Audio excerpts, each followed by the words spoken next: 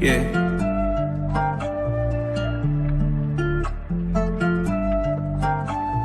Swooping in just like a hawk. Trey and Jaylen on the pick in the park. Yeah, swooping in just like a hawk. Trey and Jaylen on the peak in the pond. And one baby that's far from a flop. Stay from arena, we blow out the top. DeAndre 12, he just like a cop. Lockdown D, get it still in the block. Vic got that vision, he passing the rock. Trey put from 30 with 12 on the clock. I hope your best player got really good handles. Why? Cause he might get swiped by Daniel's eye. Told him don't leave, both get open wide. Cause he jump away like an ocean, yeah. Jaylen on the fat break scaring them. But you can't leave open Garrison.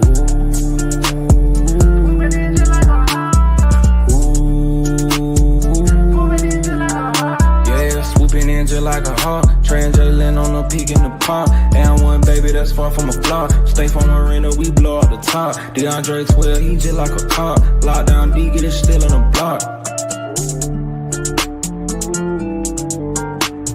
Swooping in just like a hawk, Trey and Jaylen on the peak in the pond. Swooping in just like a hawk, Trey and Jaylen on the peak in the pond.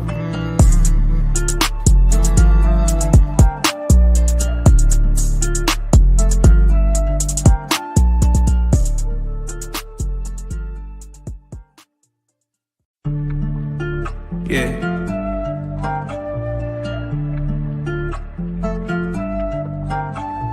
Swooping in just like a hawk. Trey and Jaylen on the pick in the park. Yeah, swooping in just like a hawk. Trey and Jaylen on the peak in the pond. And one baby that's far from a flop. Stay from arena, we blow out the top. DeAndre 12, he just like a cop. Lockdown D, get it still in the block. Vic got that vision, he passing the rock. Trey put from 30 with 12 on the clock. I hope your best player got really good handles. Why? Cause he might get swiped by Daniel's eye. Told him don't leave, both get open wide. Cause he jump away like an ocean, yeah. Jaylen on the fat break scaring them. But you can't leave open Garrison.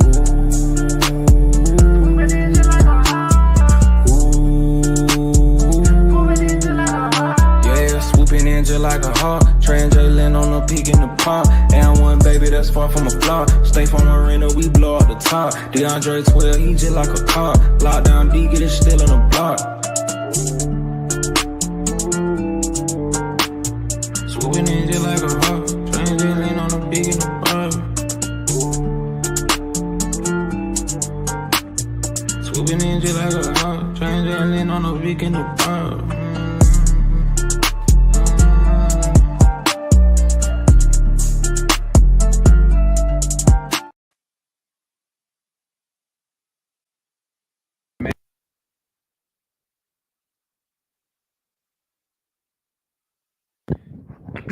Excuse me. Now my mic should be on hold. Let me check my mic real quick. But salute to everybody who tapping in with your boy. We got Hawks basketball. Hold up real quick, gang. Checking my mic real quick. Okay. Mic check.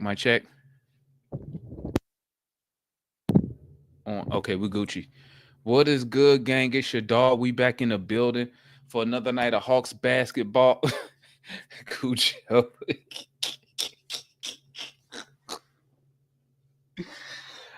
Cujo, you wild, bro.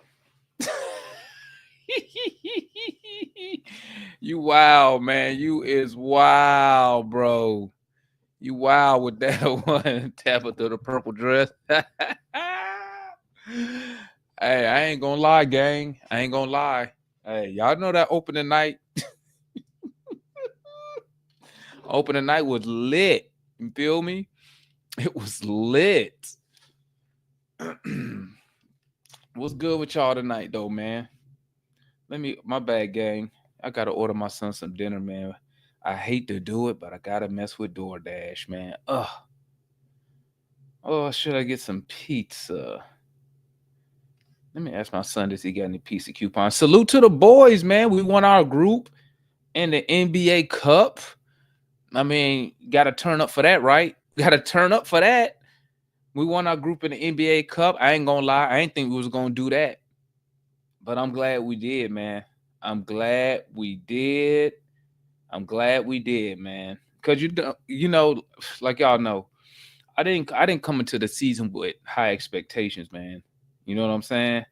I didn't come in here with high expectations, but at the end of the day, at this point, man, I'll take any wins right now, man. Any win right now, I'll take it. Let me see if my son got any pizza. Keep on.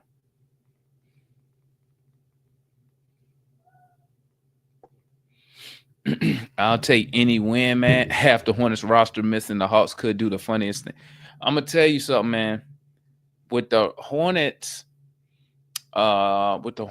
missing people, right? These are games you got to come out with the same intensity you came out against the Cavs. You got to come out with the same intensity you came out against the Celtics.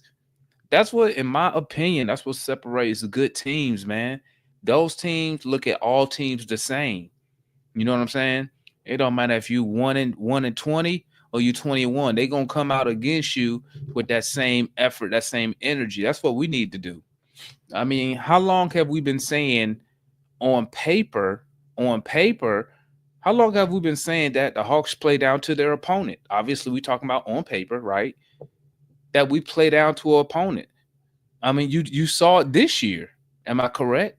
You saw the worst team in the league has 2 wins, and they against us. Why is that?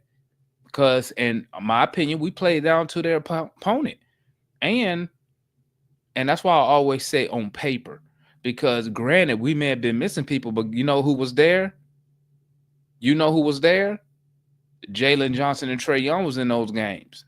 So, in my opinion, we should have won. You know what I'm saying?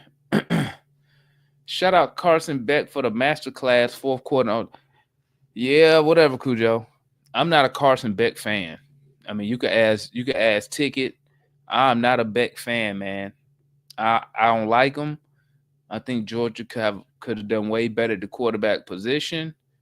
But, hey, I'm just a fan, bro. I'm just a fan. Let's see what we got tonight, man. Bro, they don't have nobody playing. Yeah, I'll give credit where it's due, Cujo. I'll give credit where it's due now. He held it down in that second half. Bro, that first half was awful, bro. 0 points.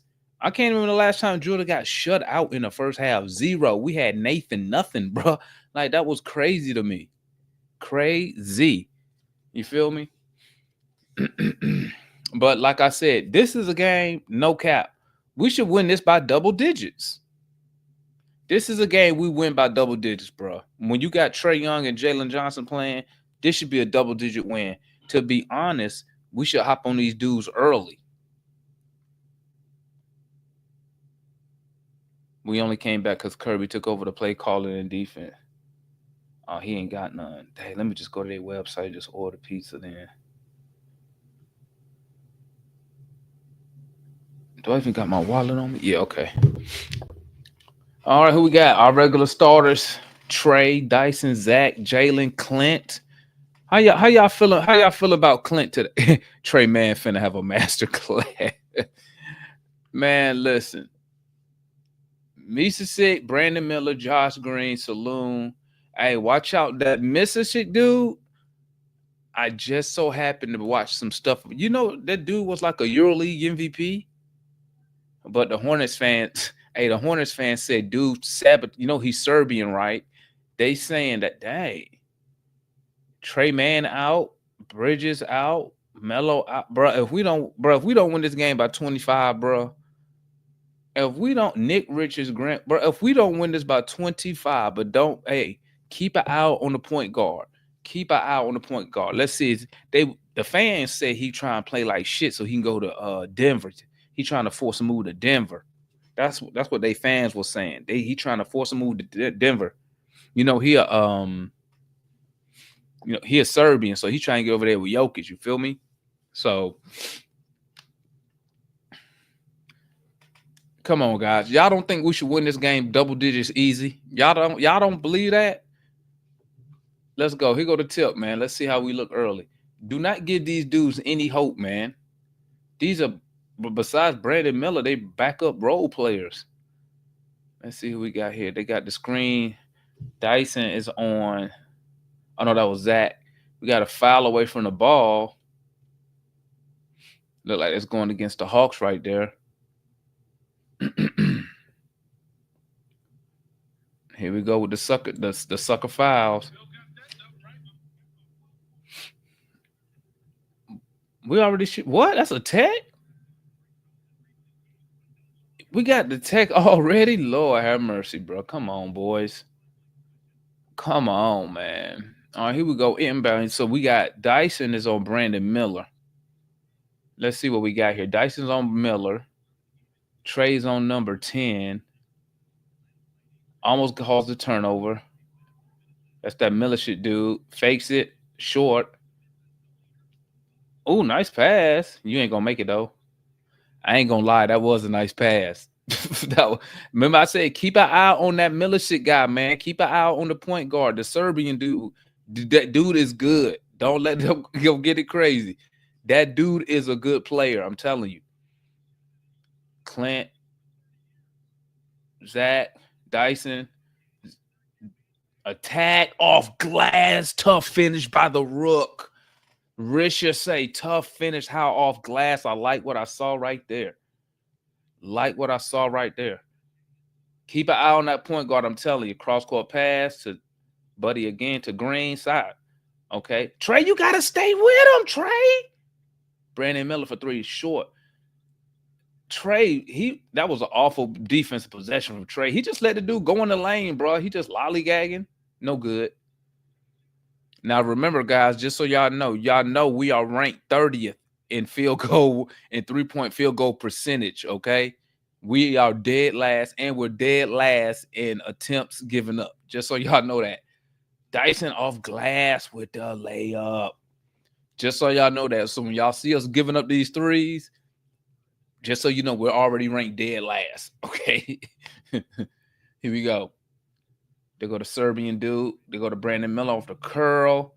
Mismatch on Trey. Ain't nothing Trey could do about that, but help. Got the miss. Push by Trey. Alley-oop. That's going to count as... See, stuff like that. See, that's going to count as a turnover for Trey right there. Alley-oop. Failed alley-oop is going to count as a turnover. Let's see. Hawks down 7-4. Buddy airballed it. You can't hold the ball like that and then airball it, my guy. Trey push to Jaylen. Jaylen fakes the 3, jab step, pull up 3. Cash from Jaylen. Let's go. 7-7. We got a top ball game. Here comes the Serbian. Pull up for 3. Got it. I told you. Keep an eye on it. I'm telling you, watch out for that guy, man. He'll run you for 18 and 10 real quick. Boom, Dyson. Jaylen, Trey. He thought he was gonna cut. That's another turn. See, that's a turnover by Trey. It wasn't a bad turnover. He thought JJ was cutting, and he tried to get the pass. He tried to lead him. So that's two turnovers from Trey. Bounced into Jaylen to Clint. Slam dunk. Let's go. Trey with the hockey assist. Jaylen with the regular dime. Clint with the 2 points. So Trey's 2 turnovers so far are off passes, alley-oop, and I guess a incorrect read. Brandon Miller. Okay, man. Was that Brandon Miller? Don't let this guy go for 50, man. You need this to be a competitive game. Let's see. Clint, Jaylen, cut, Zach, dunk. Nice from the young boys. You need this to be competitive. What you mean, Cujo? That was a nice play by Zach. Nice cut into the basket, man. You know, we haven't had you take away Dyson Daniels and you take away what Zach is doing this year, bro. We don't really. I can't remember last time we really had a slasher, somebody who slashed to the basket like that. I'm trying to think. Anybody know? You got 9,000 on the line. You ain't bet 9 racks, Cujo. You can win 9,000 or you bet 9,000.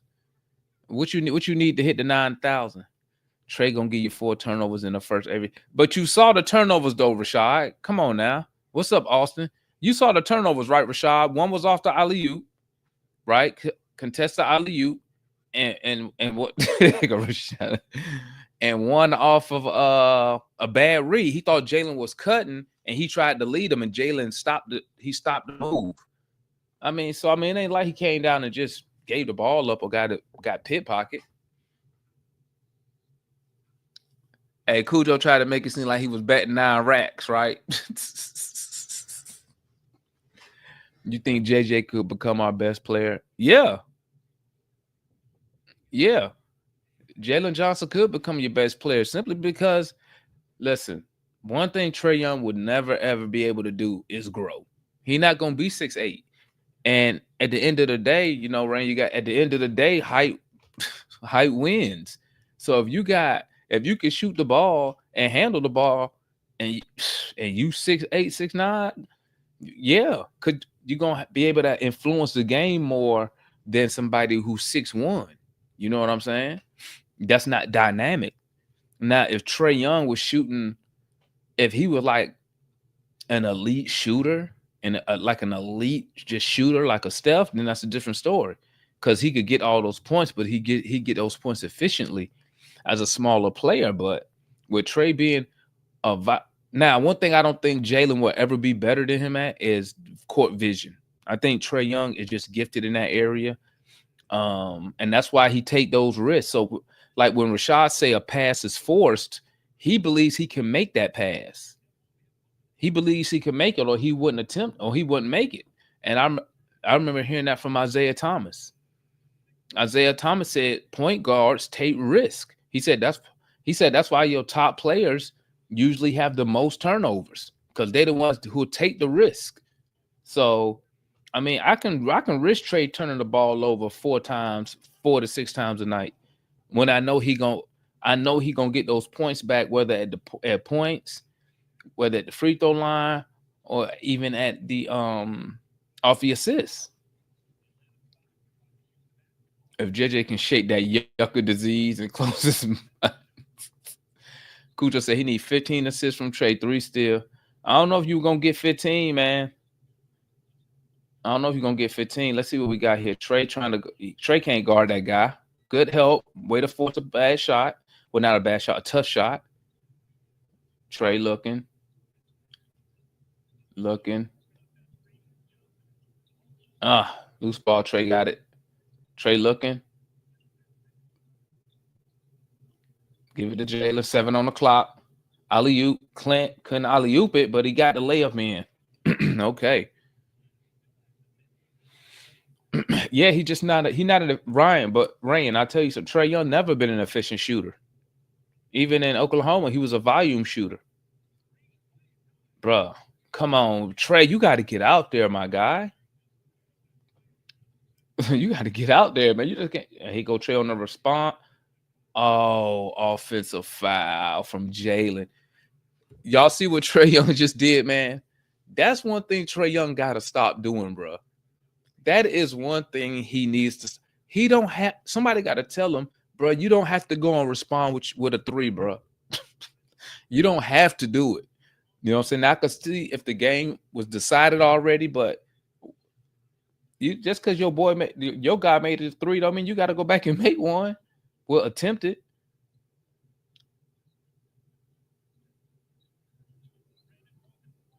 Oh, he couldn't complete the steal. A lot of contact, no call. Good job. Good defense by Clint. Jaylen to Zach. Zach with a pull-up. Was that a 3? Or was that a 2? Cash. I had to make sure that was a 3. I love that. I love Zach shooting, man. Shooting for him. Oh, that should have been a turnover, Clint. Good block. Good block. Y'all see what we rocking today, gang. We rocking that Zach today. We got that Zach today. We'll leave. I say Trey Beard need to connect or just get rid. It almost connect. I thought it did connect. It's just not thick. Pause in certain areas. No Diddy. 16-15 Hawks. Garrison Matthews with a rare early appearance as of late. Dyson stole up to Zach. Zach with the 5 slammer jammer. The young Rook with 5 early. Perfect shooting. Brandon, no good. Give me a board. Come on. Bro, Miller got the ultimate green light, don't he? He just shooting anything up, bro. He got the ultimate green light, man. Brandon Miller out of control early. Trey, whoa. No excuse on that turn. Oh, man, that's offensive. He must have been in a restricted area. Listen, gang, listen. I'm a Trey Young fan. I don't know what he did. I don't know what he was doing right there, bro. Bro, I have no idea what he was thinking right. I don't know. I don't know. Y'all can put that in the bad turnover call. I don't know what he was doing. I don't know what he was doing on that one, bro. Well, he just turned around. He just threw it up. It looked like that Marcus Mariota when he threw the ball straight in the air, man. You're not getting him assist, Cooch. How was that not an offensive foul? I don't know why he did, Rashad. I don't know why he did it, bro. I don't know why he did that, bro. That was just pure T stupidity, bro. That was stupidity. I don't know. Hopefully Quinn say something to him about stuff like that, man. The coach got to say something to him about that. Like, bro, what are you doing? You got Hunter in the game. Like, I know Trey's your star, but bro, you got to say something. On Yucca in the game. And who was that up there? Trey, no good. 3 by Green, short. We don't got no size in there right now. We don't got no size in there right now, bro. We really don't. That was Trey first. That was only his first shot. Dre Hunter. Oh, that was off big time. Let's see if Dre can be consistent with what he did the other night. Who is KJ? Probably the random guy that's gonna go off on us tonight. Okay, Trey 1-on-1 with Miller. Hey, Trey really can't guard, bro.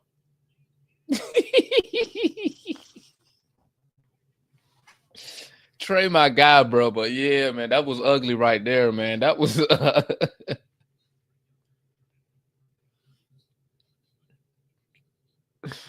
Brandon Miller did him greasy right there, man. Damn, Trey, come on, just stay in front of him, my guy. Just stay in front, man, bro. Hey, come on, Trey, crazy, man. I ain't gonna lie, bro. I ain't gonna lie. Like he just awful defensively, bro. 1-on-1, he terrible. I ain't gonna lie. I ain't gonna lie.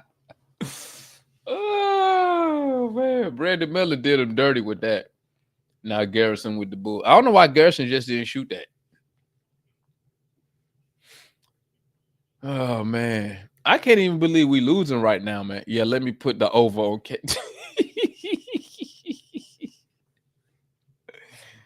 Bro, we losing 18-22, man. I don't know why this game even is close, but hey, he done put Vitt in the game. I don't know what Quinn got going on today. Quinn playing some everybody, but he must not respecting it.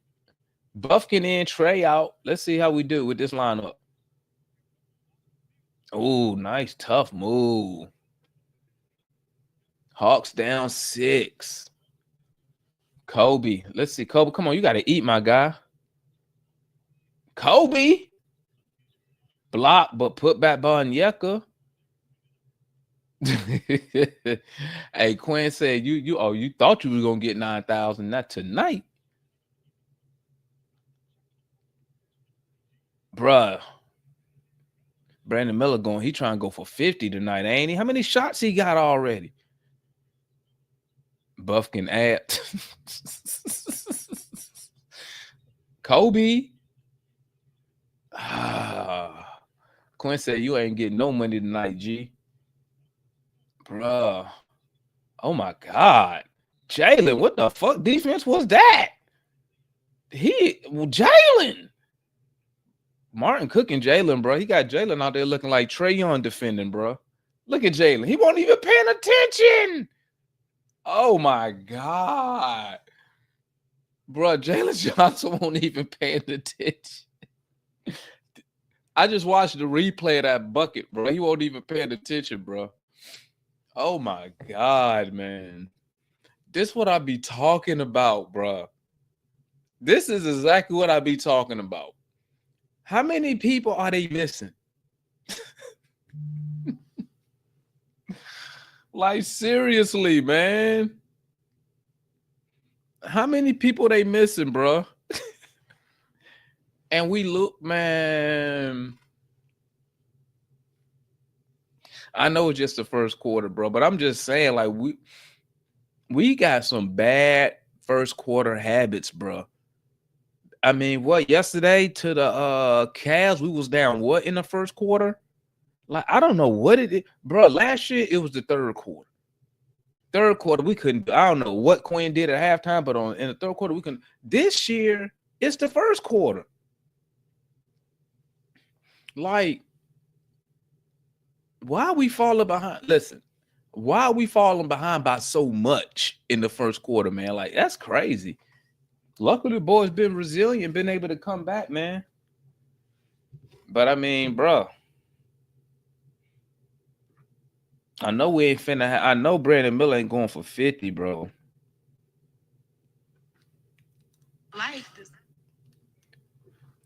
These niggas don't play in games to play. We should be doing a lot better. That's just my opinion, man.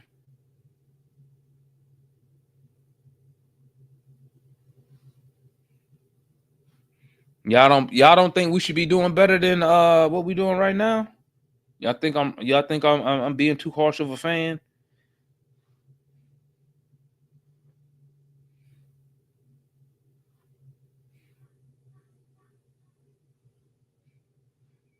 I'm expecting too much right now.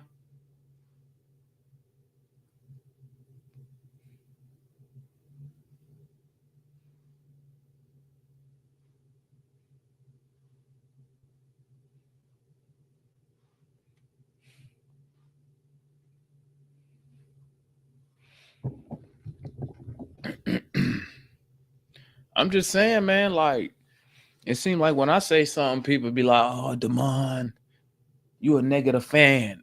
Y'all don't think we should be beating these dudes, right? Y'all really do y'all believe we should be down 20? We down 9 to these guys in the first quarter? Do y'all believe that? Do you believe we should be down 9 points right now? I don't even think we should be down 9 points to these guys. That's just me, though. Come on, Jaylen. What you got? Cook on them. Cook them. Cook them. Get rid of it. Where you at, Dre Hunter? Give me something. Oh, snap. Did he get the call?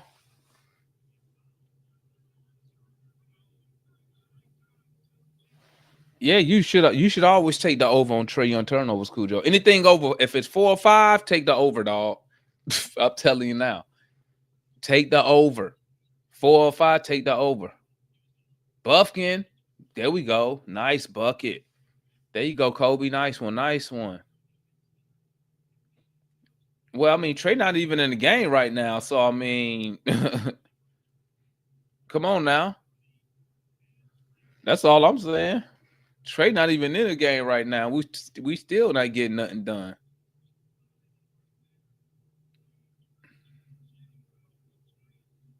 All right, way to get that turnover, boys. Let's go. Dre. There we go. Good tough finish at the basket, Dre Hunter. Come on now. 24-29. Oh, crazy screen. You ain't making that, Brandon. You ain't cooking like that. What you got, Vic? So you got 2 ball handlers, Vic. Why is Onyeka calling for the ball right there? Okay, dribble hand off to Dre. Dre should have shot that. He was right there, right in front of the basket. Okay, Buffin going to the line. Demond, would you take Nikola Vucevic? Yeah, I'll take Vucevic. Vucevic a dog. What does Kobe even do other?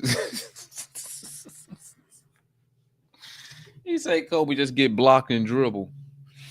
Man, let me order this pizza, man. I gotta order some pizza, gang, for dinner.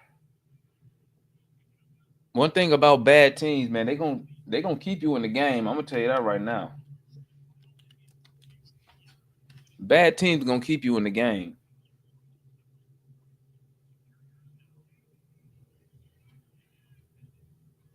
How y'all feel about the Hawks, man? Winning a group in the NBA Cup. All right, what we got here? 25-29. You got Caleb. That's Caleb Martin. What they call now?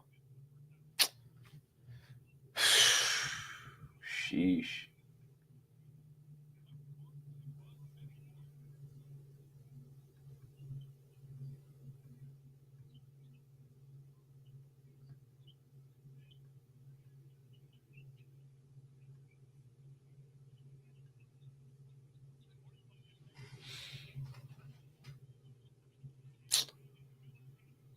Bro, this dude got 14 in the first quarter, bro.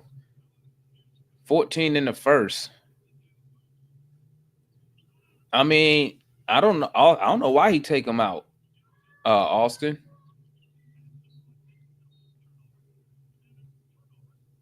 Damn, that's another turnover for the Hawks. Demond in crazy shape and eat shit every day. How you do it?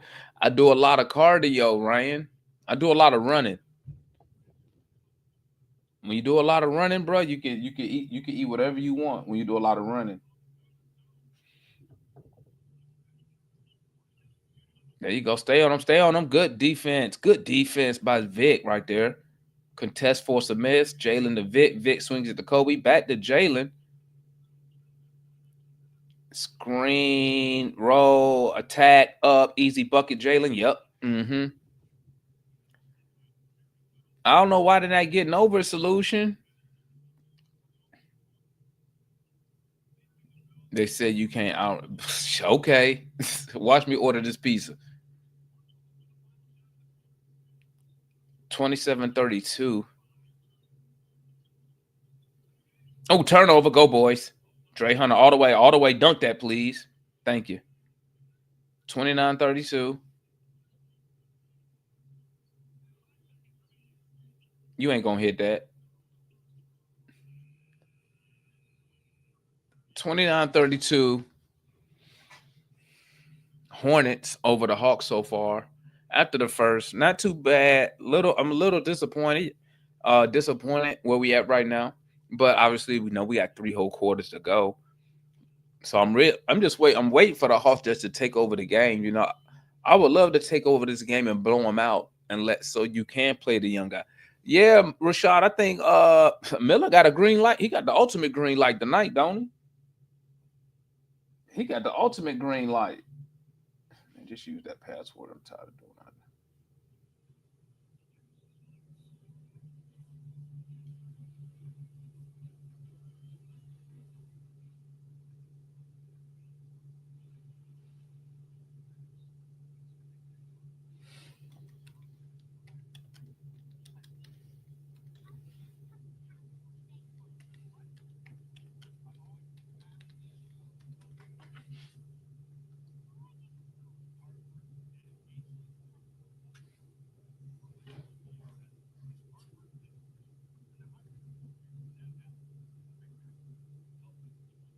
All right, there we go. Now I can order it. What we got?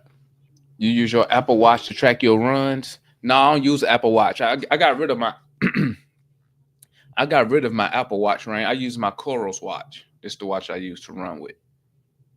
This watch cost me when I bought this watch. I had this watch for 3 years now. Yeah, 3 years. I bought this watch and this watch cost me what $700 3 years ago. So it's about the same price as a damn Apple Watch. I'll tell you that much. But yeah, this is what I use for my runs though. Miller has ran over 20 screen. Bro, he got the ultimate green light tonight. They finally got aggressive in the last pick and roll for Miller. They got Yeah, you're right, Solution. I seen that. I seen that. What I don't understand, Solution, is I don't understand why he rotated so many dudes tonight in the first quarter. Early Garrison Matthews appearance. You know what's so crazy? You done seen Garrison Matthews early, Vic Krejci early. Why this dude don't play Larry Nance, bro? Does he have an issue against Larry Nance? Does he got a beef with Larry Nance, bro? He playing everybody but Larry Nance, ain't he? Let me order this pizza, man. Like, am I tripping? Or is he playing everybody but Larry Nance? Larry Nance must be in that doghouse or something. I don't know what that man did, bro.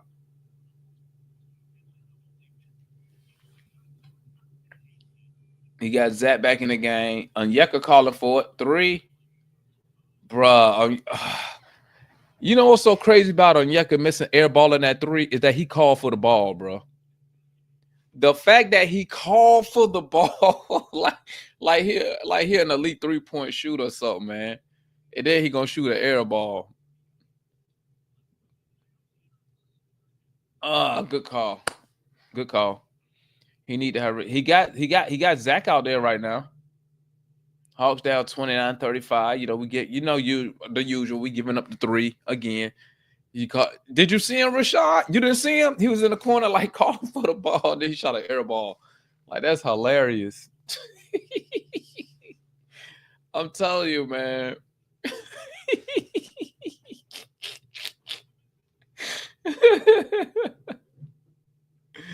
Oh, that was so funny, man. He called for the ball. Like, oh man, he called for like he's shooting like 40% or something. That's hilarious. Shout out to Onyeka though. He got the free throws though. We'll take those, man. It's just funny that I'm only laughing because he called for the rock, man. That's why I'm laughing. Let's see what we're doing on defense here, man. Look like we in man. Vic chasing Buddy around. Alley-oop. Oh my God, Vic, why would you foul this guy, bro? He is way bigger than what? What did Vic think? Once he got that position, Vic, let him just have a dunk, bro. Look at Vic. Look at that. Just let him have a dunk, bro. You not stopping this guy, bro. Look, that dude way stronger than you, bro. Just let him have a dunk, bro. He already got the position.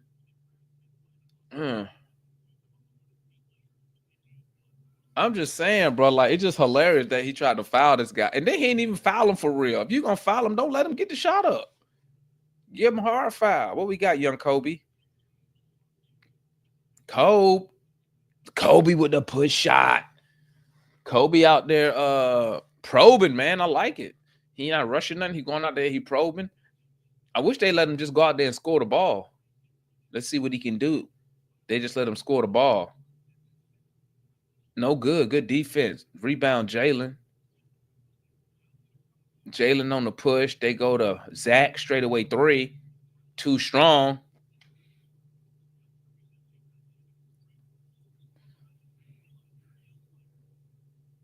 In and out. Rebound. Here comes Zach. Zach on the push. Looking. In the lane. Up. Playmaker. Nope. Finger roll. Too strong. Back iron. Rebound. I mean, that was a good shot. That was a good shot. He just shot it too strong. I ain't mad at that. That was a very high percentage right there.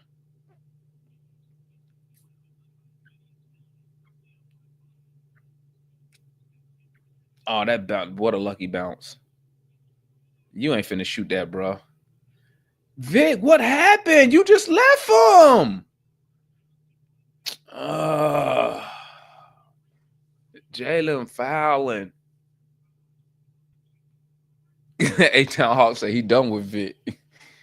Hornets motion offense too much for our defense. These guys' feet move slow off the pick and roll, help defense. They can't hedge.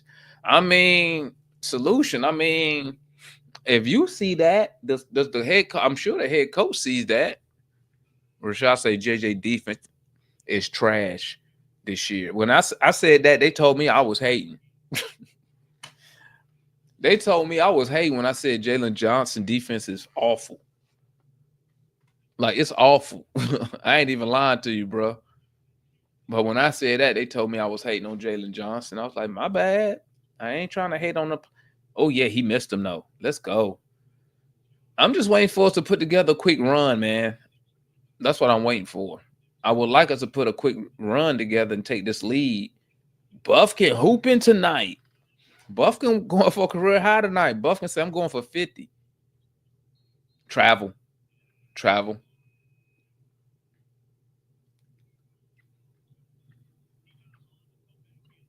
I'm telling you, man. I said that his on-ball defense was trash, and people called me a hater. I was like, damn. Put in that. I don't know why he won't play Larry Nance, bro. Like, that is crazy to me. I don't think Nance hurting either. What you gonna do with it, Kobe? Kick it out to Jaylen. Short. Rebound Zach. Travel. Zach picked up the ball, bro. Took 3 steps. He was like, oh, that's crazy. Must be another Buffkin. Ours ain't going.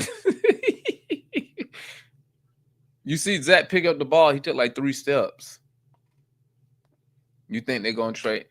I mean, I don't know why they would trade Nance, considering that Clint Capella's expiring. I mean, Clint is expiring, so why not keep Larry Nance? I think Larry Nance brings more. Now, I will say, Larry Nance is not no top rim defender, but if you want to play that 5 out, good job, Clint.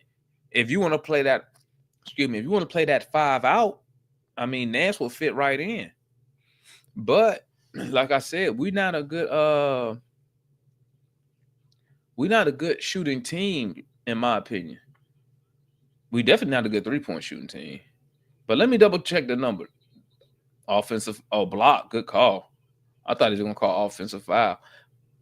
Because I think I need to go back. I think as a team we're about 30, I don't know, 34, 35%. I gotta see what the league average is. I say what is PC at?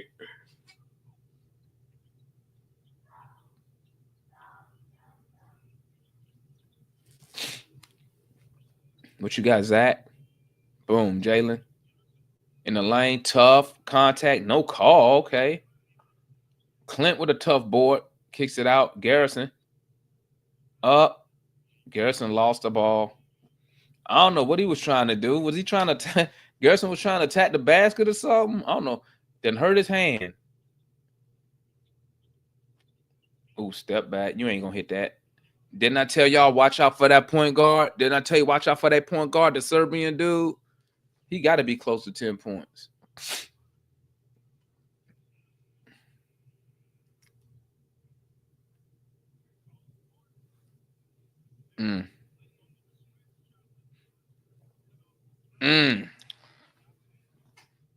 I like that guy. I like that Serbian cat. I would, if he would be a backup, I would love to have him. I'll give him Kobe Buffkin. Y'all can have Kobe Buffkin. Quincy and enough. I'm telling you, that dude can hoop, bro. I was watching his EuroLeague highlights and stuff, man. He can play. If he will be a backup, oh my God. Because I think he is long in the tooth. I want to say he's close to 30. But I think he will be a solid backup for us. Zach on the attack, nothing there. Contact, no call. Put back, no good. I thought that would have garnished a whistle, but didn't.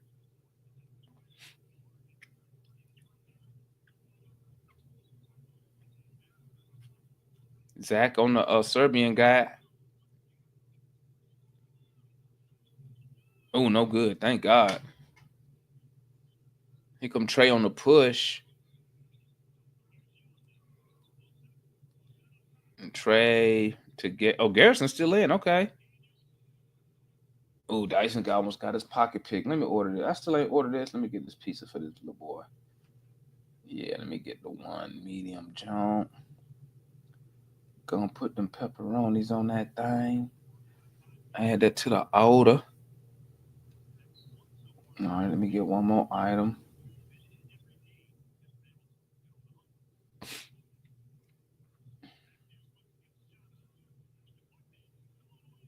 Turnover. Buddy on the push, nothing there. They go back to that Serbian point guard. The Serbian picks up a dribble, nothing there.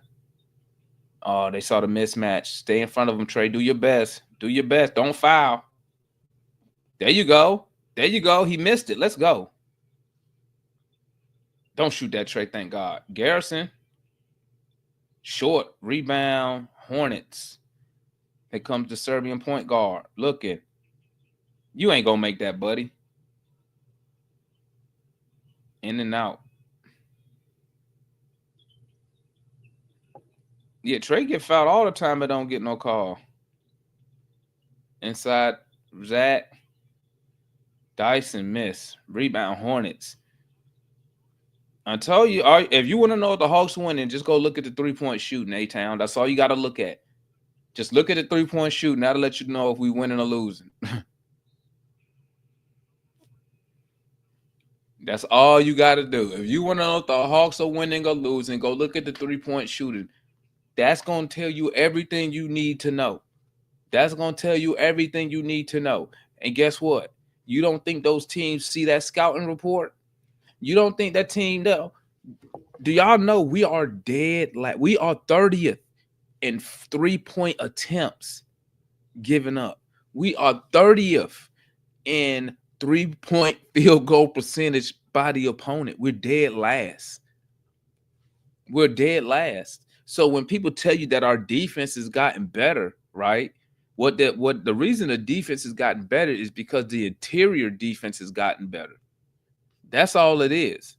The interior defense has gotten better. So overall, it puts us like 2021 overall. But it's go look at the 3-point shooting. That's all you got to look at. That's all you got to look at. Y'all say Dyson Daniels so great. I don't see it. Call stupid.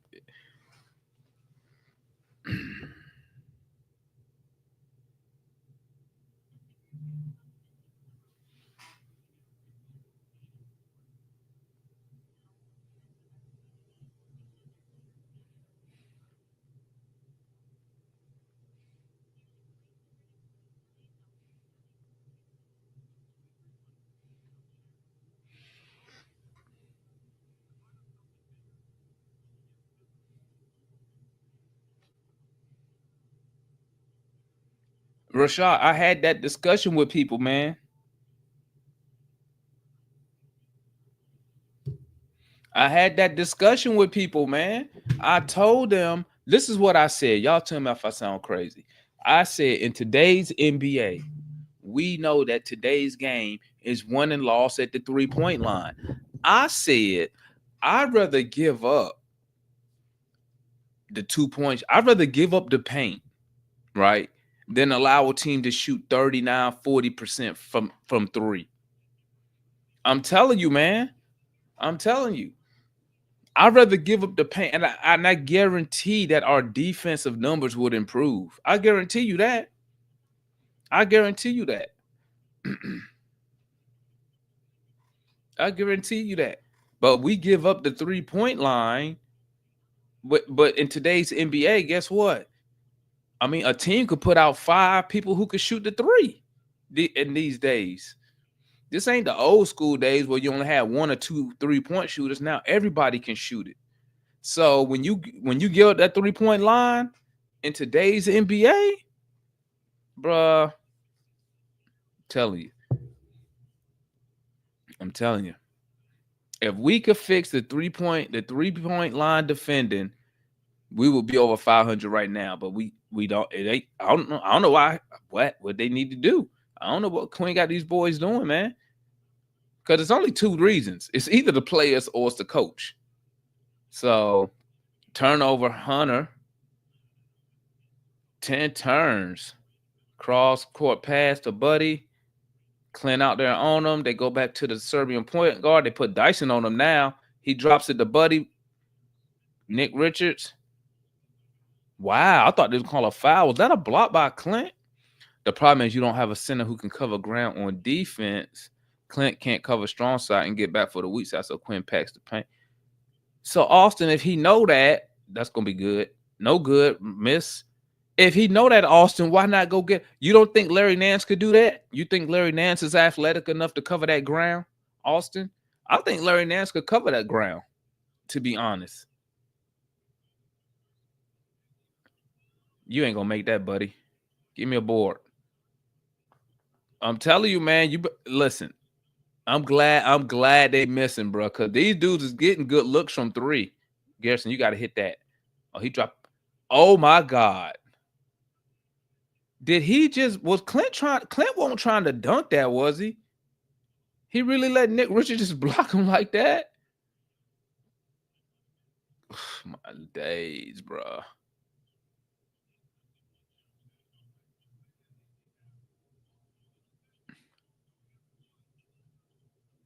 Oh, he missed finally. Dang, got his own board, kicked it out, swung it. You ain't hitting that. Short. Bro, they getting looks, bro. I'm glad they missing. I ain't even lying to you. I ain't even lying. I'm glad these boys is missing. I ain't even much gonna lie. Sheesh. Clint got his dunk blocked, bro. That's crazy, bro. He got his dunk blocked. Clint crazy, man. Like, he ain't going with no power. Nick Rich, like, that dude kind of tough. Oh, man. I got to be careful when I'm looking at players that play us, though. I got to be careful. Because, you know, we make a lot of people look good. You said I'm not surprised? Like, man, come on, Clint. You got to yam that. That means they ain't even respecting you right there, baby. Shoot that. Dyson scared to, bruh. He's scared to shoot, bruh. Bruh, Dyson ain't scared to shoot the three, dog. He is scared to shoot. They giving it to him. Did you just see that, or am I tripping? Am I tripping? They gave him the three. They was like, bro, we're not even gonna come out there. Thank God we got the foul and you get the line. That's the thing. Just shoot it, bro. Stop thinking about it. Let that thing go, man. Don't be scared. Shoot that thing. That dude was scared to shoot the ball, bro. I ain't even much lying. He was scared, bro. Bro, he was scared. You can't tell me nothing, bro. You can't tell me he wasn't scared, bro. That dude was scared. Did they not leave him open, or am I lying? Ain't that what they did? They just left him open, bro. They just left him open. They said, we dare you to shoot it, bro. Jeez.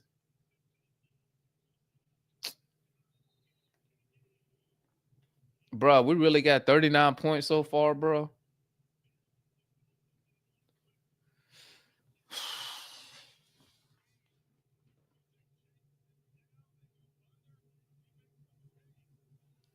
Bro, I'm telling you, we lucky these boys is not cooking from three, or we would be down probably 17 points right now if them boys was cooking.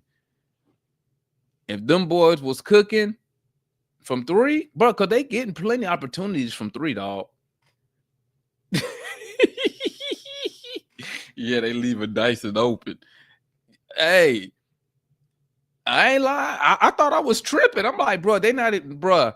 You know, like the NBA, right? When they miss an assignment and the dude getting a free shot, somebody at least put a fake attempt, bro. Nobody even attempted to put up a fake shot, a block. They were just like, bro, shoot it, bro.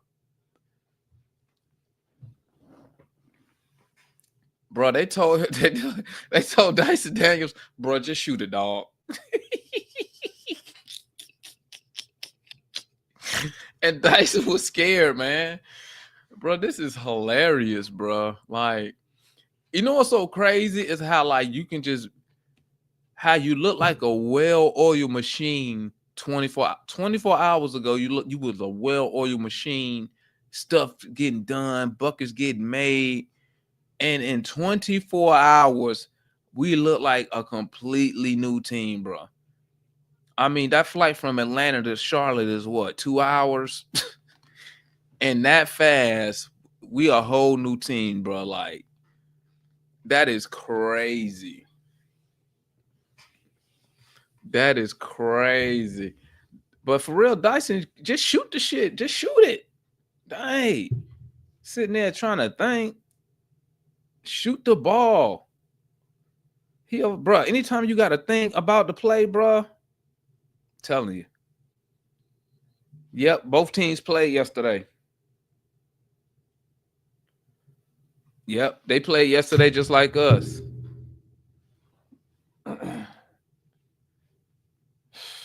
Let me order this other one. Yeah, let's go hand toss. Mm-hmm. Mm-hmm.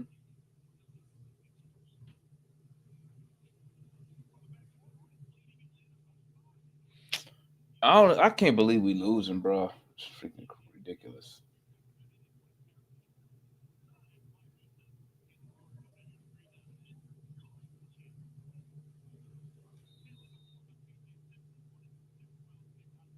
This is ridiculous, bro.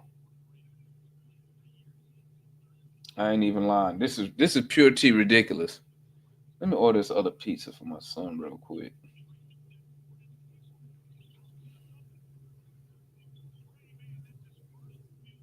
Let's go, Trey.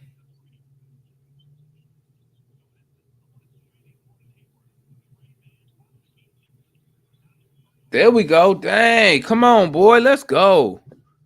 Come on. Y'all need to stop playing around with these dudes.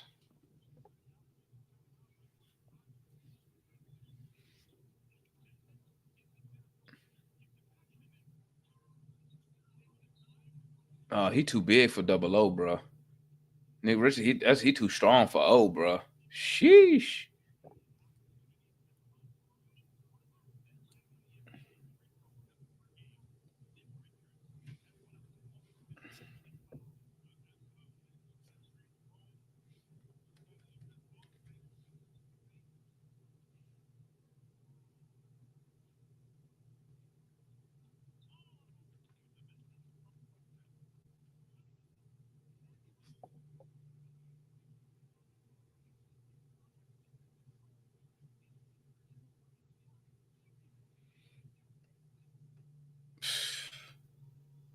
Okay, boom.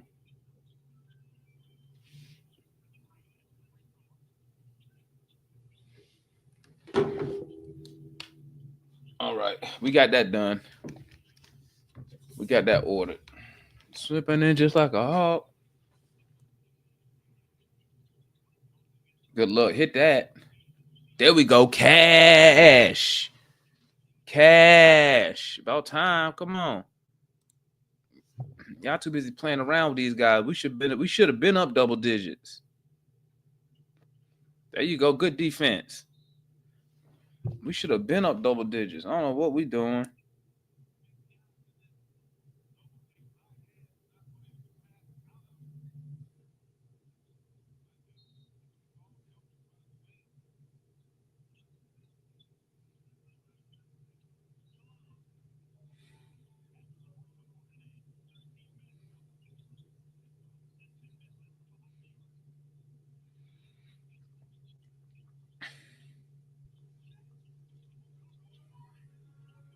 Ah,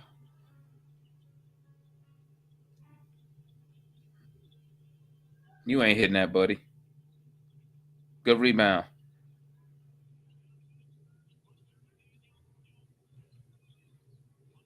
What you got, Hunter? Shoot it, Dyson. Ah, shoot it, Jaylen.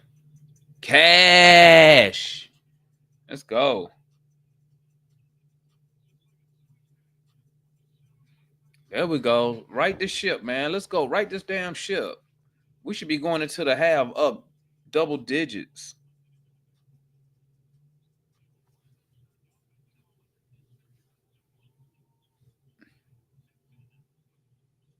There you go. Get that, Trey. That's a foul. Oh, shot clock out. That okay, they gonna like Brandon Miller didn't just bump him.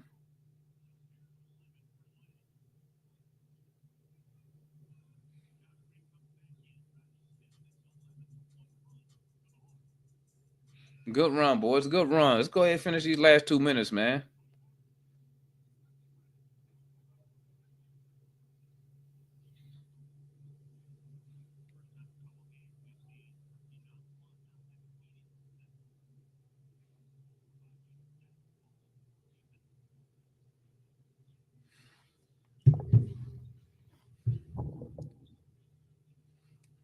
Trey. Cash. Trey with the logoer. Let's go, Trey. Let's go. Cause I'm tired of Cat just hating on him anyway. Come on, Trey. We need you to get going, baby. Smart shots. Smart shots. Oh, really? That was a foul? Really?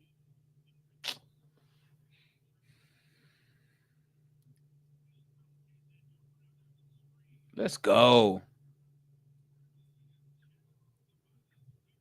Talk to him, Trey. Talk to him.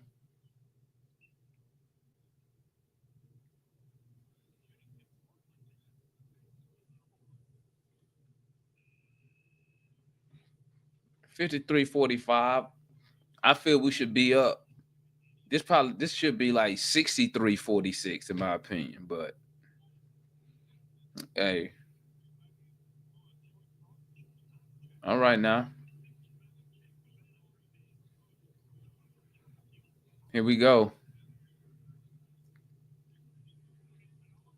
53-47 Trey. He got one-on-one coverage. And I thought he was coming to set a screen. Trey been talking trash. See, now he trying to show off. He dribbled the ball too much right there. Shoot it. Oh, Yeka. On Yeka. Let's go. Let's go. Good shot on Yeka. Let's see Trey out there on Buddy. Here come the screen. He need a screen to get Trey off of him? Oh, on Yeka. On Yeka. What you doing, baby? What you doing?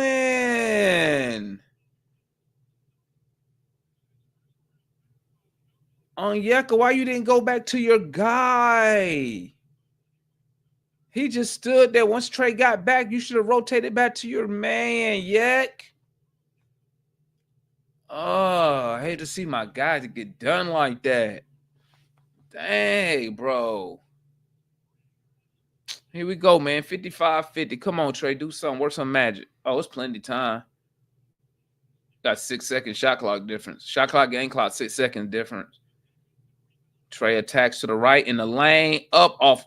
Oh, I didn't even see him. I didn't see him neither. Good defense by Dyson.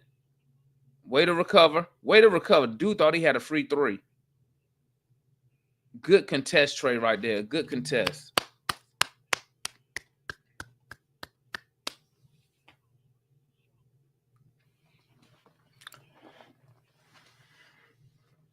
I mean, we up 5, man. It's better than being down 5. I feel we should be up double digits, but hey, that's just me.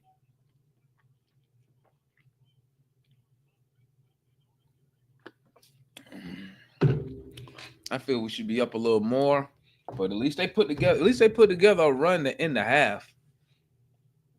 You know what I'm saying? At least we got that.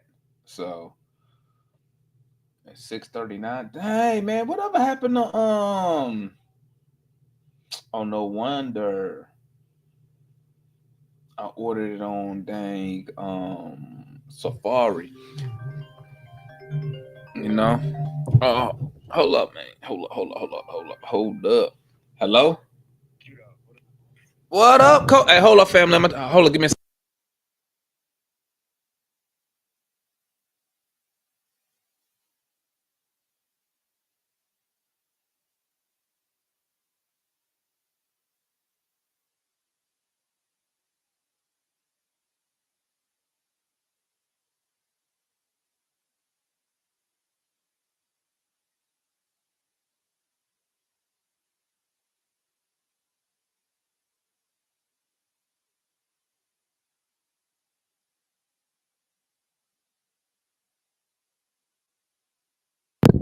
All right, family, I'm back. My bad. He called the wrong person. I'm like, what?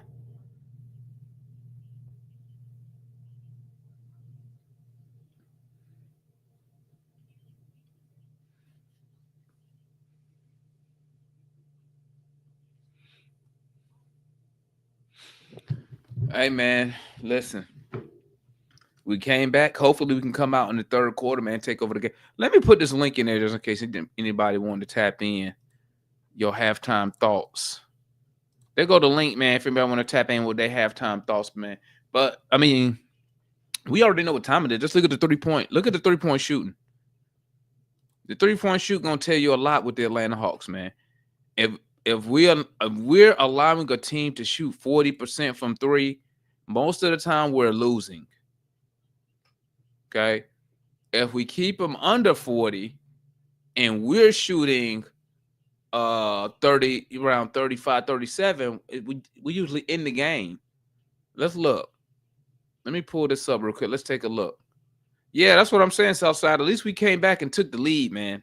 You know what I'm saying? At least we came back and took the lead. You know, it could be worse, but I just don't understand what is up with the first quarter, man. Why we come out so flat? Why we come out so need to keep it under 36. Let's take a look real quick, man. Let's take a look real quick. Hold up, gang. I'll share the stats with y'all. Boom. Boom. Okay, y'all see the stats. Let me make this a little bigger for y'all. Actually, let me just go like that. We should be Gucci. Yeah. So when y'all look at these stats, man, you'll see that. Let's look at on the defensive side. 16 for 45. They're shooting 35%, gang. And a lot of that came when we made that 11. Excuse me, when we made that 11-1 run. That's where a lot of that came at, where this percentage started going down. You know, Brandon Miller with the green light, he got 14 shots and he only got 16 points. Sheesh. But right here, gang, the reason this game is close is because we're allowing these guys to shoot 38% from three.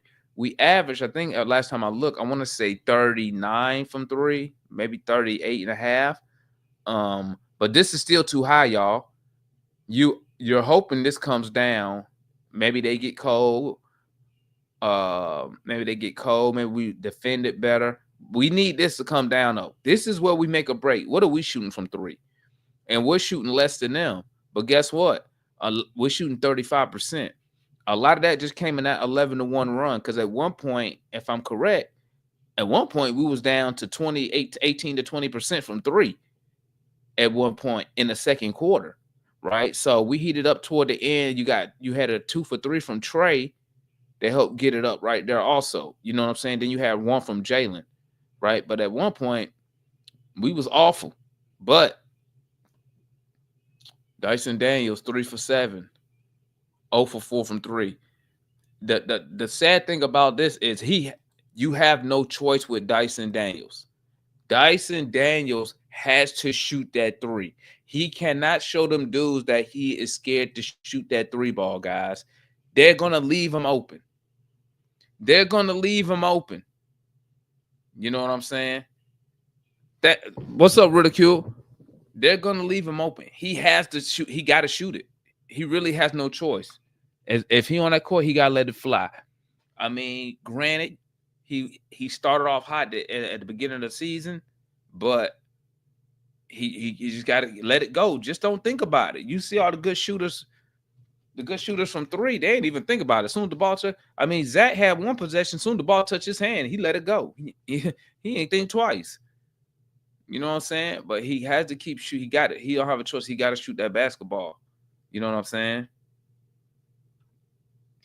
Oh, here we go. My monitor's tripping now. Oh my gosh. Here we go. I'm gonna have to get on my laptop. I don't know why my monitor does this. I have no idea. It just goes out on its own. Just out for no reason. Maybe I need to get a Black Friday monitor. Let me see something real quick. Where is the input?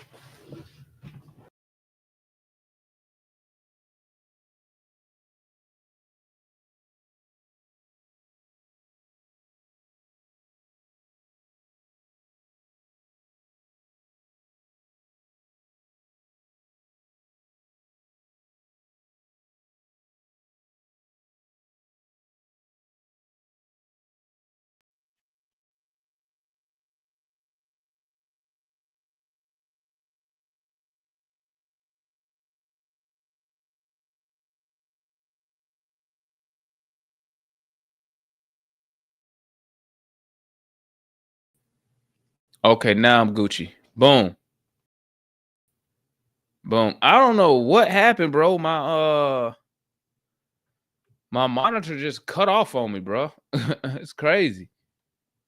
Monitor just cut off on me. But that's why I got my laptop here. That's what I'm about to do. Go get me a Black Friday monitor. Let me drop that link again, man. I thought Kool-Aid was up here. Boom, boom, boom. There we go. I thought Kool-Aid wanted to come up here, but that's when my monitor went out. I don't know why I did that, but hey. Oh, there go Kool-Aid. What's up, Kool-Aid? Hey, man, what's going on? Not much. My day monitor just cut off on me, man. It just went black. Yeah, I saw that. I saw that right when I was trying to chime in. Yeah, I was like, Too far, hey, man. they look good so far. Trying to play out to this high that they just came off of. It sometimes being a team like that and then coming back sometime as a athlete playing sports, man, you have those lows when you first start. But yeah, but Kool-Aid, but they missing their key players. yeah, it don't matter, man. You they played last night too. Yeah, I'm just saying, but we beat Cleveland though. When you come off a high like that, that's a mentally that's a really high climax to try to come back and get ready for Charlotte. So, but I'll give you the first half. Not even that. I'll give you the first quarter. After the first quarter, you should be locked in, right? Because that's 12 minutes of basketball. Yeah, they getting back and they lead now coming at halftime. But I see they can't. By me looking at my monitor went out again. It went out again. Yeah, can you hear me? I can hear you. I can see you and hear you and everything. So, see, I can't see. My monitor's black. Hold on, I'm about to pull up on my. I got to pull up on my lap. I don't know why that's monitor. I don't know if it's my monitor. I don't know if it's the cord. I don't know if it's the motherboard. Let me just switch on my laptop. Let me hop up here, and then I could just swap out the clean my camera real quick. And let's get rid of this background. Boom, boom, boom, boom. That's crazy. I can see myself on my laptop. So let's do this. Remove that. Let me mute this. Can you hear me? I can hear you, but it got like a echo. Let me. Oh, I know. Let me try that. Nope. Hold up. Let's change these settings.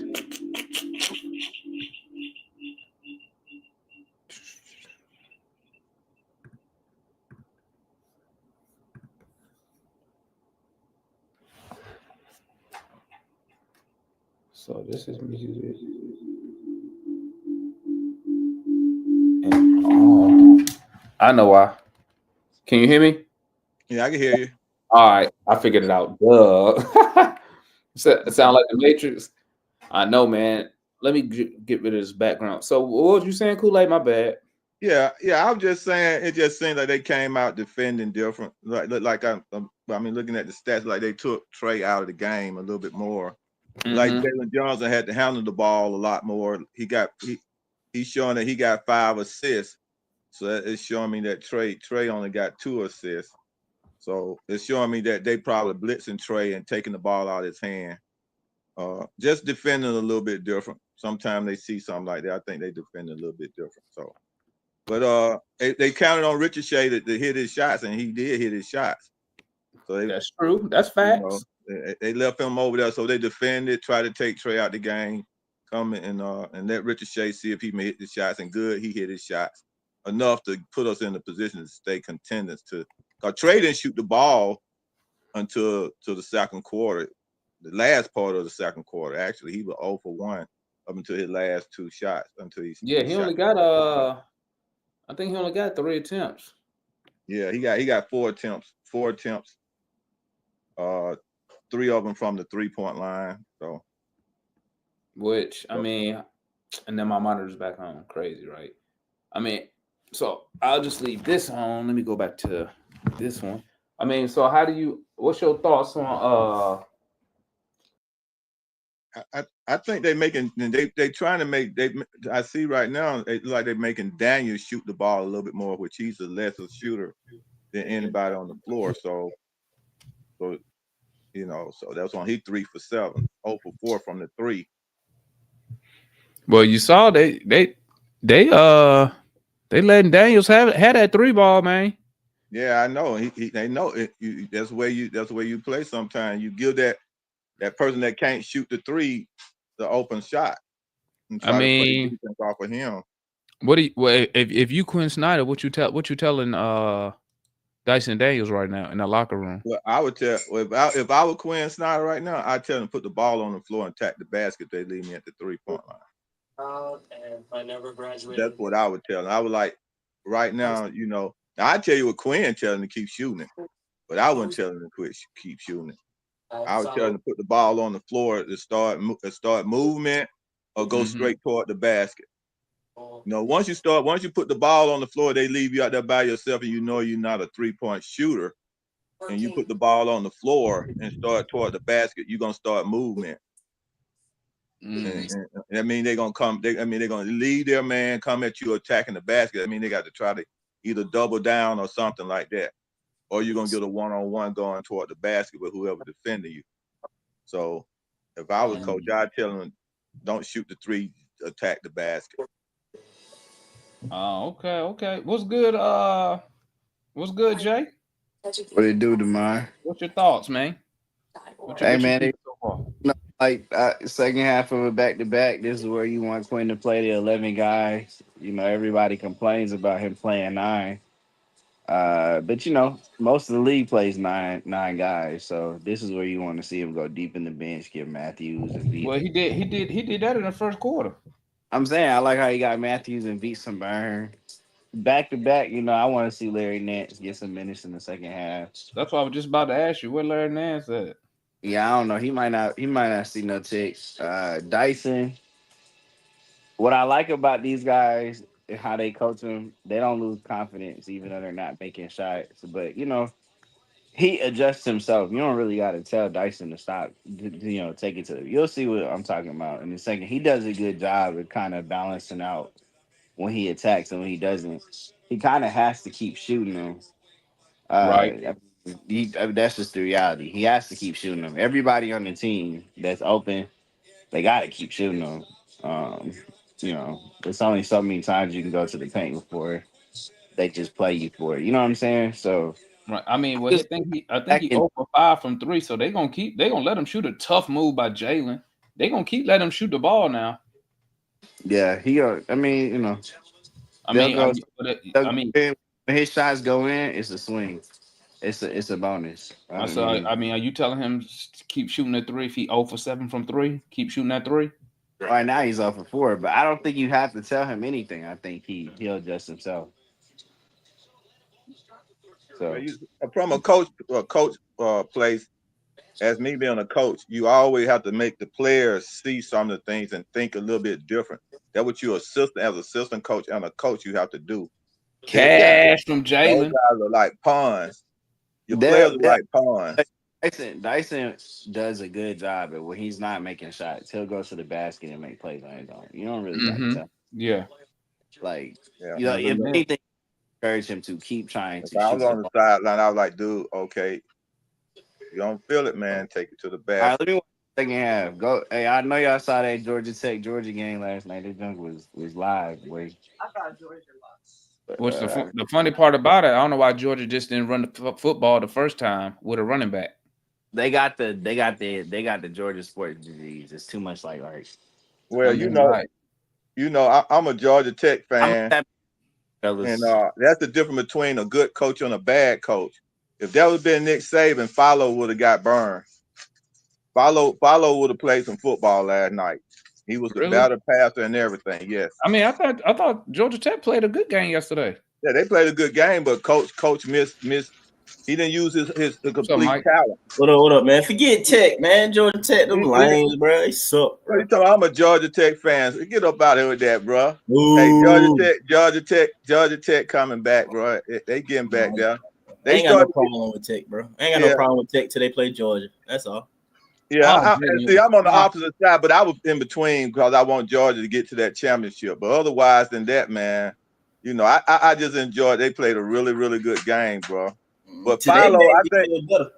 I think if Coach would have played Philo, it would have been a totally different game, man. You got to play all your weapon, man. Philo, he's a state champion quarterback out of Georgia, man. Who? Philo, the quarterback at Georgia Tech. Oh, you talking about they backup, they freshman? That freshman boy, he the one who helped them beat Miami. But bruh, you talking like they didn't have a chance to win or they won without a lead. They very could have won with their quarterback, with Haynes King, bro. He balled last night. He balled yesterday. Yeah, but he didn't ball enough, man. I said in the beginning of that Georgia Tech sound like a loud car coming up the street. Sound like he's going 100 miles an hour, but they ain't going but 20. And that's what Haynes King had Georgia Tech sounding like. I mean, at any given time, man, if Coach would have did what Nick Saban does, cash from Zach with the step back. It'd been different, but he didn't have the guts. I said in the beginning, I would call him the wrong thing in the chat. I would call him shallow, but I meant to say Philo. Who's that, Trey? Oh, okay, I didn't know who you're talking about. Trey on the Yeah, they were talking about Philo when I kept saying shallow. When I kept saying play shallow. Well, I'm gonna try and keep my eyes on the lookout for him though. Shoot, Miami lost though. Like Miami lost to Syracuse. Miami lost. Ohio State lost. Ohio State. I was looking at it. So Miami lost to Syracuse, but the good one was Ohio State. Now we got the 7:30 game, which Oregon gonna be playing Washington. Mm-hmm. Oh, that's tonight, right? Yeah. Yeah, 7:30. Aggies them on now. You know, so it's a lot of people falling, man. That done. Shoot, man. I'm just curious about SMU, man. Block. Oh yeah, we'll see what they do. Hey, DeMond, you saw Zach with his travel earlier. He trying to look like he didn't know what he did. Yeah, he picked the ball up to like 3 steps. He was like, I'm like, nigga, you super travel, bro. Have you seen what Simmons that dude that got the podcast name? I guess his name Ben Simmons or something Simmons. Have you heard what he said about Zach?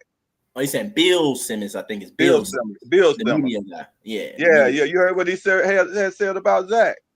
Yeah.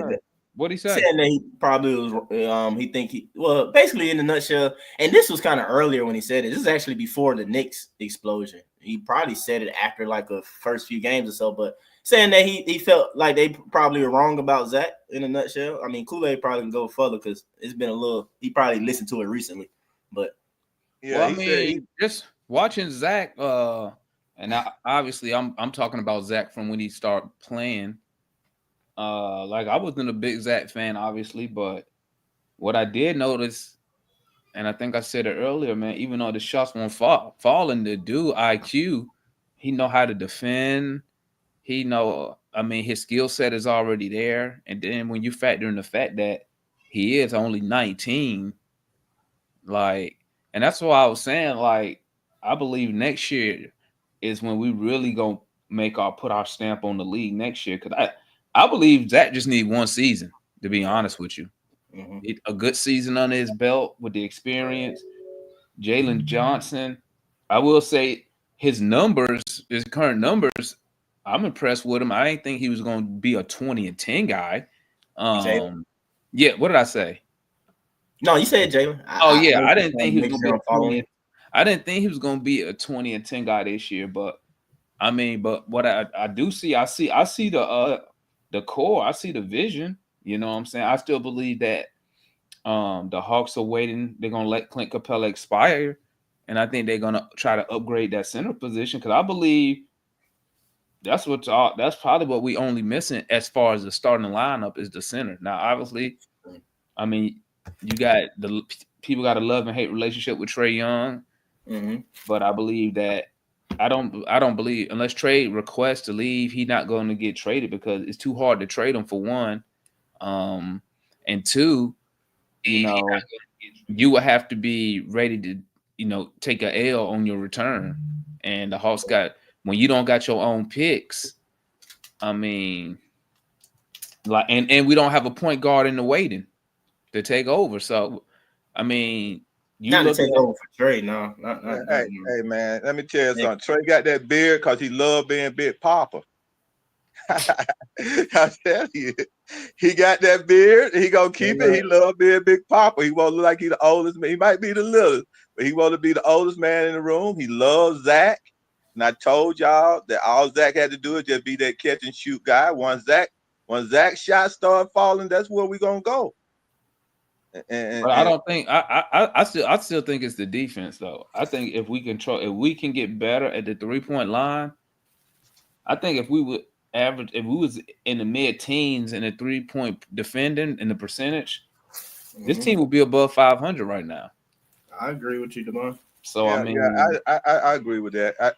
I don't know why they playing a different defense on the 3-point line for real. I don't understand because they usually play better on the against the 3 a little bit better. I mean that's what's mainly killing us. If you look, I mean when people say the defense is improved, yeah, you could say the defense is improved like numbers overall, but the part where we need help the most, it has not got fixed yet, and that was. We was one of the worst teams at it last year. The only difference is this year, we're not one of the worst teams. We are the worst team. Mm-hmm. We're 30th in 3-point percentage. That's why these dudes keep locked. I need to go back. I need to look. How many attempts? I bet we give up tons of attempts too. I think I got it on my phone. The thing is that we have fell into the bottom offensively for a while, right down there with the defense. And that you can't be in that position. Well, you know we got a negative net rating, right? Yeah.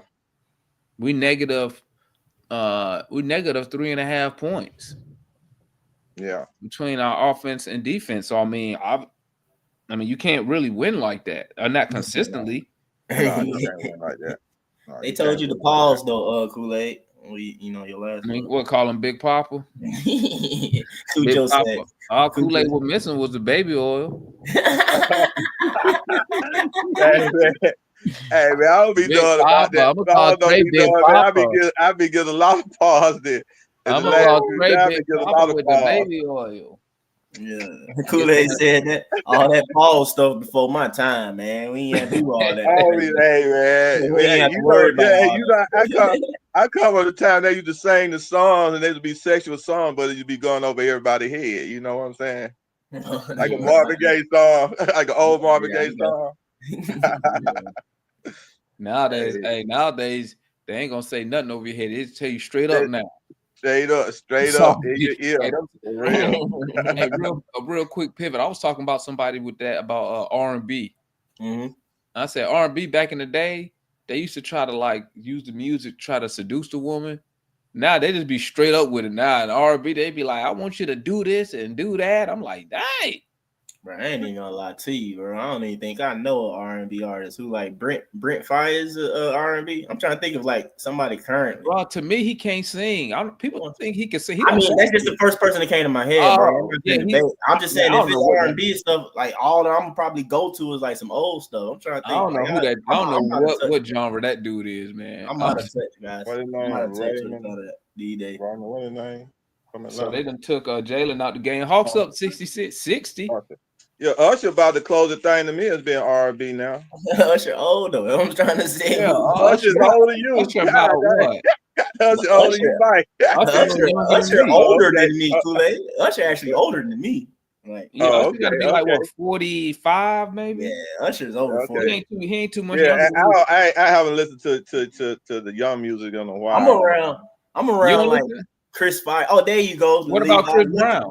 Lucky Day is an R&B person. What about Chris Brown R&B? I just ain't heard him in a long time though. Breezy R&B. I ain't listened to him in a long time. Chris Brown old too though. Chris Brown like my age. Brown old too. Chris Brown back. How you gonna call somebody your age? He ain't totally R&B no more. I mean, you know what I mean, bro. I mean, like back in the day, the R&B singers was literally younger. They were like 20 and in the 20s and stuff. Like y'all name me old niggas.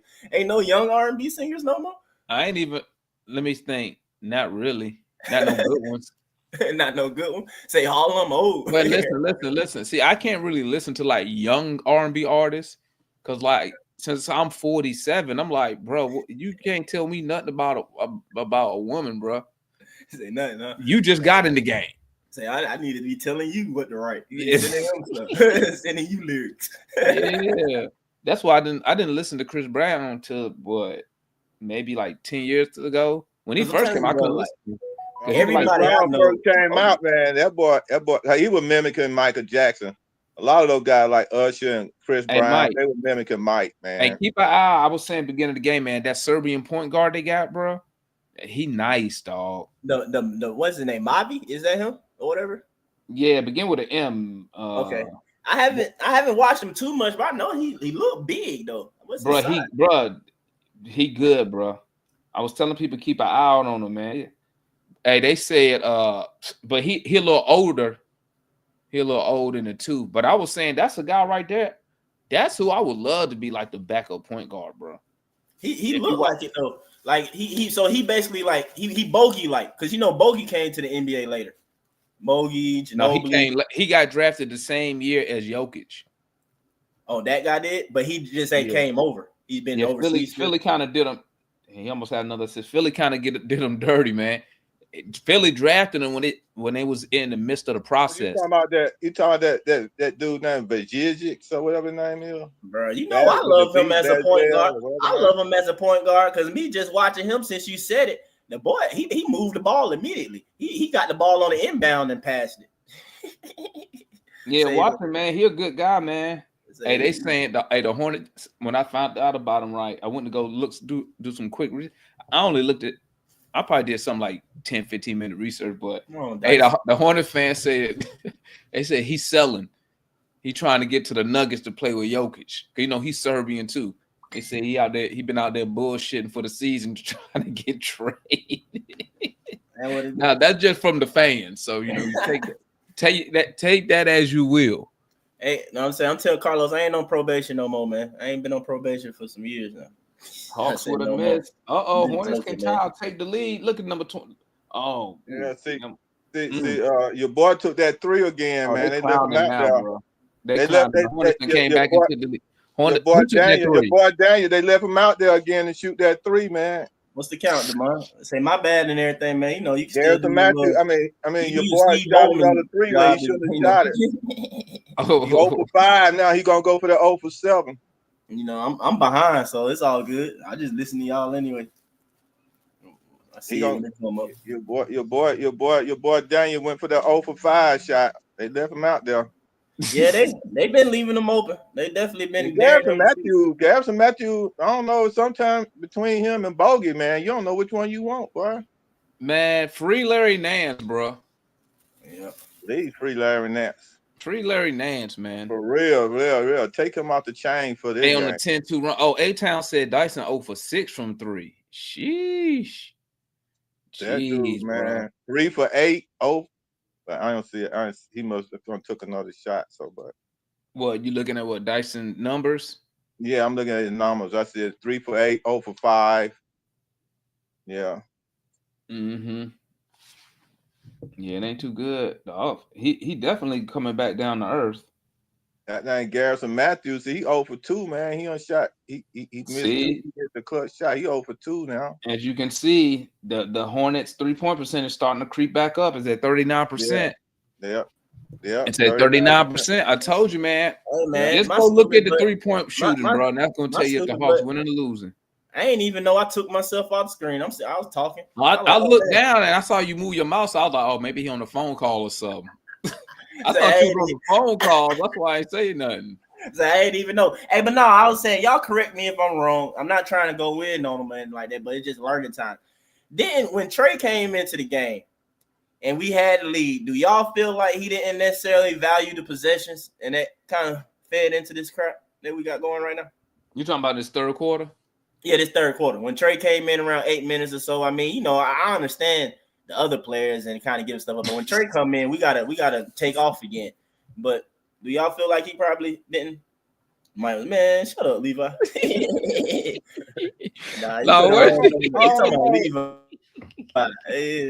that come from? What in the world? You on the phone with Diddy? Hey, nah, man. I tell you, man, this is what I really believe, man. I really believe that Quinn Snyder really doesn't coach Trey Young. He just let Trey do what he wants to. I'm telling you, man, when Trey is not playing, he is a different coach, bro. I'm telling you, I saw it last season, bro. I never seen that dude like so animate off the bench, involved, Actually, part of dictating. it. Yeah.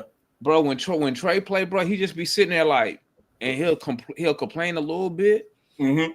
Because my thing is this: as the head coach, and maybe y'all can correct me, if you feel a player is not carrying their weight, or to say what Mike said, valuing possessions on Yucca, bro, he cannot hit this corner three, bro. And they're not valuing possession, the coach need to do something.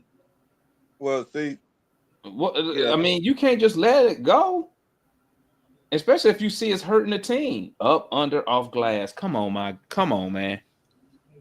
Come on, bro. Yeah.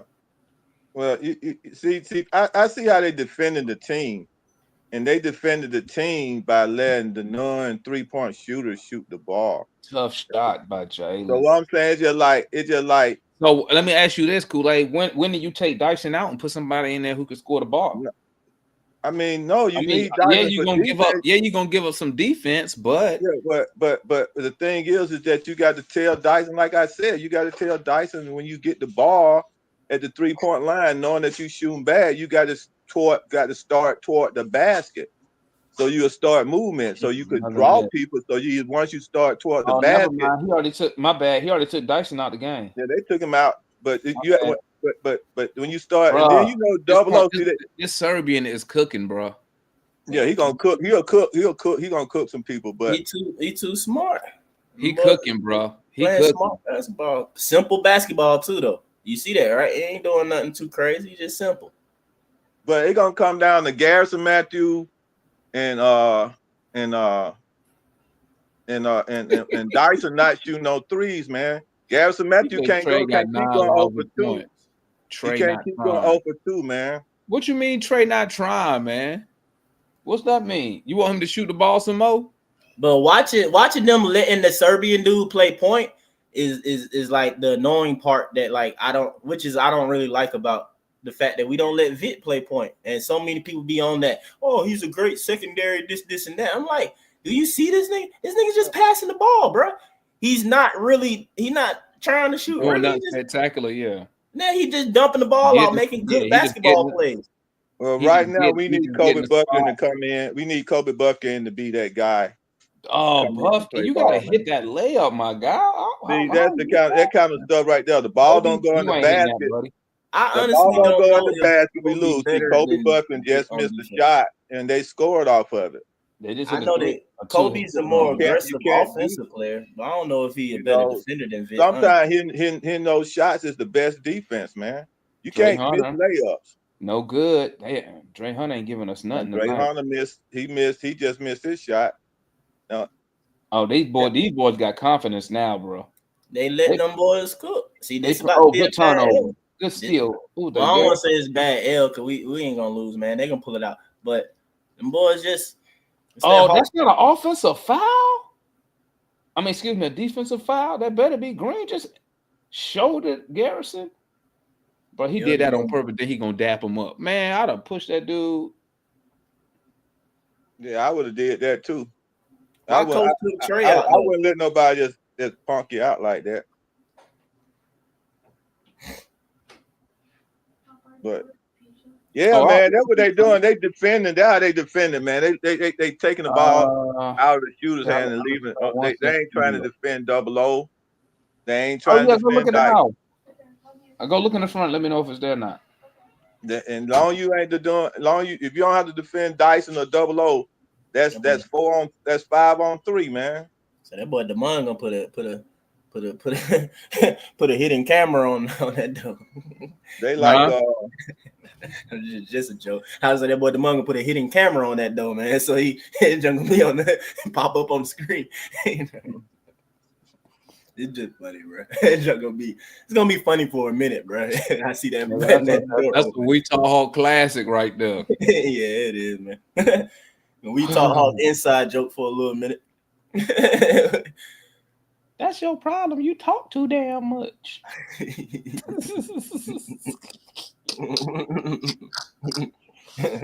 Oh, boy, she be mad at me, bro. That's funny, man. How much time left for the third for y'all, man? 2:32. Hawks down 5. All right, I just started my timeout though. He said, "What kind of dumbass lineup is this? Where's Nance on the bench? A-Town?" I don't know. Double O getting too much play time, man, right now. Atlanta Hawk fans say it's a real, shame man. we struggle against the Hornets and Wizards every year. Bro, you know what make this game right now so bad? Hey man, I can't tell you, Carlo. What DeMond do? I got rid of the video evidence. I say he burnt the footage. You had to be here, dog. You had to be. I'll never tell Carlos what happened. Yeah, I never heard into that shit. Hell, they are not low. Carlos type nigga, he'll kick a nigga when you're down. Nah, you're right. Though I did just realize that is Carlos on top. I ain't telling Carlos shit. That nigga bring that shit up every day. He be roasting in the chat every stream. Yeah, he roast everybody, dog. He be roasting everybody, bro. That's why I ain't telling his ass shit. Hell no. Hell no. Every day he'll say some shit. Cool, Joe. If you know, you know. You missed that one, Lo. Sorry, buddy. And I erased it, so it ain't even up there no more. So I was cracking up then too. I was like, man, burnt the footage. That's what's up. Got to, man. Let me tell you something, man. Hey, ain't nothing funnier than when you laughing at yourself, dog. That shit was funny than the mother. I was dying, bro. Got to. I wasn't even upset. I was like, man. Fellas, that's when you with a woman that long, fella. Hey. You gonna catch some grenades, man. You gonna catch them grenades once in a while. Everybody who say, hey, I might say everybody know, man, that's life. we already know. Hey, everybody over 35 already know what's up. I came out and somebody say, "Watch your back." I was like, "What are you talking about?" I looked at the door. I said, "Oh, I know." Hey, you see Cujo comment tomorrow? Man, fuck Cujo, man. Nigga moment. He's stupid, man. Hey, Cujo up there, man. Cujo up there clouding this shit, talking about my safe. Blink 2 times, DeMond. Say, boy, DeMond went on Facebook and did one of them Mark safe things. Huh?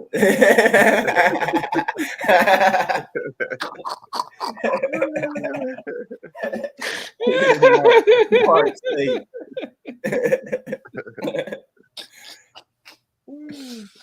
Oh man, Garrison at the free throw line, man.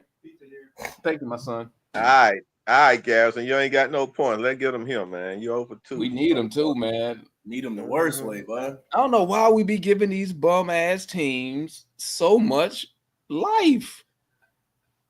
Bro, they don't even have their best players. That's what's pissing me off right now. LaMelo not playing tonight.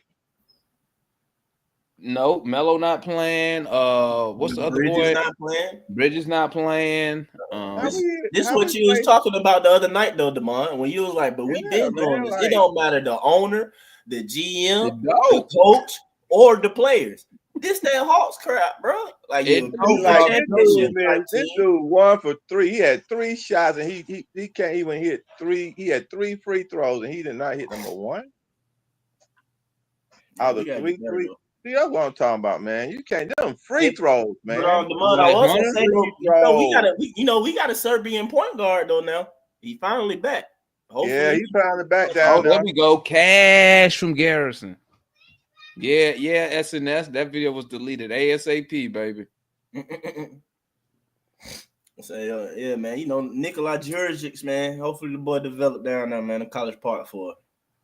Yeah, I ain't gonna lie, man. You need him in the center, man. That little bit I saw him in Summer League, man. He wasn't that good. In Summer League, a little bit. You talking? He was a star in the first game, man. Like for some reason, I was hoping he was just gonna stand out. I think he had one little moment, but besides, I remember when he it was a half court setting too. On top of that, bro, he took that hole from top of the key, man, from 3-point line and yammed on start. It might be the one moment that you're talking about, but he got hurt.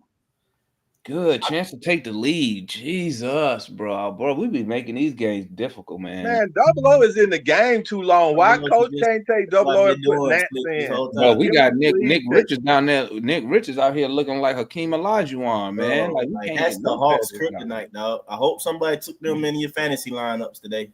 Nick Richards versus the Hawks. That guy, the beast against us, bro. Yeah, they've been making him look good, too good, man. Yeah, they do. Bro, Brandon Miller started the game like Michael Jordan, man. He had like 10 shots in the first half. I mean, the first quarter. Yeah. I was like, the young kid, he is good, but I was like, but y'all better not let him go 50. Yeah, I was just about to say that, bro. Thought he was about to go off of 50, 45, 50 the way it was looking starting. I had to look it up to make sure he went from Atlanta or something. We did something to him. Nah, I don't know where. The way he came out, I was like, did we draft this nigga, son? What we do to this dude? Shoot, but he know Brandon Miller, man. My you know Keller Oubre, he always be trying to kill us. Man, that boy lucky to even still got drafted so high. That's just crazy to me. Crazy how he even played college ball still. Kelly Oubre and Rozier. I'm glad he don't play with them no more. Rozier used to just kill us with the Charlotte, man. We could never stop him from hitting threes. Yeah. But I'm glad he's over there with Miami now, though. So we have to watch out for him over at Miami. What Miami record is? They 500? I don't think so, bro. Yeah, nah, I think they're late. They're a few games below. I heard they was shopping Jimmy Butler. Yeah, that just was a saying, man. I saw it come up talking about shopping Trey and Jimmy Butler to Atlanta for Trey. They were saying a whole bunch of stuff about Jimmy, about moving Jimmy. Man. Jimmy Butler old as me, man. Hell no. Yeah, he been out there for a little bit. And he got some miles on him too, bro. Yeah, I ain't even finna lie. You know, Thibodeau ran him down. I just heard that crap, man. Jimmy ain't older than you or old as you. That's a figure of speech when I say that. I know. But I'm just like, for some reason, I was. Yeah, I just when you just said, I just thought about, he ain't your age. I remember how you said you were.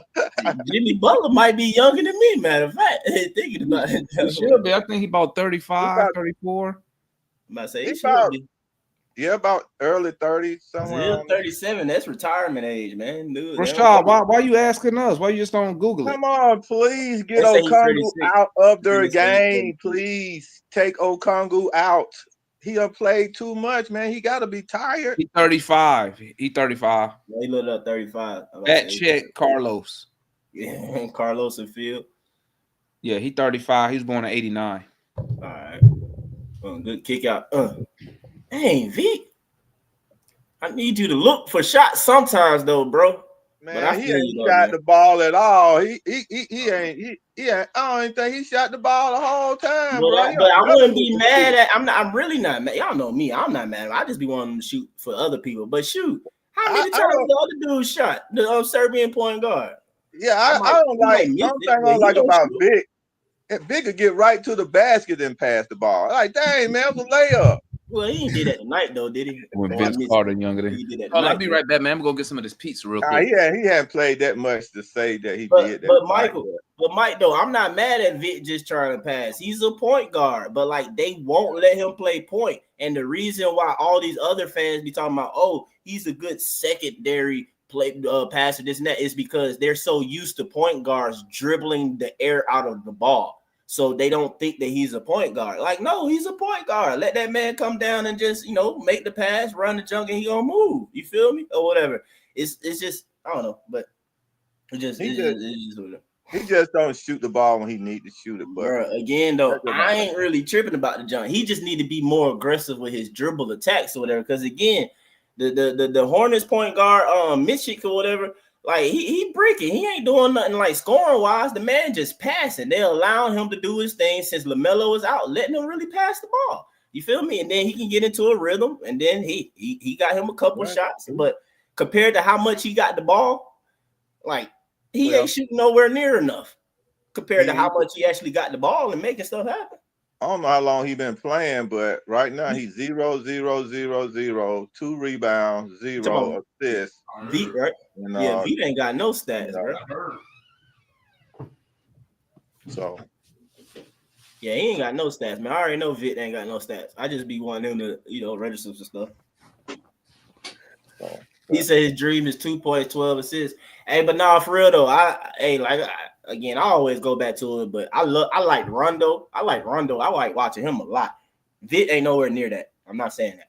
Jason Kidd used to go out there and get 10 to 12 points. Or Jason Kidd would make me mad back in the day with like 8 points and being short on a triple-double just because he didn't get the points. But he'll have the rebounds and assists, but he didn't get the points. I'm like, dang, kid, you had a triple-double, bro. Shout out Kobe with the steal, man.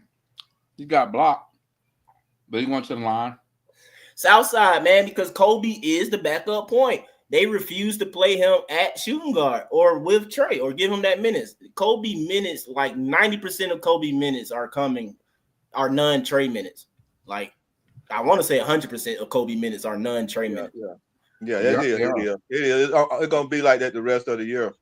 Yeah, unless that's his role on this team. That's his role on this team, man. Yeah, Matt gonna love. Matt gonna love that. You know what? The longest he can play well, the long trade set too. And I like that on the same edge as Greg Popovich. The long trade can set the legs he had when he come in, and like I say, long Kobe can come in and hold the lead. Hell no, keep it close. Bro. Brandon Miller just throwing stuff up, man. We got a tie game, bro. Man, he just threw that stuff like. Bro, he's 6 for 20. He just shot that like he wanted to, didn't he? There you go. Good pass. 25-foot 3-point shot, man. Man, he just threw that up, man. That's why I be saying, man, get out there and own that guy, man. Take that guy's spot away from him, man. They shoot now. They shooting threes now. They gonna try to kill her with the three. Either they gonna try to live by the three or die by the three. That's what they doing too. That's every team, man. But we can't. But see, Congo is still in the game. Cole, put some fresh legs in the game to get those rebounds, man. Okongwu just got you another. Okongwu on a 4-0 run right now, man. Yeah, I know, but I know. I'm in the past, but Veet had a float right there, bro. But he still passed it off the double-O. Little lob or whatever, he come down with it, get the layup. But like I said, man, that's just his game, man. You gotta play to his strength. I don't think you. I'm just saying you don't play to your player's strength like that, man. Allow him to just play the point, so he can just pass the ball. It's like Slick hurting us, putting them at the wing, in my opinion. Well, it's good to have him and Kobe Buckner on the floor together. That's what I'm saying. Let Vic bring it down and give it to Kobe, since Kobe is one to attack. You feel me? I somewhat like this rotation that he got on the floor now. And still, I would like to put Larry Nance on the floor with them and let Double get some rest, man. Cause it's gonna be both. You gotta be tired, man. If you put Larry Nance on the floor, you're not gonna lose nothing. Once you put Larry Nance on the floor, this rotation with Zach, you got Zach, Jaylen Johnson, you got Kobe Buffkin and Vic, and you put Larry Nance in the middle of that mix right there, man. You got scorers and defense right there. I mean, you got, yeah. I mean, that's I rock with it. He should do something because, like you said, Lil O. Lil O. Yeah, Lil O, man. I mean, either though he was good on the rotation, he was moving, but Double O, he ain't. Yeah, he been out there for a while, man.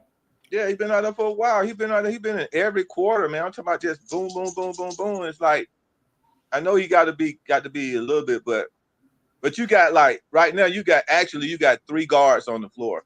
You actually got 4 guards on the floor with Double O. When you look at that rotation, you got Kobe Buffkin, you got Vic, you got Jaylen Johnson and Ricochet. They are basically like, and Jaylen Johnson the point forward. So you got 4-6 guys on the floor. Yeah. You see what I'm saying? I think that sounds like the lineup I was talking about at the beginning of the season, wanting to see. I don't know. You had a little bit change on that. I don't think you had Double O in now, though. Nah. You ain't say Double O, though. You said JJ and Nance, right? No, I said that who they got on the floor now. Yeah, but I said I would have Nance on the floor. And Double O spot. I would have Buffkin, Vic, Nance, Jaylen Johnson, Rick, and Zach. I got you. You see what I'm saying? Hey, Cujo, how far are you off your parlay? Cujo said he got a chance to win 9 racks. I don't think it's going to happen, Cujo.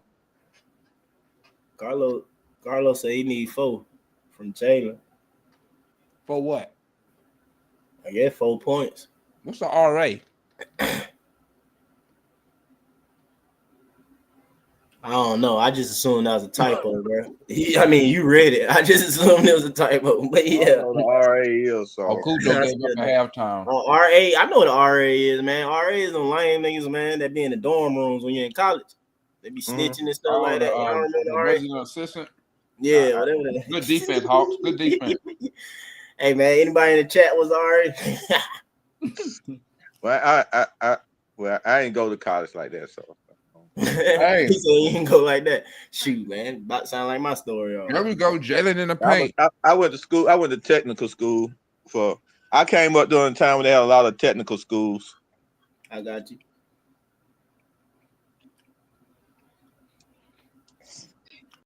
Brandon Miller letting that thing go today, bro. Brandon Miller is letting that thing go today, bro. Where that pizza from, man? Pizza Hut. Pizza Hut. I don't even think I know where Pizza Hut is anymore. The RA busted me with a girl.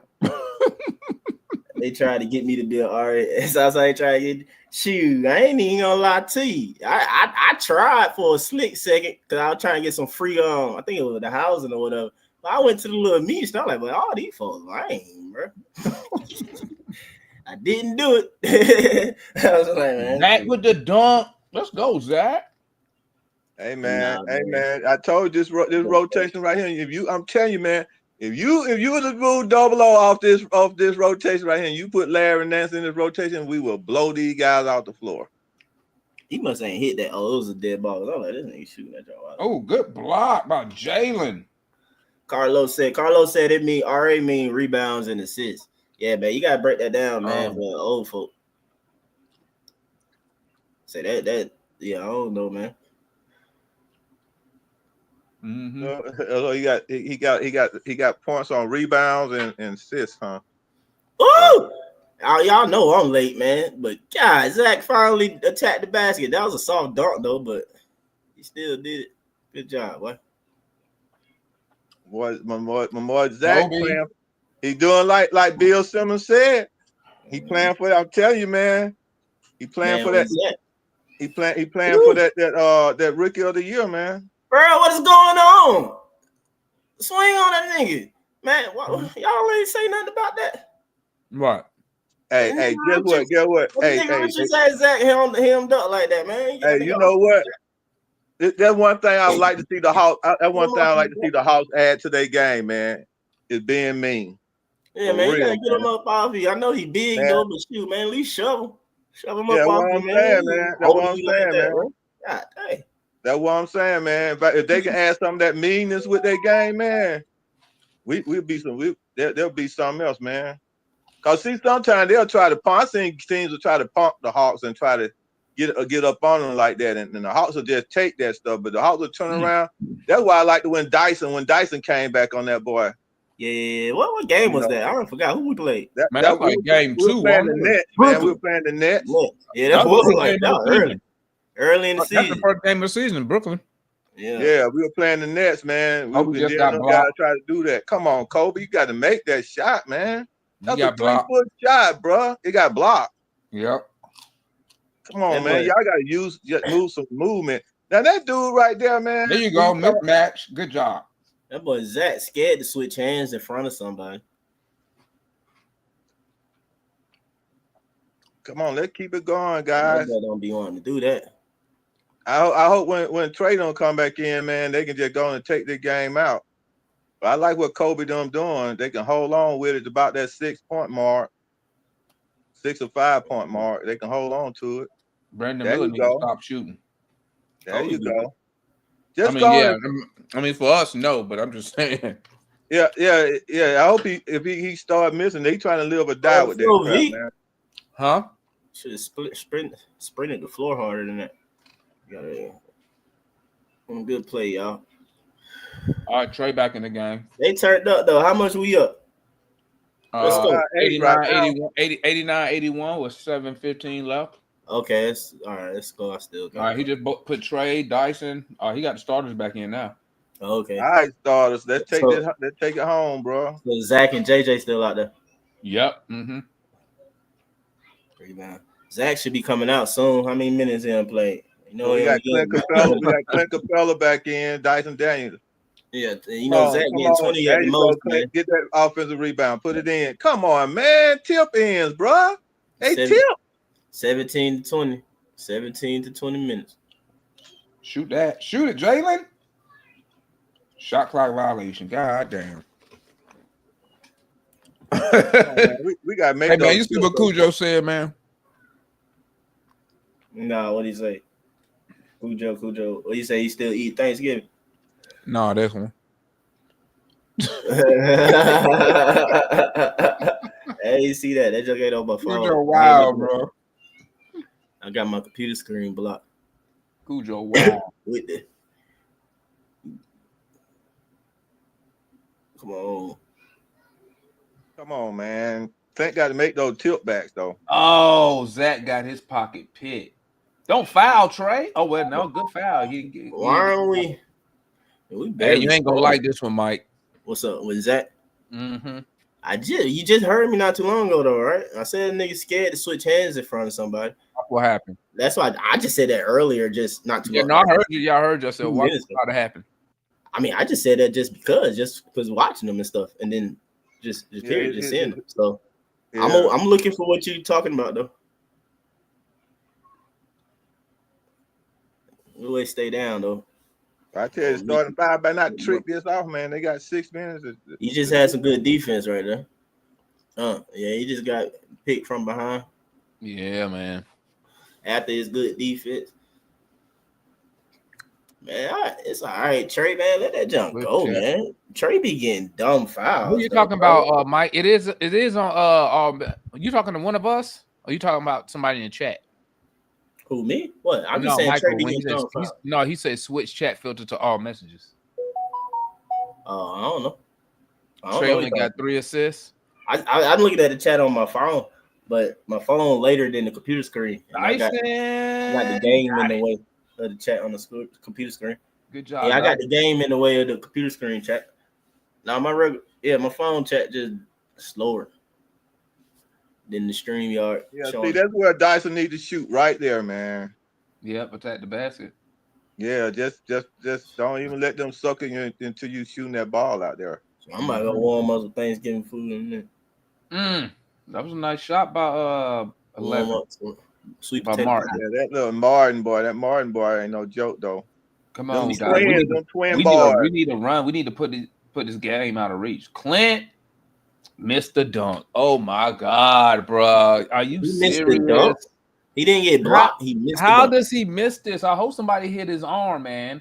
Trey miss. Come That on, boy- Clint. You gotta get that. That Bro, boy he had just- 3. He had 2 steps. Nobody there.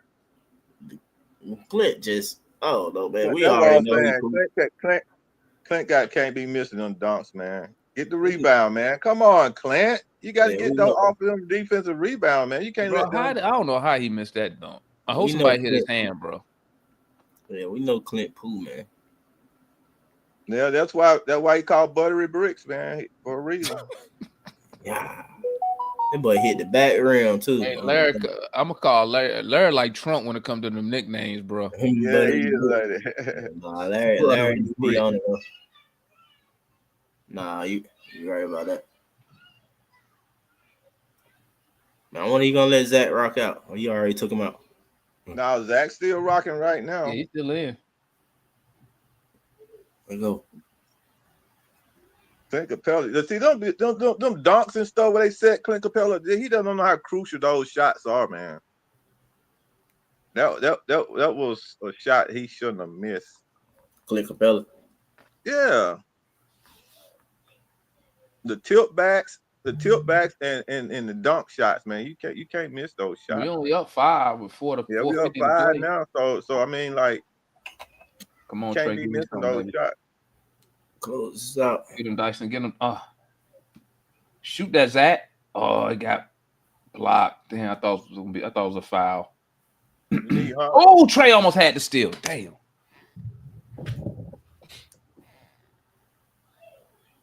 Oh, finna get tight now, boys. It's Charlotte, man. It shouldn't be tight, man. They missing their best players. It's I Charlotte. know, Man. right? I They don't do know this. why, man. I don't know how we get to play down to these people, man. I mean, we come in like we our heads ain't ready to play or something, man.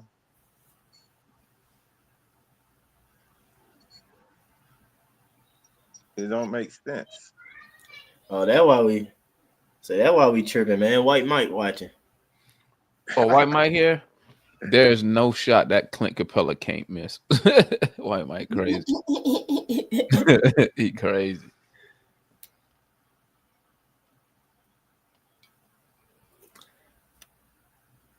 Come on, y'all guys got to make y'all shots, man.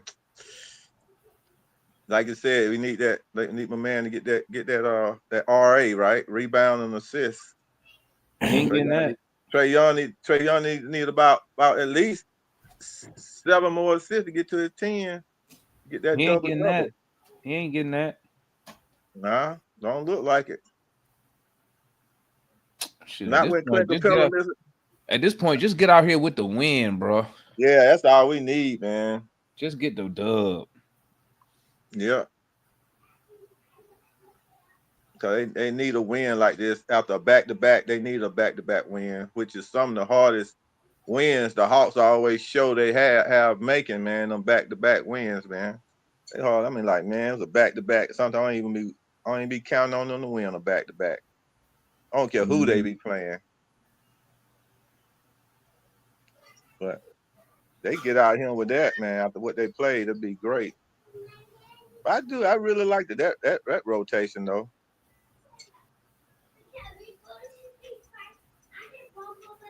Just get out of here with the dub, bro. Like, it's just I don't know why we struggling. They don't even got nobody, bro. No LaMelo, no Bridges, no Trey Man. Yeah. How they get away with resting all them folks? Because they not the Hawks. I mean, God dang, the Hawks got fined for resting Trey one game and $100,000 at that. No, I'm like, how they do that? I mean, like, and then they resting their whole team. They rest Steph the other day. Yeah, I mean, like, they can't say they ain't resting because they ain't saying nothing about they had no. At least we tried to say he has a problem with his Achilles, man. Like, jeez. Yeah, we about to see now. Oh, Trey got 180 games with 5 assists. He only got 3 tonight. Uh-oh. I don't know. He should get that. He should get 2 more dimes. Yeah, he need two more dimes. I ain't never seen him with this 2 more dimes low to get him in there, man. Let's see what we can do on the defensive side. I don't know how the game. Oh, what was the reason for that? There we go. Get the board. Oh, we couldn't get the rebound. Oh, he dribbled it out of bounds. That's what I'm saying. We got Clint Capella. Ball. Damn. Huh? We got Clint Capella, and Clint Capella can't get no rebound. Oh, they'll took Clint Capella out the game and put Double O back in. Dang, Clint, you can't even hold your ground, boy. That boy ain't no good, bro. They got 13 on the clock. I mean, you made Coach take you out the game already. Good defense, Hawks. Good defense. That man put Double O back in the game already.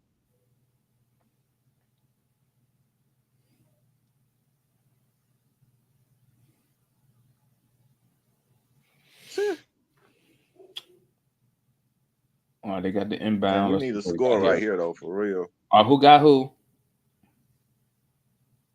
Oh, he airballed it. Yes. There we go, boys. Come on. Come on. Jaylen for 3. Cash. Yeah, we need that score, man. We needed that score. Yes. Come on. 2 more stops, we boys. Needed that score, dude. Yeah. Gonna put him out their misery. You ain't hitting that, buddy. Oh, damn, he did. Oops. 94-89, 3:30 left to go. What we got here? Trey. Left. Dyson screen. Trey draws, attacks, kicks. He don't shoot. Jaylen with it, dribbles out. He got one-on-one. He got Brandon Miller. He taking him in the lane. Nope. Swings back to Dyson. Dyson attacks, up, in, kicks it back out. Jaylen for 3. Shot clock violate. What do they call a foul? Damn, turnover. Well, Hey, they passed the ball too much on that one. Yeah. Man, sometimes, man, when Trey give you the ball, you got to just go and score, man. Can't be scared. Can't be scared to go and score. Yeah, we got 22 turnovers. Oh my God, the point guard, the dude hit a 3. They down 2. They down 2. Come on, boys. We got 22 turnovers, man. We are reckless with the ball today. That's too much, man. Trey for 3. Oh, well, we got the board. Good tip out, O. Dyson for 3.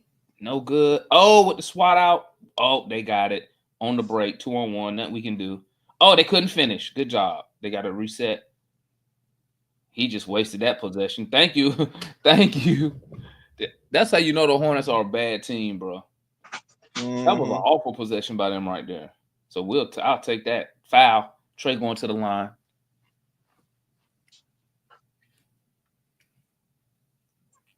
I can't believe the game is actually this close, bro. This is crazy. Me either, man. Me either. Man, this is the game. The players' game just looked totally off today, man. I mean, like, I can't believe Trey only got 3. I can't believe the game, bro. This game should not be this close, bro. 0 for 6. Daniel 0 for 6. 94-92, bro. We still up? Yeah, Trey about to hit these free throws, though.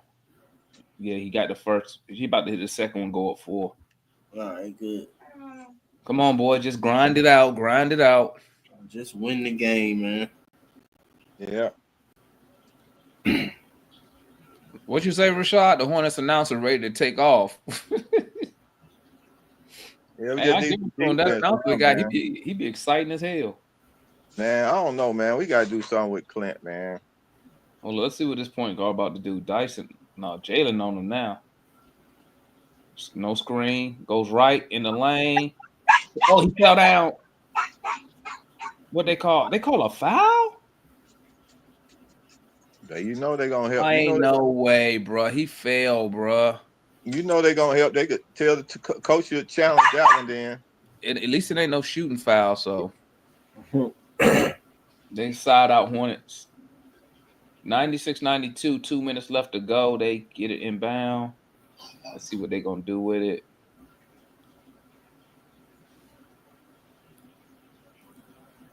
Boom. That point guard, the Serbian dude, right in the lane. Nobody could. Y'all just let him go down the lane? Oh, my God. Come on, guys. Somebody, you got to. Nobody even contested it. I don't even know who was guarding the dude. Trey throws it to Hunter. Where you at, Hunter? No good, but he going to the free throw line.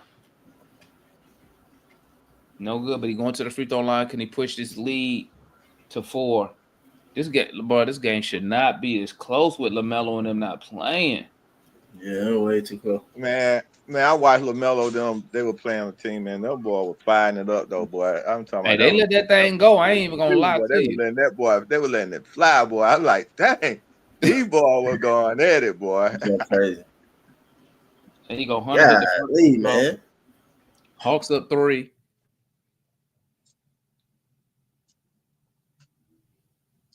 Man, we should have walked away with this one right here, though. I thought we should have won this by double digits when I heard Melo and Bridges and Man wasn't playing. Yeah. Now we in a dog fight. Yeah. 2-possession game. Yeah. We can keep it at a 2-possession game. We in the bonus, so ain't no way, buddy. Oh my God, he done hit a 3. They down 1. Jesus. Why they can't defend the 3, man? I mean, just go take the spot. It is so taking the 3-point away game is so easy, guys. They just don't go stand on a 3-point spot, man, and take the 3 away. We need a bucket. We need a bucket bad. We need a bucket bad. No, we can't miss the shot, but he got fouled. He going to the line. Well, they gonna foul us. We got to make our free throws now. Bro, Got this to is make our really free a throws. one possession game with a minute left, and they missing their top 3 guys. We got to make the free throws. Got to make the free throws. Nick Richards fouled out. That's good. Well, I wish. I mean, how they let this dude, this V guy, whatever his name is, I can't even Nick Chick or whatever. How they let this dude do all this, man? This is some. I mean, this dude, man, it ain't make no sense, man. Hunter hit the first free throw. Hawks up 2. Now we got to hit this one too, so it'll be. We can't miss nothing at the free throw line. The way they hitting the 3 on us right now.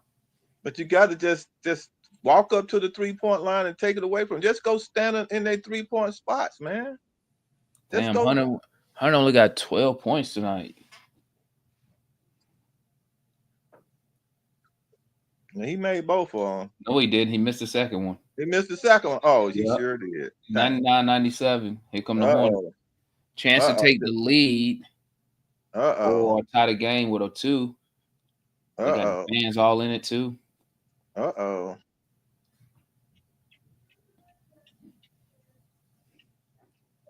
Let's go.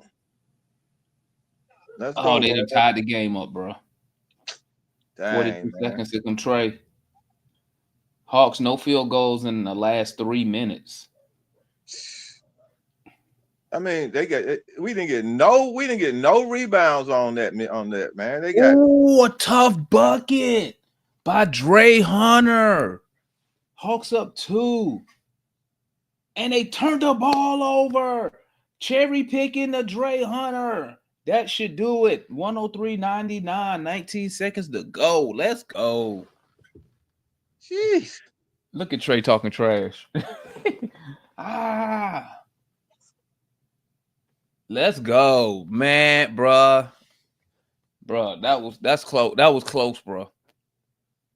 Too close. That game is too close, bro. Dang. This game was too close. Austin said he need the assist. Austin worried about that parlay. Yeah, he didn't. I don't know. He made it this time.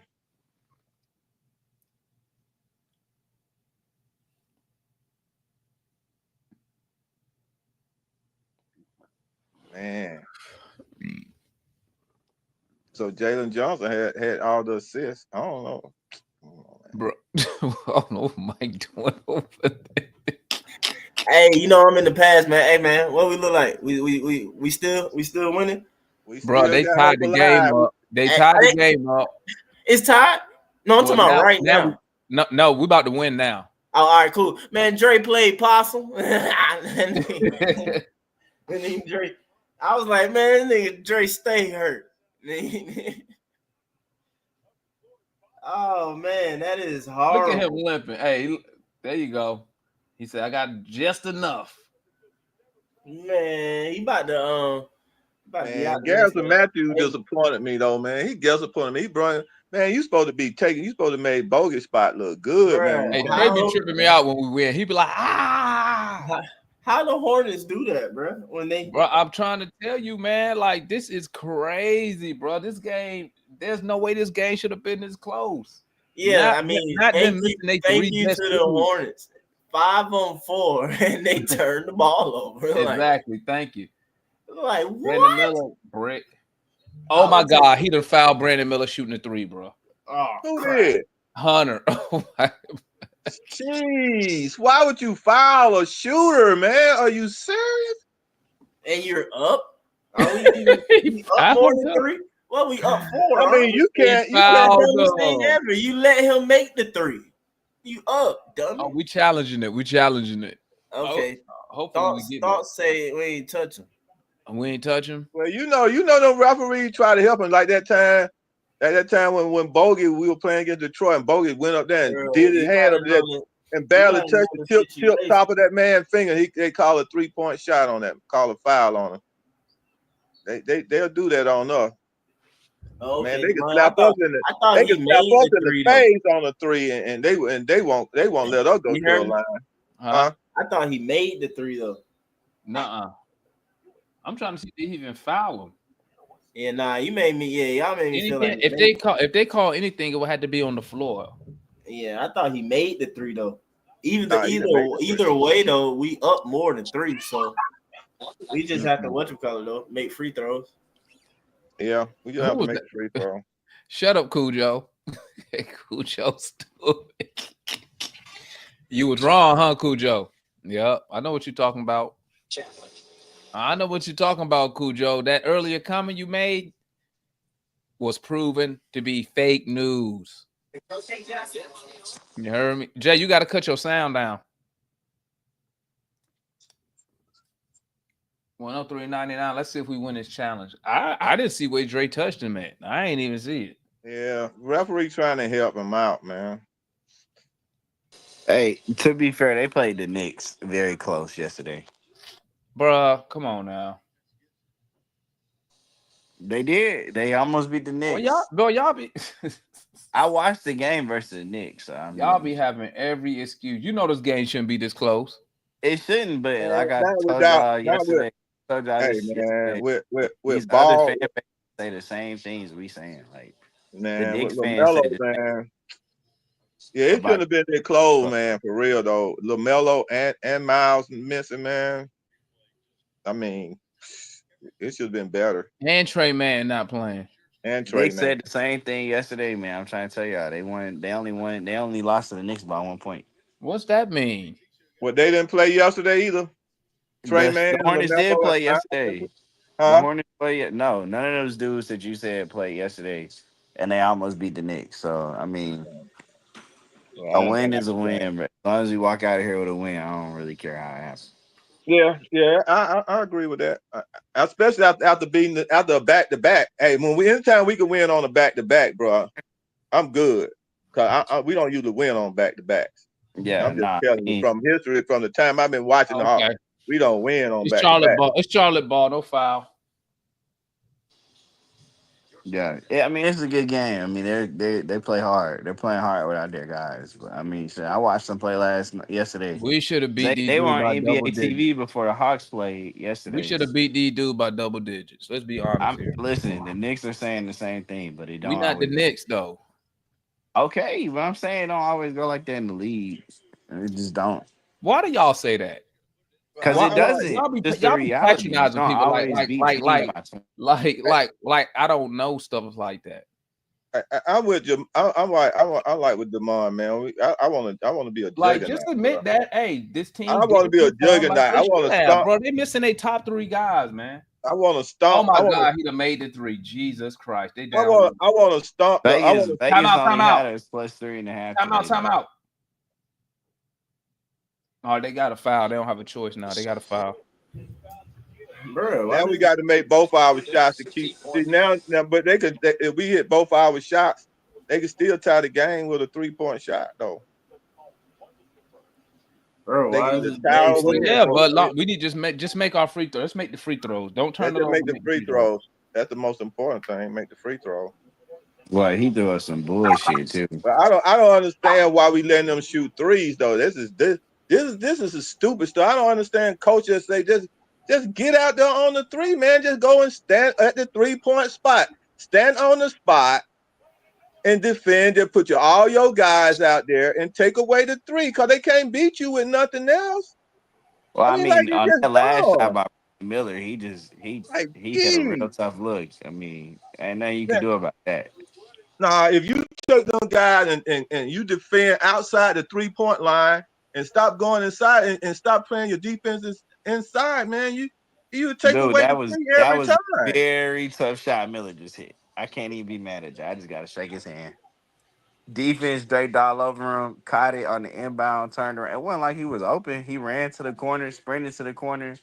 My thing is, I would have been. Hey, the look, game shouldn't I even would be have this had a close, in man. my opinion. I'm gonna tell you what I would have did. I would have had a man standing in the corner in that spot. My point is this game spot. shouldn't even be this close with them missing three dudes. He wouldn't even got to that spot because I would have had a man standing right on that 3-corner spot.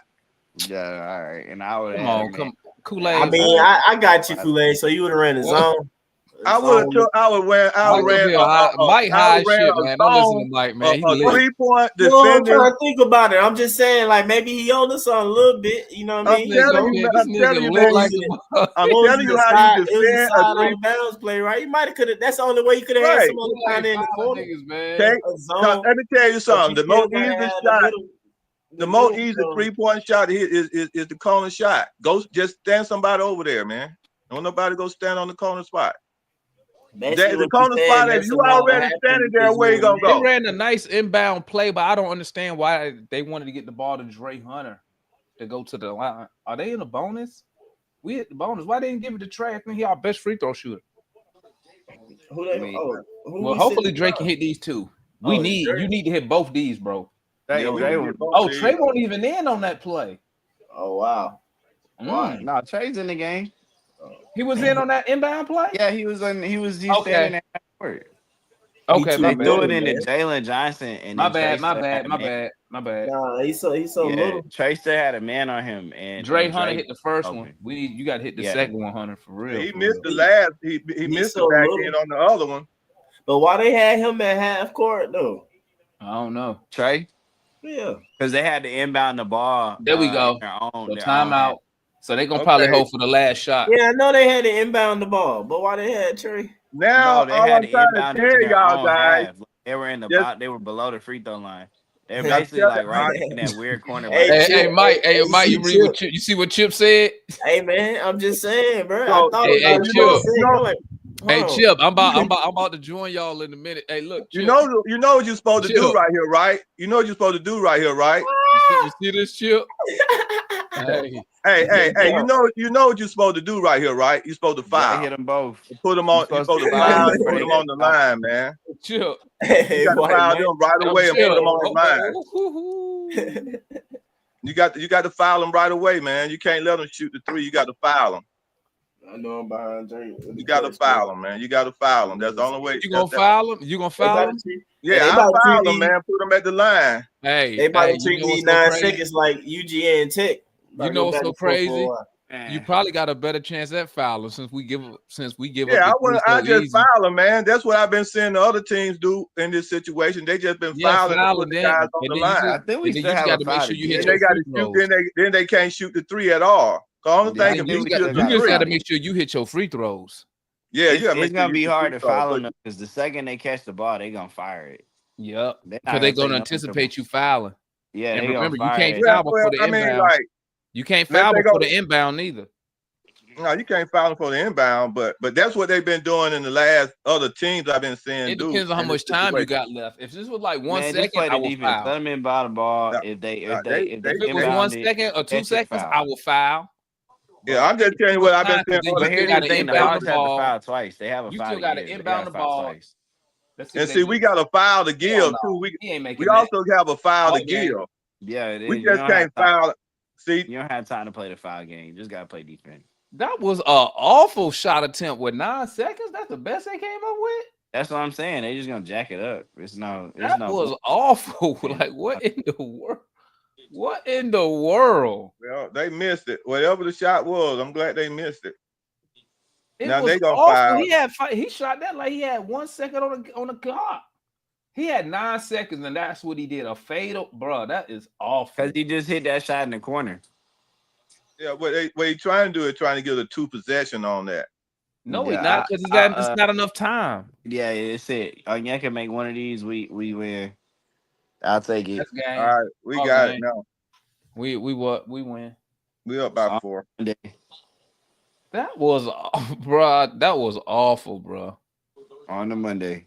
You'll see, this is the 2 possession while we're talking about. Now they're gonna get the ball back Also, Yeah. that Trey Hunter miss was the only free because throw they know they were gonna foul. See, this is why I'm talking about the 2 possession. They were hoping that they would have shot it and got a 2 possession on the foul, and then. Nah, with 9 seconds left, that was an awful shot they took. That was Yeah, I know awful. it was off a shot, but I'm just telling you what the analytics was the 2 for 1. That was pure T garbage shot. He got the ball with 9 seconds left. Yeah, he Like, didn't want to shoot the clock that's out. They didn't want to shoot the clock out though. So if Huh? he would have No, what I held it tell to you, the nine, the second they catch the ball, I said they was just gonna jack it. right?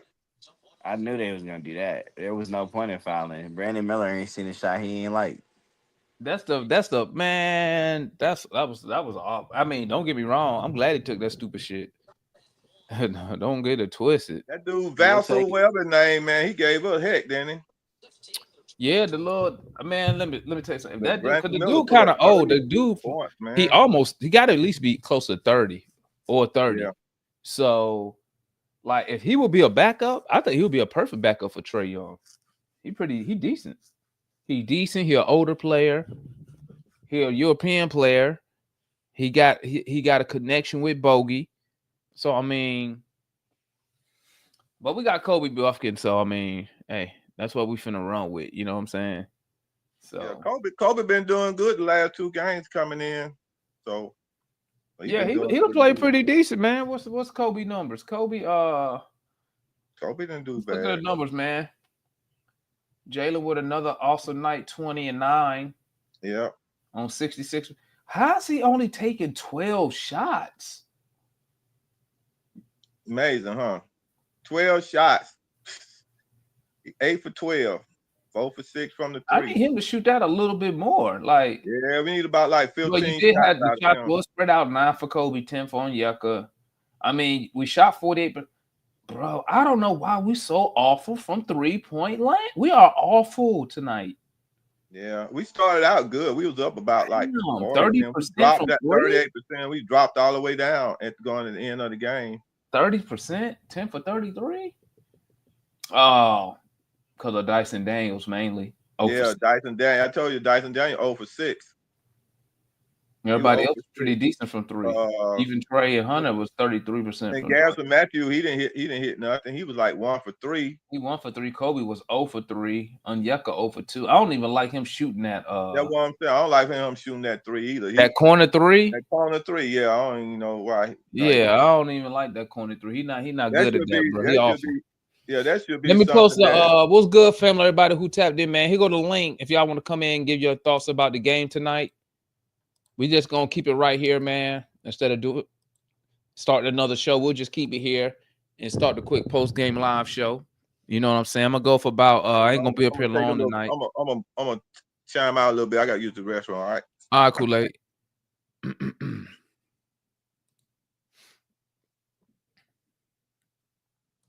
All right, so welcome to the post game live. It's your dog Demond in the building. Y'all know what time it is, gang. Hey, so the Hawks pull out another win. The link is dropped. Make sure you got your camera on in order to come on the panel and voice your thoughts and opinions tonight. Feel me, family? I ain't gonna be I ain't fit to be up here long, man. This is one of them games where we got the win. At the end of the day, that's what matters. We got the win. Not the way that I thought we should have won the game, considering the Hornets don't have their top 3 players. But once again, at the end of the day, I mean, Hawks grind out a win. I know that they played a healthy Knicks team and lost by 1. Okay, so what's that? What they got to do with us outside? You don't think we should have won by double digits? I don't understand. See, that's the part I don't understand sometimes, man. Y'all don't feel we should have beat this team? Y'all feel this game should have went down to the final possession? That's what I'm saying. I'll come up here and say we developing. Y'all tell me, Demond, we got all this talent.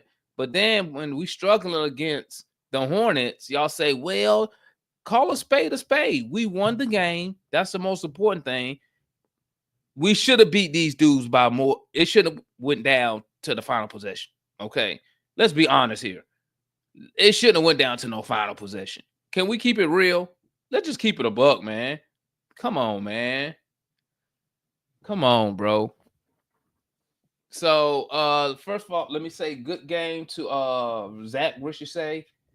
Zach played 25 minutes tonight. Zach had 14 points. Very efficient, 60% shooting, 50 from the 3 on 10 attempts. 14 points on 10 attempts. Great. Jaylen Johnson, 20, almost had a double-double, 20 points, 9 assists, 3 boards. Clint gave you 4 points, but he gave you 14 rebounds. I don't know how he missed that dunk. I mean, Yucca gave you 11 rebounds, but they also gave you 16 points. Hunter popped up with an amazing night, 5 for 9, finished with 18 points, 7 from 8 from the free throw line. That's good because he a career 70% like free throw shooter, like 74, 75. So amazing night from him from the line. Trey, 4 for 9. I hate to say it, it's 44%, but that's better than his season average. So shit, good shooting night for Trey, I guess. Right? 2 for 6 from 3, 33%. That's like on the lower end. 14 points. Oh, he ended up with the 5 assists, not the 20 that Cujo needed to win his $9,000. Sorry about that, Cujo. Trey said he got you. Dyson and Daniels, 4 for 10. All his misses came from the 3-point line. He was 0 for 6, scared as hell to shoot the 3. We allowed them to shoot 38% from 3. Luckily, they shot themselves out the game from the field, though. So let me drop the link one more time, and we're going to start bringing everybody on. Voice your thoughts and opinions on the game. Like I said, I'm not going to be up here long because, I mean, I don't really see that much of a conversation that needs to be had. Let's start off with the homeboy honest review in the building, man. What's good, my guy? Bro, you already know, man. Hold up, man. You got to take that Chelsea mess off, though, dog. This is my girlfriend. Okay, because I'm a United supporter. You got to take that Chelsea. Yeah. I don't really, with my guy. What's good, though? Talk to me, player. Hey, listen, man. I think everything you're saying, I echo your sentiments. It's not really, you know what I'm saying, anything to be high about.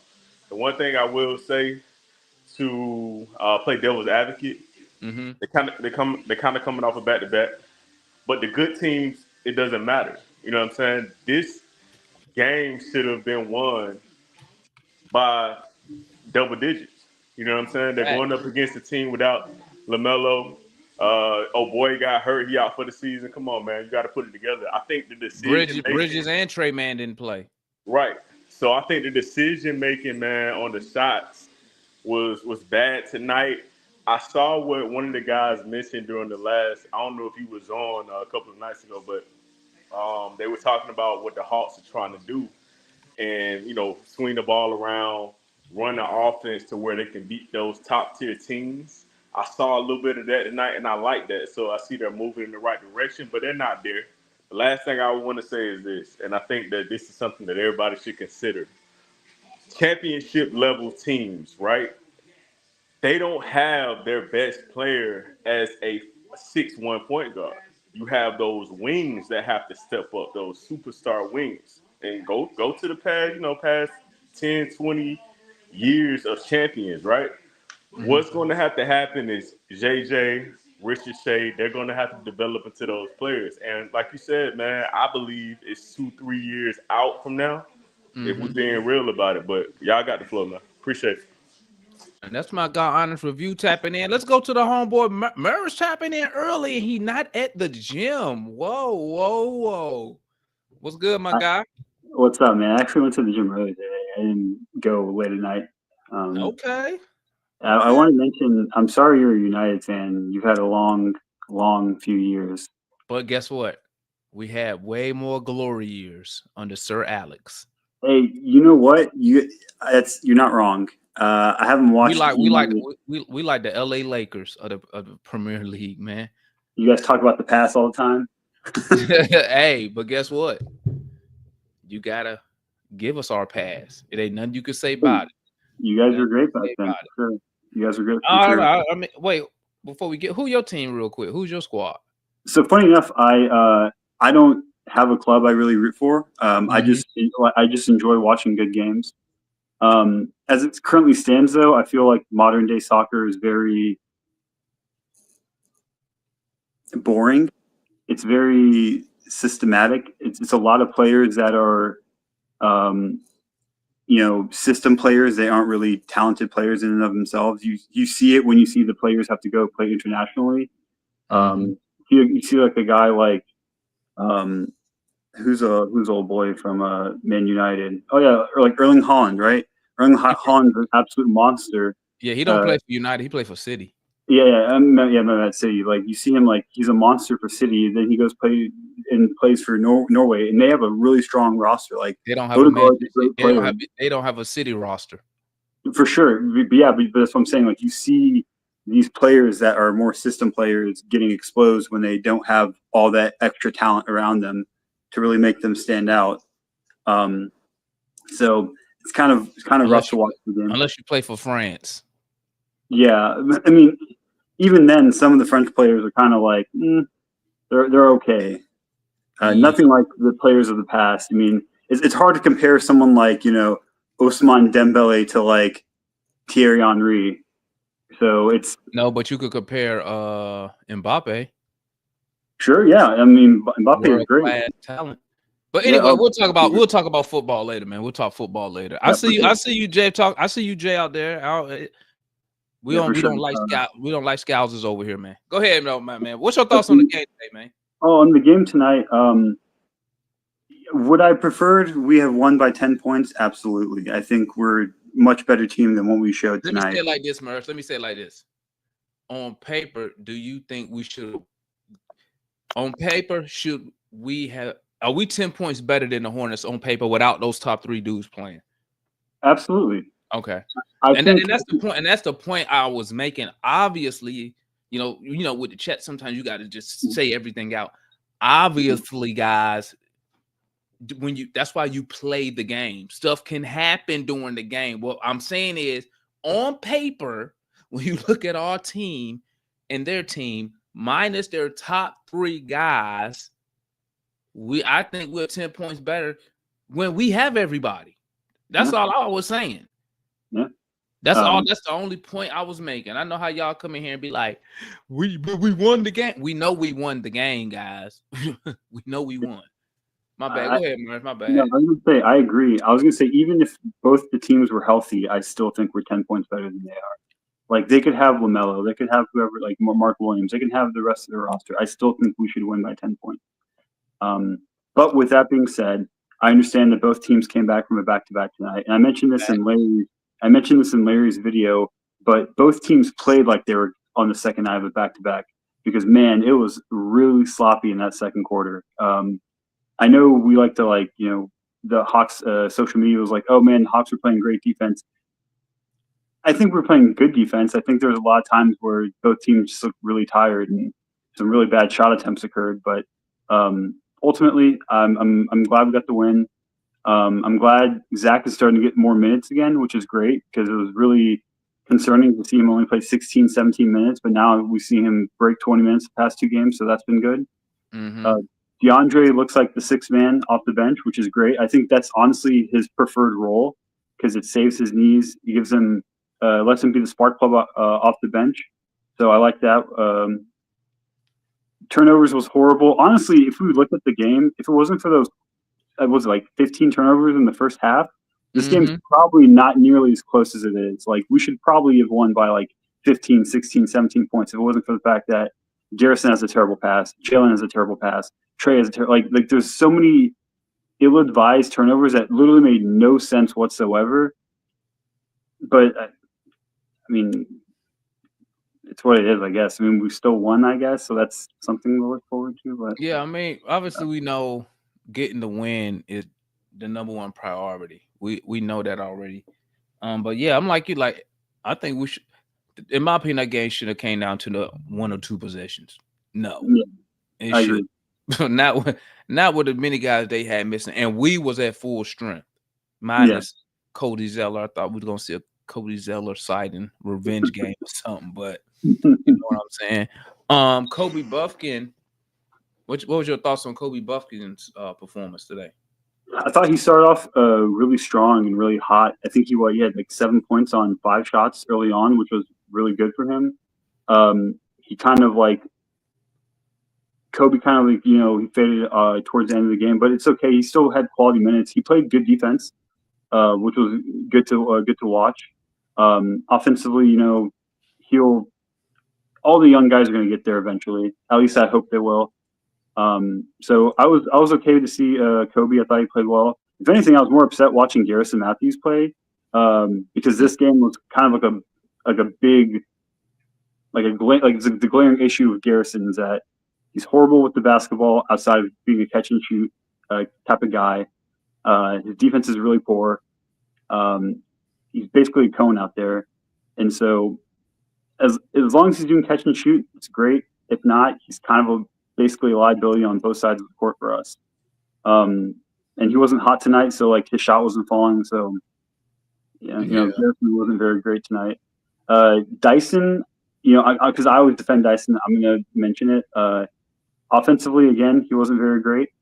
Defensively, I thought he did a great job. I know Brendan Miller made like 1 million 3-pointers, but a lot of those 3-pointers were like circus threes. Like that last 3-pointer he made, it was like 10 seconds left. Like that's just a hope and a prayer shot, and it went in. Like you can't do much about that. Dyson defended it literally perfectly. Well, since you're speaking on Dyson, let me ask you this: what's up? Are you worried about his 3-point shooting, bruh? They threw him the ball. Mm-hmm.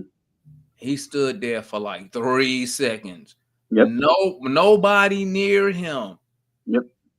And he didn't know should he shoot. And you know what else made it bad?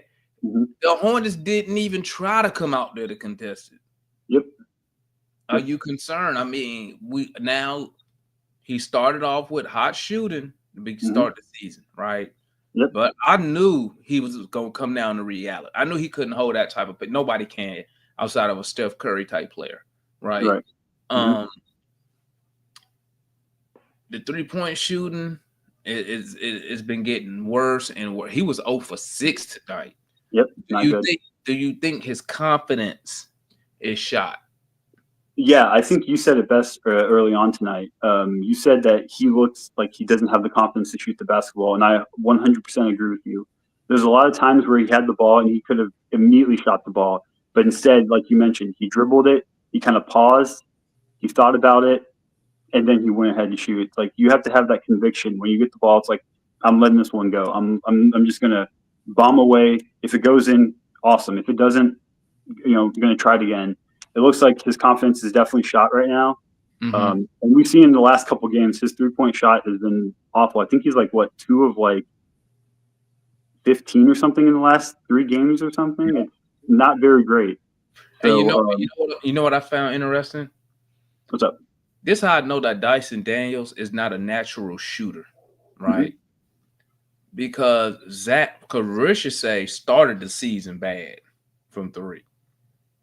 He had no problem still shooting that 3. He was letting it go. He won't even thinking twice. He running around here shooting. One point, I think he was like at 18-20% from 3, but he still was letting it fly. Didn't change his form. From what I could tell, he didn't look like his confidence was changed at all. Mm-hmm. So that kind of tells me that I don't think that Dyson is like a natural. Maybe that's not the right label, a natural shooter, but just I don't know. I don't know what else to say because Zach just lets it go, and he had one of the worst 3-point shoot percentages at the time, and now you're starting to see him start to go in now. You think that Dyson can find that type of confidence? I mean, we know the coach won't tell him to keep shooting the ball. We know that already.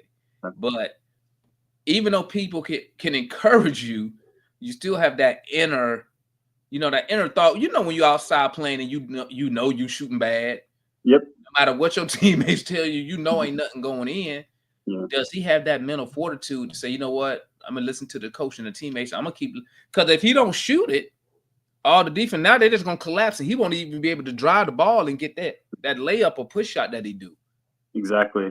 I hope he can overcome it. I hope he has the mental fortitude to deal with it. Because I believe it was like the 3rd shot he missed tonight or the 4th shot. The camera zoomed in on Dyson's face, and you kind of saw like a defeated person. Like, damn, yet another shot didn't go in. Like you saw, like he's like he wasn't really feeling it. I hope he can overcome this. I mean, I know players have shooting slumps, but, I would hope that things get better. I will say this, though. This was mentioned in the game last night, or rather yesterday, not last night. DeAndre Hunter's shooting form has actually changed slightly since last year. he releases the ball a little bit quicker, and as a result, he's shooting the ball better. So I wonder if Dyson can maybe correct some of his mechanics so he can release the ball a bit quicker. I wonder if that would help him out. I think ultimately, though, it's a confidence thing. Like he needs to just. I am on record saying I believe that Dyson Daniels will shoot league average or better from 3 next year. Mm-hmm. And I say that due to one thing I will give Quinn credit for is the developmental of these dudes shooting the 3 ball. Yeah. So I will put some on that. But let me bring the homeboy Marley up, man, and then we could almost go to the open forum, man. What's good, Marley? What's going on, man? Where you been at, man? What you say? What's good with you? We can't hear you. Hold on 1 second. All right. Well, we're going to go ahead. There ain't that many people today, man. We're just going to go ahead and go to the open forum now. You good? Hold on 1 second, my G. All right. All right. Let me bring up everybody and then bring it Kool-Aid and then. Kool-Aid, why you look upset, man? What's wrong? Why you look mad? Kool-Aid, what's going on, buddy? Oh, this is my mellow look, man. It don't get no better than this. Hello. Fair enough, man. Good, Marley. What's your thoughts on the game tonight, my guy? What up, man? What up? What up? Can you hear me? Marley. Marley. Marley. We're gonna have to go back to Marley. Y'all hear me? Can you hear me? Marley. Yeah, I can hear you. What's good? Yeah. What's good, man? What's your Can y'all hear me? Yeah, What's good? What's good with it? What's good with it? Look, man. Listen. I done heard everybody talk about it, but ain't nobody agree. Marley, you breaking up, Marley. You know what? You know what they say when you breaking up when you're talking sports, right? You talking bullshit. We'll come back to Marley, man. He must be driving. He must be actually driving, man. But let me go and get this popping while Marley get his stuff squared away. But all right, let me say this, man. Am I impressed by the win? No, not really. Am I glad we won? Obviously. But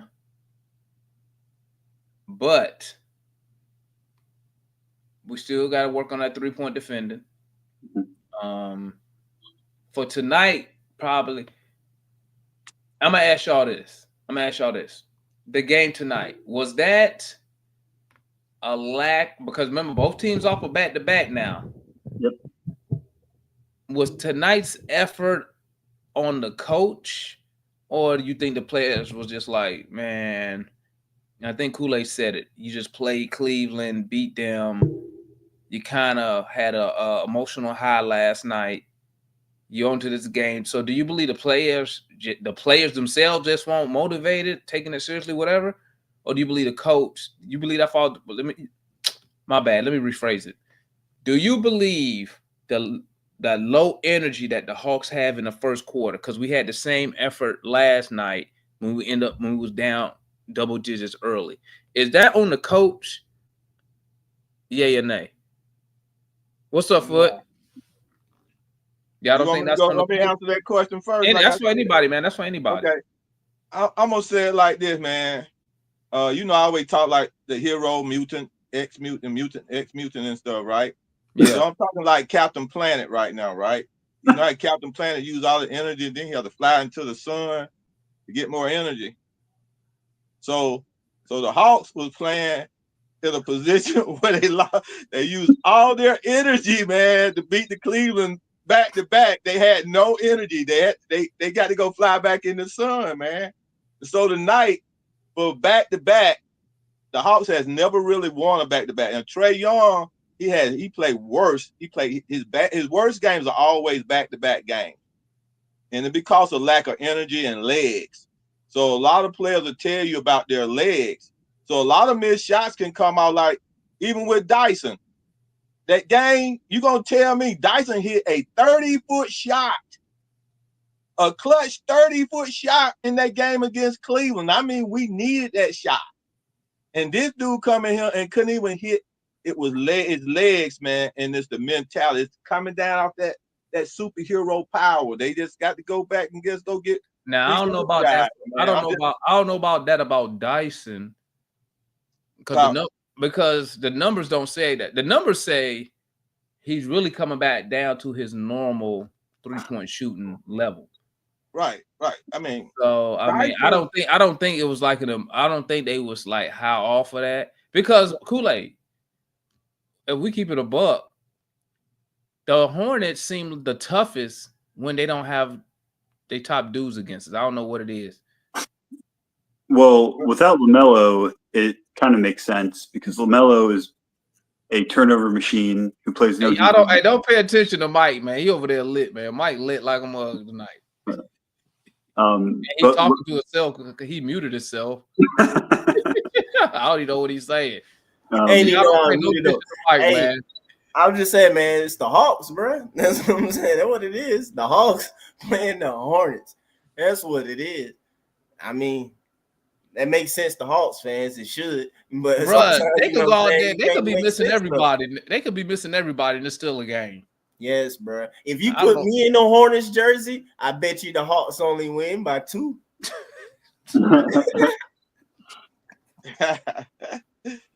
Yeah, the last time the Hawks dominated the Hornets was the twice time they came in and they ended up getting your boy kicked out of the league when they played in that play-in.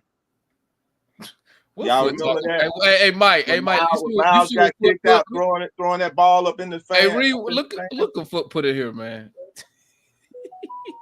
Hey, Foot always coming here with that old coach shit, don't he? The professional athletes with guys, top best players and fans. We don't have excuses. You're a professional. Hey man, Hey, Foot gonna come with that. Foot gonna go with that coach talk, ain't he? yeah, we won, Foot. But anytime we win a back-to-back, guys, we should be happy, man. I don't think Foot been happy to win yet, has he? Man. Winning a back-to-back, man. Hey, Kool-Aid, let me ask you a question, Kool-Aid. Hey, Kool-Aid, let me ask you a question. When the last time we won a game and Foot was positive about it? I don't remember, bro. That's the reason I got up on the platform.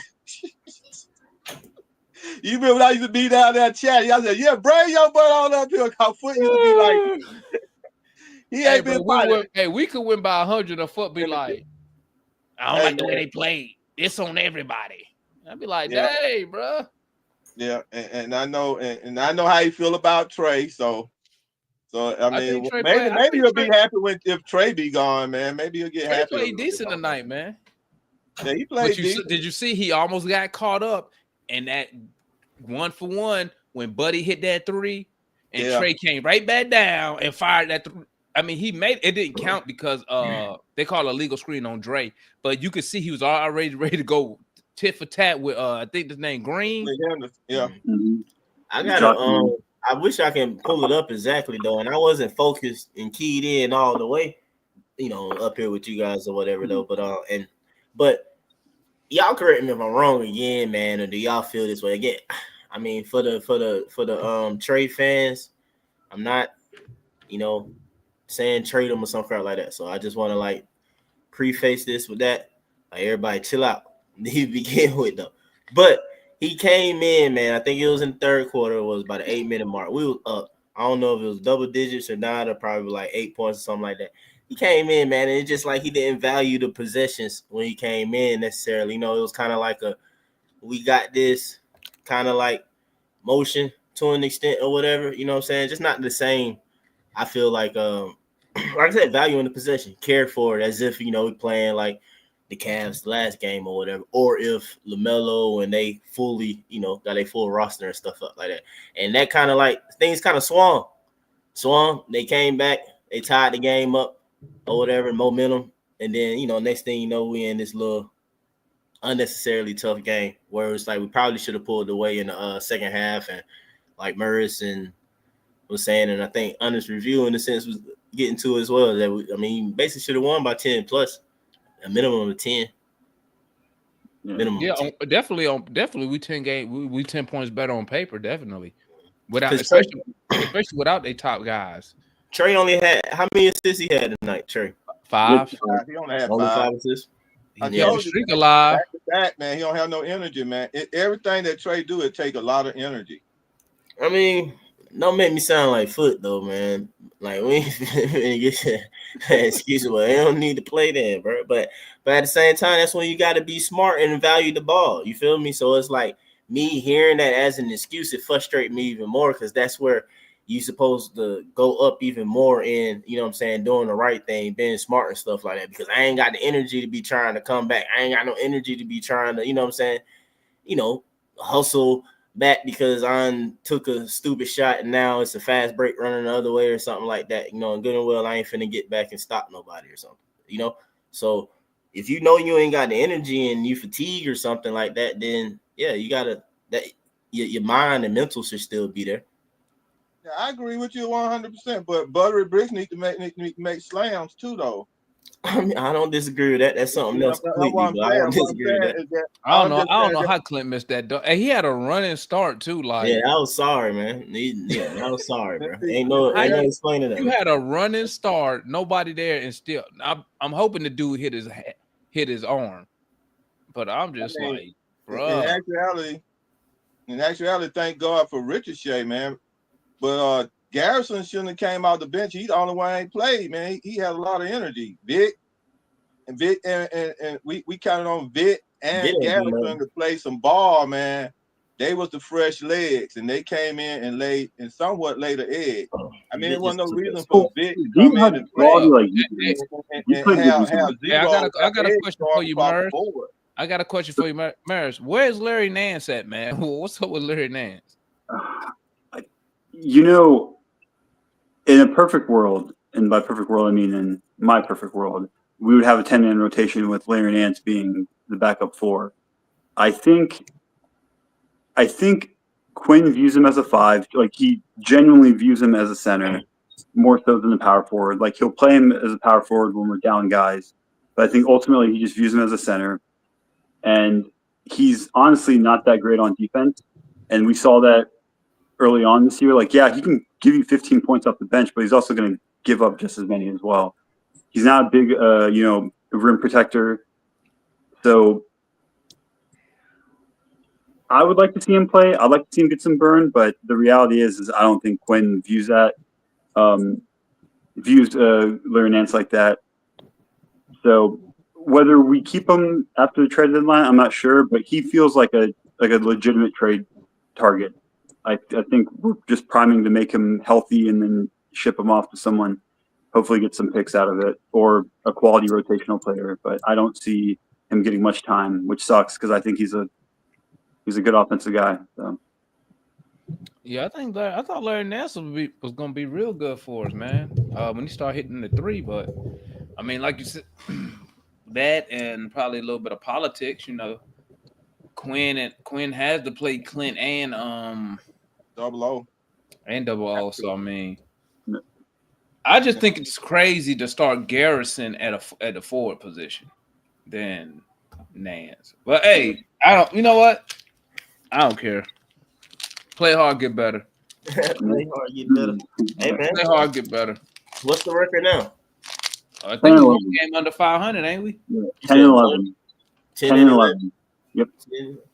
Nice. And we got DJ coming up next, right? Yep. On Monday. That should be an easy win. Y'all say he back, right? Yeah. What should be an easy win? Wait a minute. What should be an easy win? Pelicans. The Nuggets. The Pelicans. New Orleans. The Pelicans. Oh, that's another 2-pointer. Come on, y'all. Let's be real with these dudes. They ain't it. I'm with Foot. I'm in the Foot gang with this game. They ain't it, y'all. They ain't it. we might well just say this is Atlanta University Hawks. Because the way that y'all talking about these boys, I would think we talking about first year players, like for real, like everybody on the team is Zach Ricochet. Because we talking about Dre Hunter developing his shot and all this. Dude, he was a number 4 pick. Like the people who we talking about, man, by now they should be damn developed, y'all. Like we ain't developing these boys worth of crap. Let's call a spade, y'all. Like I'm watching these dudes. How you win damn near about 17 points, 15 points against the Cavs, but you damn near lose a game against the Hornets? No, y'all, no, win is a win. No, hell no, it ain't. Like, there's a difference between a team you supposed to blow out win and a team that you damn near wasn't supposed to win.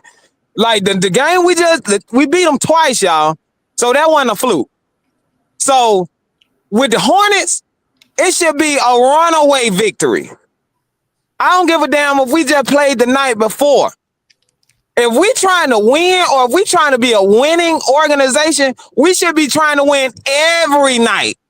Not just on no back-to-backs and all that. We should be trying to win every night. Like tonight, I just didn't see them boys like attempting. Like, come on, y'all. No LaMelo. No Mount Bridge. Bro, that should be a 20-piece. Okay. That should be a 20-piece, y'all. If y'all saying that we're 10 points better than them with their stars, then damn, what should we be without them? Listen, it's the NBA. The Knicks blew out the Nuggets by 30 and beat this same Man, I don't want to hear that shit, dude. The teams that win, they win all the time. They're not, listen, they're not losing against no Hornets, dude. That's not true, We though. didn't lose the game. They're not losing against the Hornets. Okay, let's put it like this. Do you see the Knicks? Do you see the Knicks making it to the finals? Hold up, man. Do you see the Knicks making it to the finals? No. Yes or no? So Marley, you just said that all the good teams should win all the games regardless. If that's the case, why the Cavs lose to us twice? Why did the Boston Celtics lose to us? Or attempt. Listen what I'm saying. No. Listen what I'm saying. Listen what I'm saying. Do you see the Warriors? The Warriors now, right now, having a game where it's 2 points against the Hornets. The Warriors lost to the Nets. Yeah. 2 days ago. Like, what you talking about? Okay, so are the Nets? So you saying that the Nets? They lost to the Nets and Detroit. And guess what? And guess what? It's Detroit, how games go. It's the NBA. I was gonna say the same thing. Let me ask you a question. Let me ask him this question. Can I ask you a question? Let me ask you a question. How many games is the Hawks gonna win this year, my man? See, about 30. Now let him answer the question. Let him answer the question. How many games they gonna win? Who are you asking me? Yeah, I'm asking you. How many I think they gonna win? If they keep playing like this, 30. 30. Okay, then. So why 30 by 35 games? I can see them winning by 35 games. Okay, why? So then, if you see them winning by 35 games, so how can you complain about them playing this game close? Like, come on, bro. You're not making sense. Because we're talking about these dudes as if they're not a developing team. Not that good to be complaining. Now, if we would have been the Celtics and one beat this team by that amount, I'd have been like, oh man, we supposed to beat them. If I was Cleveland, I'd be like, oh, we supposed to beat them. No, we are the Hawks. We beat the Celtics. We beat the Celtics. This is what I'm saying. Listen. If you can beat the good teams, you just told me that we are 35 then you're win team. Supposed to build off of that and continue to be that good. To the Hawks. So listen. Tell me that we are 35. Dude, listen what I'm saying to you. Listen what I'm saying to you. You just said that we are 35 win team. Listen. Y'all are making an excuse to like no, hell no. Excuse. Okay, listen. At the beginning of the year, talking that bullshit. It's the internet, man. The internet knows, man. I told you, anytime you break up when you talking sports, the sports guys like you talking that bullshit. Hey, it always work out. Marley puts on. Marley We'll still play there. hard. We'll play hard. We'll push it. No, Like you look, said, let's say it to you. This is what I'm saying. we're that kind of team, and then you expect us not to. It's will. Listen, it comes down to will and skill. Will and Bro, so skill, do bro. you No. think that Listen, wait, what I'm yes or no? saying. Yes or no? Yes or no? Yes or no? Are the Knicks better than the Hawks? You can't deny will and skill though, Jay, man. Yes. No, I'm just asking a question. Do you think the Knicks are better than the Hawks? Yes. Okay. Do you think the Cleveland Cavaliers are better than the Hawks? Yes. Do you think the Boston Celtics are better than the Hawks? Yes. Okay, those are all teams that the Hawks have beat. And if you believe the Knicks are better, that is a team that beat a team like the Nuggets by 30 and turned around and had the same dogfight yesterday against this same Hornets team with people missing. The Cavaliers, who you think are better than us, are the same team that lost to us twice. This is what it's like in the NBA. Well, all those teams are better than them. Listen what I'm saying to you. If we're winning against them, but you're turning around and losing against teams that's nowhere near 500, that's a problem. So do you not think that if they lose against the Hawks, I guarantee you they won't lose against them. For example, with the Celtics. Do you not think that the Knicks fans, the Celtics fans, and the Cavalier fans say the same thing when they lose to us? Does that cross their mind? They do. They get pissed off. You said what? Do you not think these other fan bases like the Cavaliers, the Celtics, and the Knicks say the same thing when they lose to us? Yes, the Hawks is definitely that type of team. Just basketball. Yeah, but I'm the damn Hornets aren't. They was mad on X when they lost to us, bro. That second time, they was pissed off. I'm pretty sure they were. So again, it's the same thing. Why? And we are in the caliber. I mean, we have to build. Listen what I'm saying to you. We gotta build on a winning, y'all. Like, we can't keep having. If our fans have a thought process of a win is a win, what the hell you think the team got a process of? That's not what we're saying. We don't be too hard on our damn teams, y'all. No, fuck that. Like, a win is not a win. Wait, no, that's not true. I think. Well, I can't speak for other people. I'll put it like that, man. For me, bro, I don't expect crap this season. My core players that I'm watching are pretty young. Trey is the oldest. The other three guys, JJ is 22, Zach 19, Dyson is 21. Those the four guys that I basically watch. I basically say as far as like just wanting to see them grow and develop, and that's gonna take a little time or whatever. And this year is definitely the first step in that core development for me. Now, Dre is a extra piece that if he keep playing, they can stay healthy. You keep along for the ride, possibly. You know what I'm saying? But I'm not necessarily, this not Dre, not necessarily who making me watch games still. But bro, I don't got no expectations, no, bro. So the fact that we did pull out the win, which is like on some Hawks jump, I feel you. You know what I'm saying? Because definitely I understand, man. And I don't even know how to explain it, but we got the win, so I'll be happy about that. Because what I do know is just on some outside of sports tip, bro. Just being an Atlanta sports fan, bro. Like we be doing dumb stuff, bro. Hey, Mike.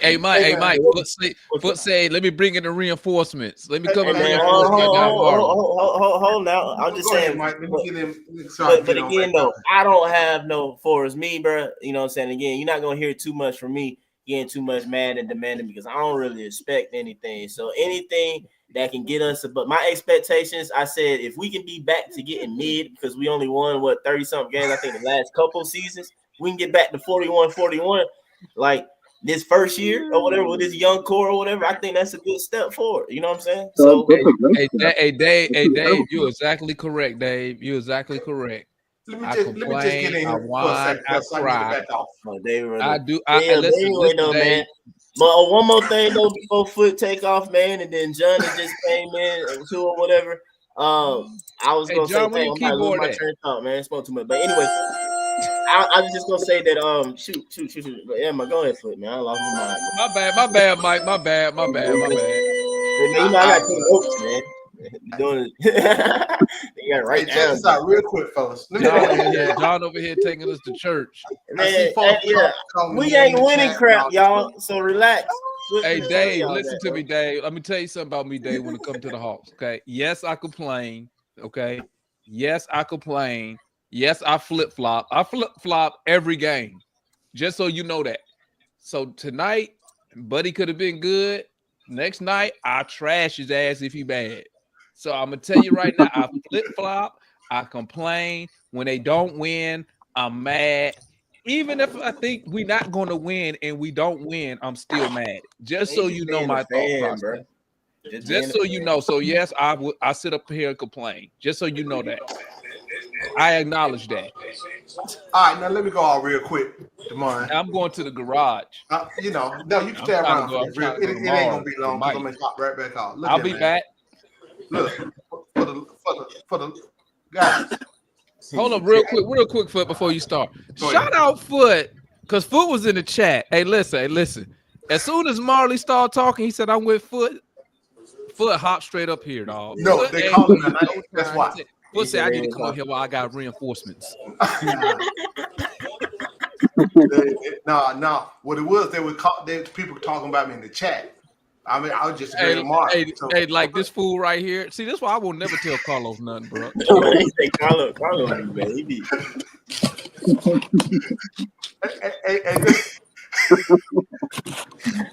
Hey, man. I got the same access right now, but it's all good.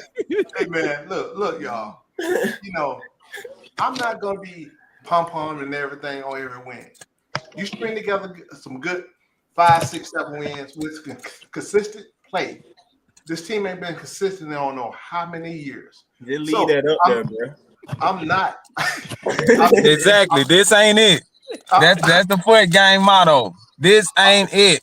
Okay, I'm not disgruntled. Here. Okay. I don't hate it because if I didn't like the team, I wouldn't be following to be up here every night we play. Exactly. That's stupid. So again, I've been watching this same tune since 1970. I'm still pissed off.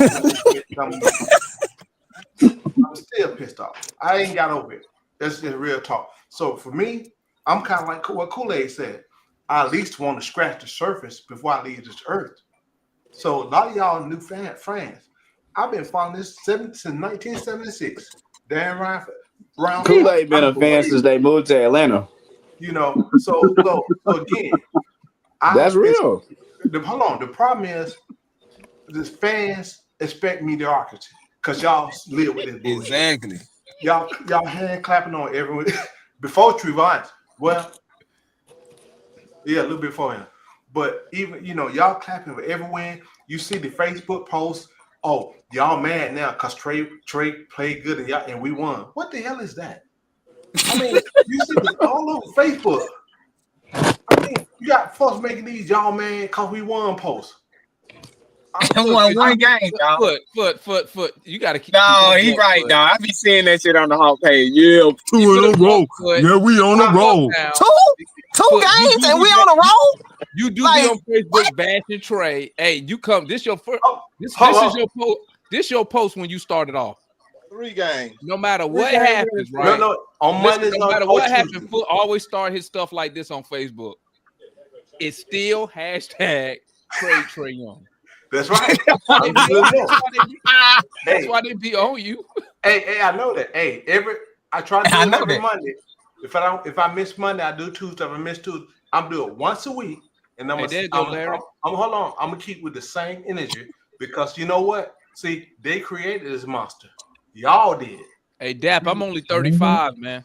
So I'm giving the same heat, but that's what I feel. I gave you my reason. Y'all didn't like it. I broke it down last year. That's when I started getting all the heat. I broke it down why it wasn't personal. It's business. And it's about winning. And they ain't saying he trash. Ain't never called him trash. I give him credit when credit is due. So no, I ain't gonna smile. He want you to smile. When we win something, then I start smiling. That's right. So y'all can we won the group yesterday. We did. We're smiling. Pom-poms and all that. Chili and Hey, Jay, should we put up a banner? Yeah. If we win the do all NBA that. Cup, So, we should again, Yeah, definitely we should put put a a cup banner there. that say we won the quarter round. Yep, I like the direction of the team. I like the pieces we got. Now we continue to build on the young pieces. That's why I keep saying let the young guys play. So I like where we're going. We're not there yet. That's why I told y'all to chill out, just relax, and enjoy the entertainment, as y'all call it. I enjoy real basketball. So that's where I'm at. But I just want to jump in here real quick because everybody calling for me in the chat. So I want to press some things. So guess what? They said, would you be happy if we win the NBA Cup? Hell, I mean, I enjoy it. I'm happy. So that's a no. When we hang up banners, a banner, one banner. So if we win the NBA Cup, we shouldn't hang up a banner. Not that banner. I'm talking about championship. Good. Why can't we? I mean, the Lakers hung up the banner. Yeah, last the Lakers year. did. Why can't we? Hey, I got a question. I'm gonna put this one. I'm gonna put this question on Twitter. I'm gonna put this on Twitter. If we win the NBA Cup, do we get a parade? Yeah, maybe not a parade. Hey, you gotta take a parade when you can take it. That might be the only parade. You might be the only parade you might get in your life. You better take that, Joker. You better take everything they get. See, oh, for real, bro. For real, that might be the only parade down Peachtree with the Hawks. Right? I don't have to jump up and down when we win. I'm happy we won, but I ain't finna jump up and down like we done something. Until we do something, I'm just chilling. Because I set the expectation already. I told y'all what was gonna happen this year. I told y'all during the summer. A lot of y'all up and down, depends on which way we win or lose. You can see it. Look at the chat, look at the show, look at the chat. Chats in the show. It's a whole different too. 1 minute you're gonna be ragging folks, then next minute, oh yeah, Trey Hunter is this. Y'all trying to trade Trey Hunter. Remember, I told y'all he was. Oh yeah, but I said we should keep Drake. I was. He can't even Matt gave up on Hunter. You know, I never gave up even on with Hunter. Clint. I've been parading Clint for how long? The same thing. Give him the ball, let him do what he does best. He's no superstar. Dave said the NBA Cup means something. See, that's the problem with y'all fans.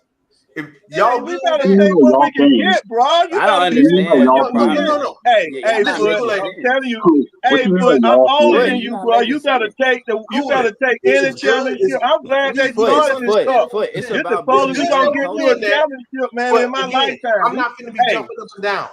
Why? That's all I'm saying. It's good we had. Kudos.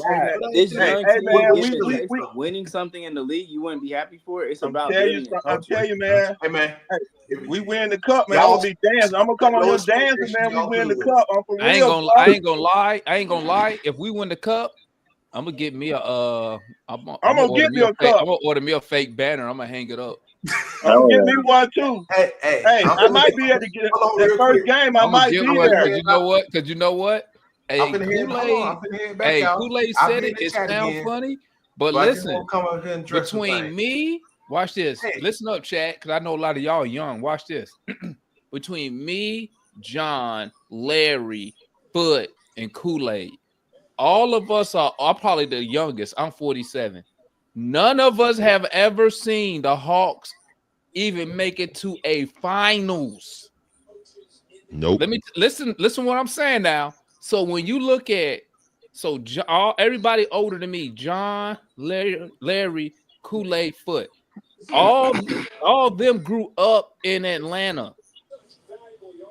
And I say this to say this. I think Kool-Aid might 60-something, Foot 50-something, Larry just hit 50, John might be 90. Okay. And they've never seen it. So don't think because you 25 that you got time, because it might not happen. It might be another 25 years. If I said one more for real, bro. I didn't go to the first Brave parade. We really went to parade. It was a get together at Centennial Park. I didn't go to that one, but I made sure I went to the parade at this last Braves with my wife and my son. So I got to cherish that. But yeah. When you're young, you think you always. When you're young, you think you're gonna always make it. Everything's hope springs eternal. When you get these grays in your beard, you be like, "Nah, man." That's why Foot be like, "I ain't trying to hear that BS." You know what I'm saying? But guess what? You think Foot? You got time? Foot, you can put down that. I'm probably doing a stream at State Farms if we put that banner up. No, right there with I my don't have phone. nothing against it. I'd be happy. I'm gonna tell you win. like this, That's a Larry. compliment. But I I think it's a I got chemistry something thing more against than it. anything for it. If I we got win something tomorrow, against it. I'm coming. Let me say one more thing, so I got to go again. One more I'm thing. coming. I got something against Can I it. get a full 2 minutes though? Oh shit! I feel the Hey, same hold on, way. hey, hold on. Let Hey, John go. hold on, hold on. Larry, Yeah, let John go. John's been waiting for Yeah, like go. 35 John been minutes. waiting for a minute. John and Larry. John, what's up with the you ain't got no more theme music no more?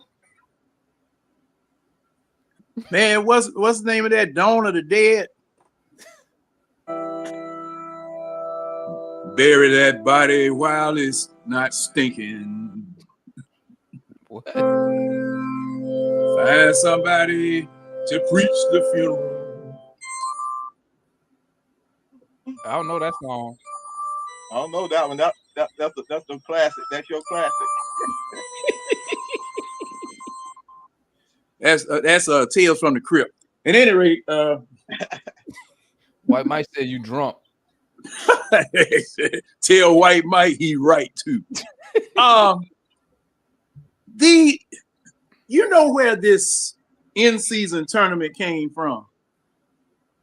This was a mimic of soccer.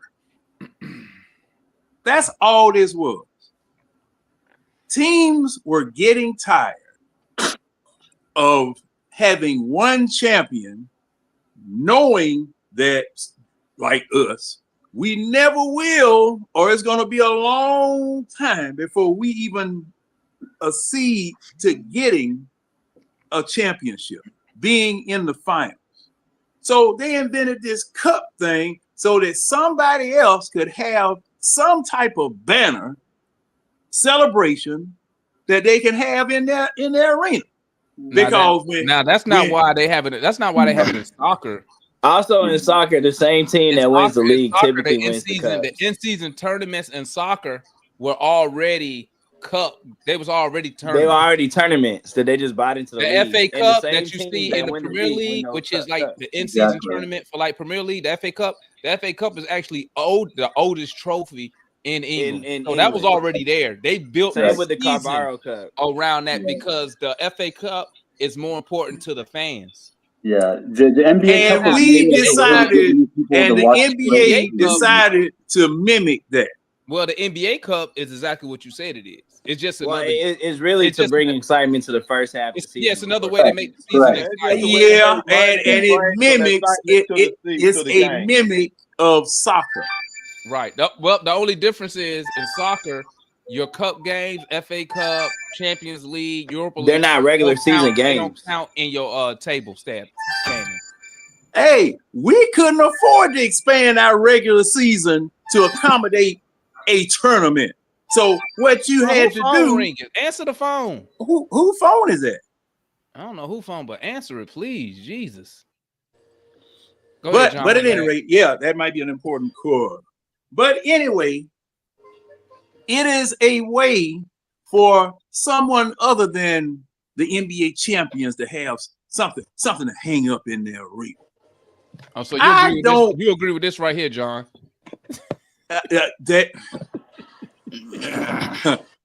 Hey, give me some evidence to refute that. That's all I need. Give me some evidence to refute that.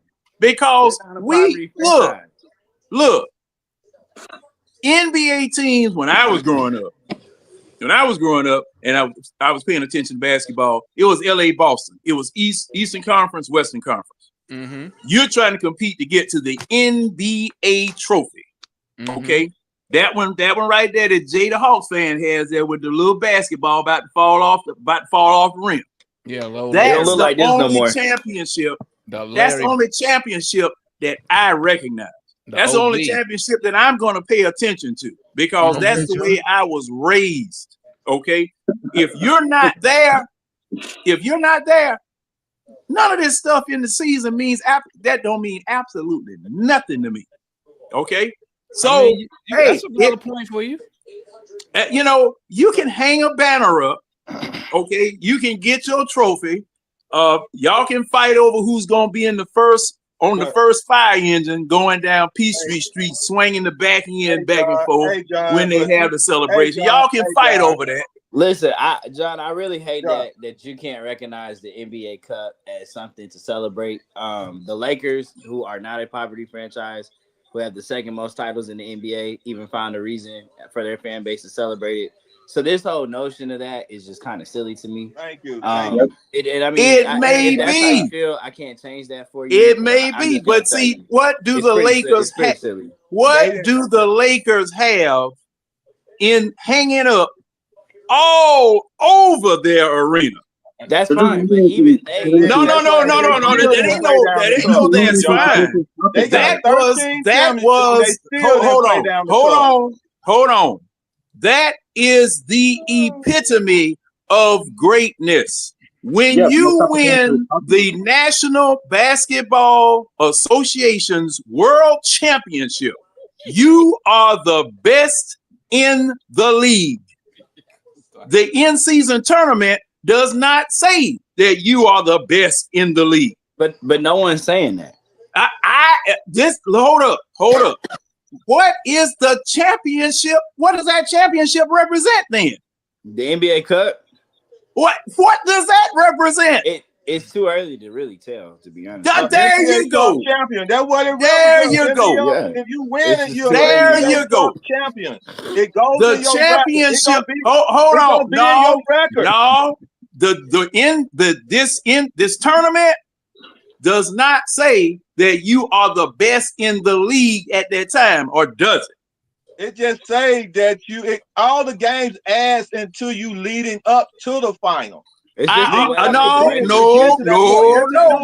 The win and loss still count.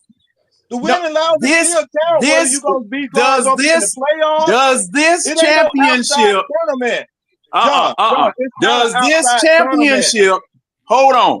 Does this championship, this in-season tournament championship, what I'm still asking, what does this mean? Does this mean that you are the best in the league at the time that you win this championship? Yeah.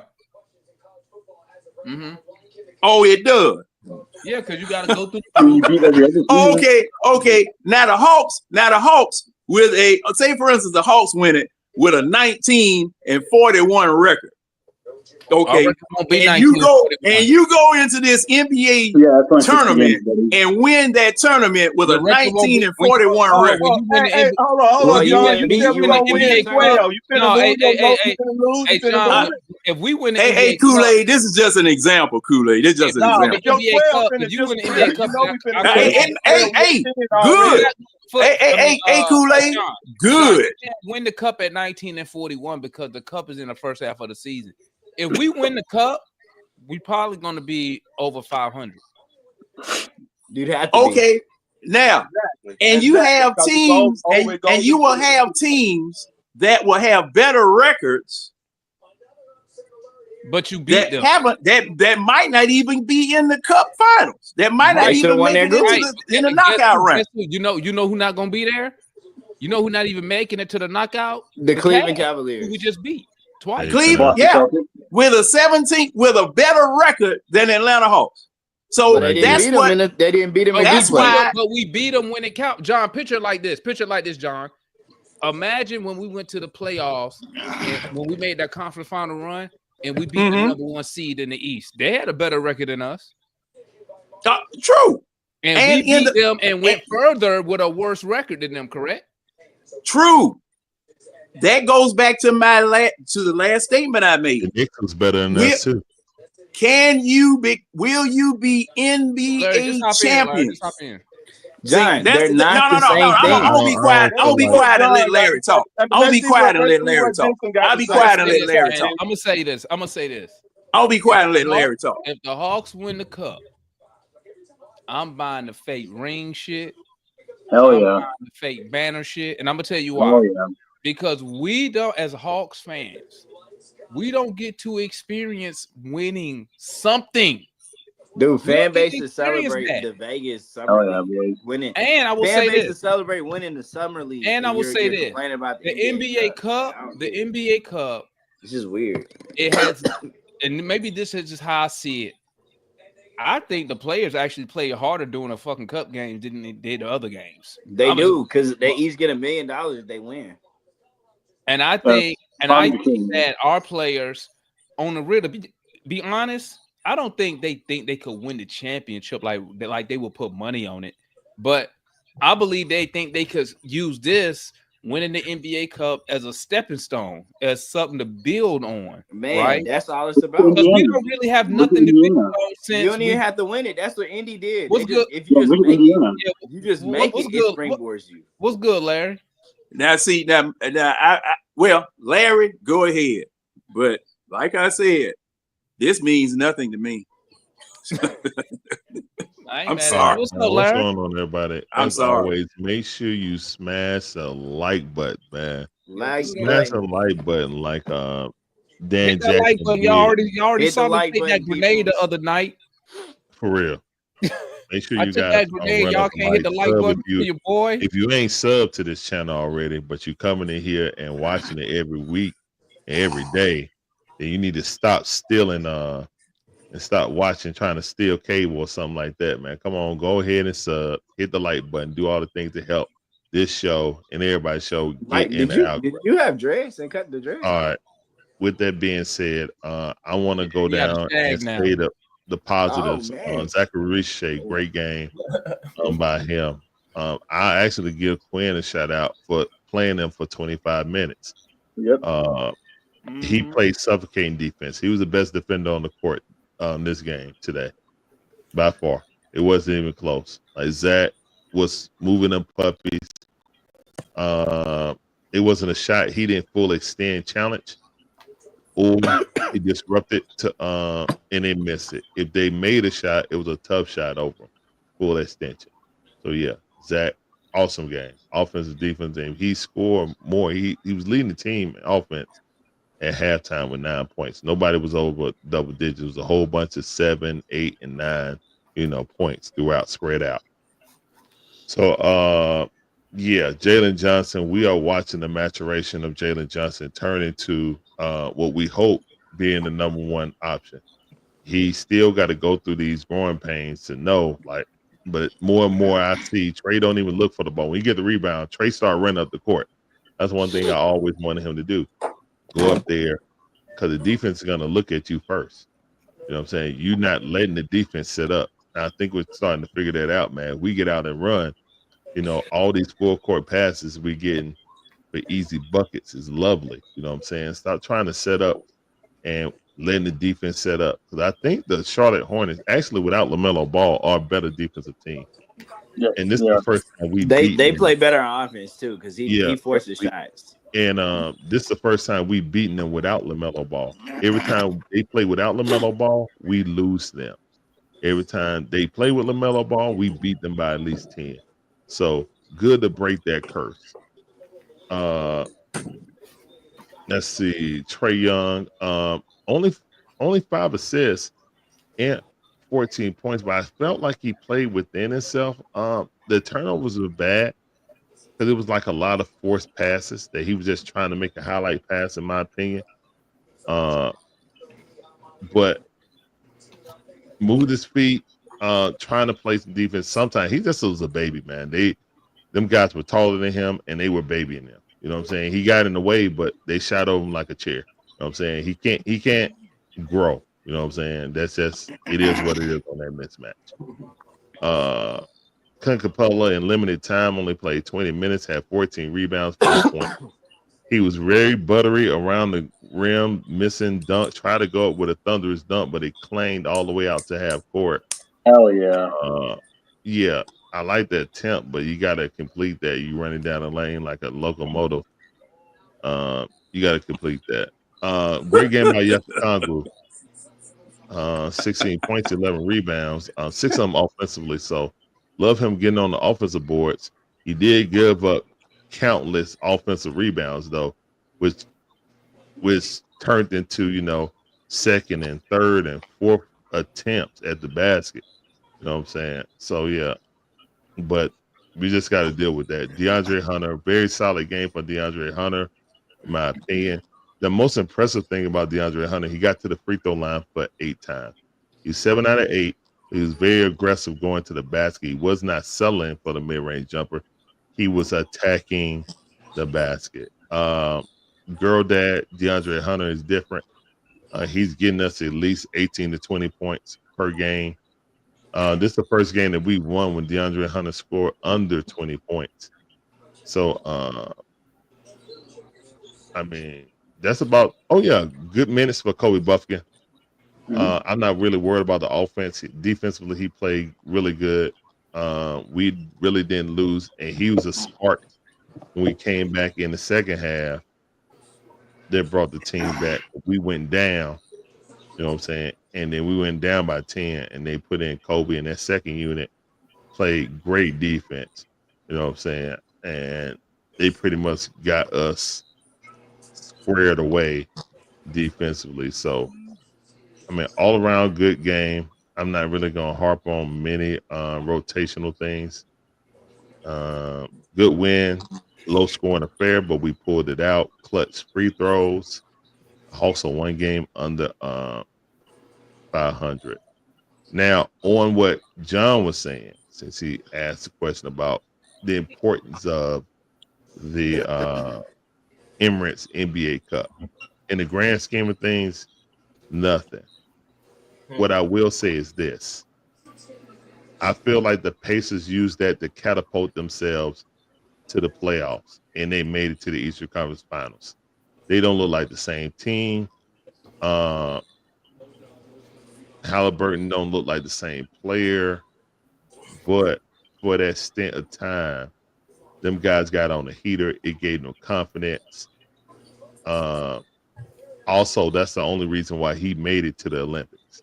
If we're going to keep it a buck, that's the only reason why Halliburton made it, because he had that great in-season tournament thing. In the grand scheme of things, about a title, no. But what I will tell you this, John, if the Los Angeles Lakers, who should scoff at something like that, they should absolutely scoff, just like you're scoffing at. If they put that banner and it wasn't a different color, it's right up there with the rest of the banners, who are the lowly Hawks to scoff at? Who are the lowly Hawks fans to scoff at? I mean, I'm just keeping it a beam, man. Like, we ain't had enough, and I know we won the ultimate. I'll prize. tell you when you. I'll tell you when you finish. I understand that. You know what I'm saying? In the grand scheme of things, the NBA Cup ain't gonna mean a hell of beans if you don't have a good record to back up. But it's just like this game on beating the Cavaliers 2 times in a row. If you lose this game to the Hornets, what you did to the Cavaliers, okay, you helped you advance. But the feeling in this chat and on this panel right here is totally different, because we would have did what we've done before, beating good teams and then crap it down our legs against bad teams, playing down to our competition. So I'm glad that the players had the wherewithal to fight through that and still come out, even in a low-scoring affair. Defense prevailed. We won this off a defense. I can live with that. I can definitely live with it. Do I want us to score more? Yes. But I think the NBA Cup is all about putting the Hawks in situations they ain't been in. Or really, this entire team ain't been in. It's only been Trey and Clint and DeAndre Hunter, and DeAndre Hunter only experienced for 1 round in 21. Well, Bogdan. So really, none of these guys even participated in that run. This is a totally different team. You had guys that were there, but those guys was hurt. Yucca Kongu, DeAndre Hunter. So when you really look at it, the NBA Cup and playing semi-meaningful games outside of the regular season game in a semi-playoff atmosphere could go a long way for this Hawks team building chemistry. Them, Trey Young, truly and thoroughly trusting JJ to be, the number 1 option, to dishing off Zachary Shea, who's new to the American game, us making it to the knockout round and getting some type of little semi, whatever you want to call it, type of experience. Just the experience. Can go a long way for Zach development not only for the team, but just the experience of getting the feel of, intensity basketball, not just regular season, not just getting up for the Cavaliers, or the Celtics, whoever you play. Imagine if we played the Knicks and Zachary Shea and we got to go to Madison Square Garden, where all the Trey Young chants going to start. But when they wake up, like atmosphere. When they wake up, that is invaluable type of environment. And we're going to see how these guys play on the big stage. I want to see JJ, you know what I'm saying? Go from that caterpillar to that butterfly. You feel me? And this will be not only not talking about getting players' name on the map, but the players feeling that type of energy, because all those guys were on the bench outside of Dre Hunter and Capella for that 21 and Trey. That's it. Like Yucca Congo and JJ, they didn't experience that. They experienced it on the bench, high-fiving people and waving towels. So if we can get a little glimpse of that, and also, I don't know if we go and win it, you know what I'm saying? Because there's still a lot of good teams in it. But if you go up and play real well, then you get the confidence like, all right, guys, we are good enough to beat. Well, we already see we're good enough to beat teams. We got to be good enough not to play down the teams. And you get the national media coverage too. That Cleveland game was an elimination game for the Hawks. You saw that was a playoff game. And they stepped up and they actually played better. It wasn't a fluke. And that's what you saw in the second game. Now, when you come back off a back-to-back, which we've been horrible in, and we won a back-to-back on the road, regardless on what the team, and I know I've seen people on Twitter like, don't get excited. It was just the Hornets. They're horrible. But guess what? Those are games that we've lost before. Man. So if I'm going to sit here and say, hey, we got a 3-game win streak right now. We're trying to build off something. We're getting healthy. I'm at the fuss with Mikey. I'm optimistic about it. And Larry, these are the same games that people. I would love to be wrong. See, I don't have an ego to say I want us to lose because I want to be right. Now, damn that, man. Damn that. I definitely want to be wrong. But again, if I want to be wrong about Quinn, you know what I'm saying? I want to be wrong about Toyeka and Buffalo. You know what I'm saying? If those guys come out and hoop and it's helping us ultimately win games, then damn my opinion, go get the dub, man. But hey, some people ain't built like that, man. Some people ain't real fans. They fans of players. All right, what's up, Mikey? Go ahead, bro. Hey, Kool-Aid. That's why I was telling you. If you defeat my 12-game prediction, good. Yeah. Hey, I just let you know it was in jeopardy, man. That's they're already about to beat. They're already at 10 wins. They already at 10 wins. I just let you know it's in jeopardy, man. You should be happy. I wasn't gonna bet no money. Hey, man, I wasn't gonna bet no damn money. Excuse me. You know my motto. If you ain't putting money on it, you don't believe what you saying. Hey, I wasn't gonna bet no money, but I'm going to give the media mogul the incomparable not mine. reporter. I'm in Texas, Mike. White Mike. I'm good. I'm Gucci. I'm going to let the incomparable reporter, the professional, Mr. Mikey. Hey, Mike. Hey, I'm about to go. What's your last name, Mikey? Mikey, what's your last name? Garage, bro. Cobra. I got you, man. All right, man. Cobra. Hey, Mike, I'm not messing my tongue up like that. Mikey Cobra. Just K. No. Hey, what's wrong with that last name? That's a good last name. Mr. Cobra. It is an excellent last name. Hey, gang. Hey, I'm gonna holler at Kobrinsky? y'all. I'll be back. Is it Kobrinsky? I'm gonna go in this garage. Yes, Marquis. I do have hope in Tom and Nick. What other choice do I have? But hey, real quick, go ahead, Mikey. Mikey. Hey, Mikey, I got a question for you. Mikey. If the Hawks win the NBA Cup, I got two questions for you. Do they deserve to hang a banner in State Farm?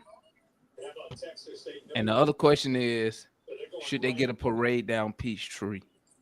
No parade. Yes. No. Why you asking? Ain't no damn parade. You've been here. We've been discussing this. Where you was at? Yes.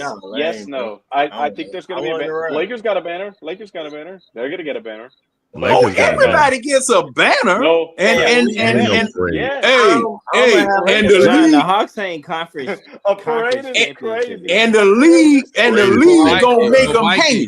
Here's my theory behind. I think they got a choice as to whether they gonna hang that banner or not. Here's my theory behind the parade. The Hawks have been in Atlanta for how long now? Forever. What is it? This might be the only parade you'll get to see from the Atlanta Hawks. Well, give them a Florida Christmas parade. The parade. I ain't that desperate. Can we do a parade? Can we do a local parade? What about a local parade? Something I ain't that desperate. At the Atlanta Christmas parade, give them a float there. Yeah, toys for tots. Yeah, toys for tots. I say y'all just Eggleston, they could be in the Eggleston. We have to. We'll do a parade like the park teams. Like they can put that banner on the pink pig. So you know you old. They can put that banner on the pink pig and let it circle riches. They still got that. They still got it. They still got it. Go ahead, Mike. I know you about to come in here. I know you about to come in here. I can feel it. That. Well, you know, hey, y'all see, I told y'all we're gonna turn the corner. You know, what's up? Who is that? Who is that, Demond? Mikey probably come in here. Probably. Oh, Mikey, go ahead, Mike. Mikey probably gonna come in here. He gonna probably tell us how good Quinny is. Then he's probably gonna say something like, "I told you, Dyson Daniel was the real deal." Then he's probably gonna go and say something like, "You know, God, that was a hard-fought win, guys. You know, we never been shown."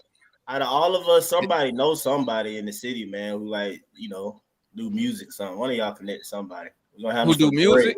No, I'm just talking about the parade. You know, I'm just already thinking. Oh, ain't no parade. Demond, I'm gonna ask you real quick. Parade, man. Y'all was talking about tournament, right? Hold on, real quick, honest. Let Mikey go, then you can tap in. Let Mikey go real quick. All right, go ahead, Mike. You know, Mikey a real journalist, so he got to be particular. Journalist here and say anything. Yeah, I'm reporter, journalist, whatever you want to say. Oh no, I was doing the 92.9 journalist. Let's go. Kick in, Mike. Kick in, man. We got a real chat. We got a real journalist in here. Oh yeah, go ahead, Mikey. Real newspaper man. Let him go. Let him rock. I was on here. What was it after which game was it? I don't remember. Maybe the first. I think it was the first Cavs game. Yeah, on Wednesday. I think I said that this team is designed, or how they're playing is designed to win against good teams. And and like, you remember what I was talking? I don't remember if I can say it exactly. Hey, somebody cut their TV. Somebody cut their TV down, man. I can hear y'all. Sound like you watching the same exact thing happened today. The Hawks shot themselves in the foot. The Hawks shot themselves in the foot with turnovers against a bad team, but this time they came away with the win. This is the ugliest game of the season, and it was a win. This is the ugliest game of the season by far. I got beef with that word design, but no, that was the ugliest. That was the ugliest win of the season. Them losses to Washington probably rank up. No. Portland was the ugliest. The losses to Washington was the worst. Worst game. I would say this was probably the ugliest win. But I don't think it's the ugliest game we played. Yeah, I don't think it's the ugliest game.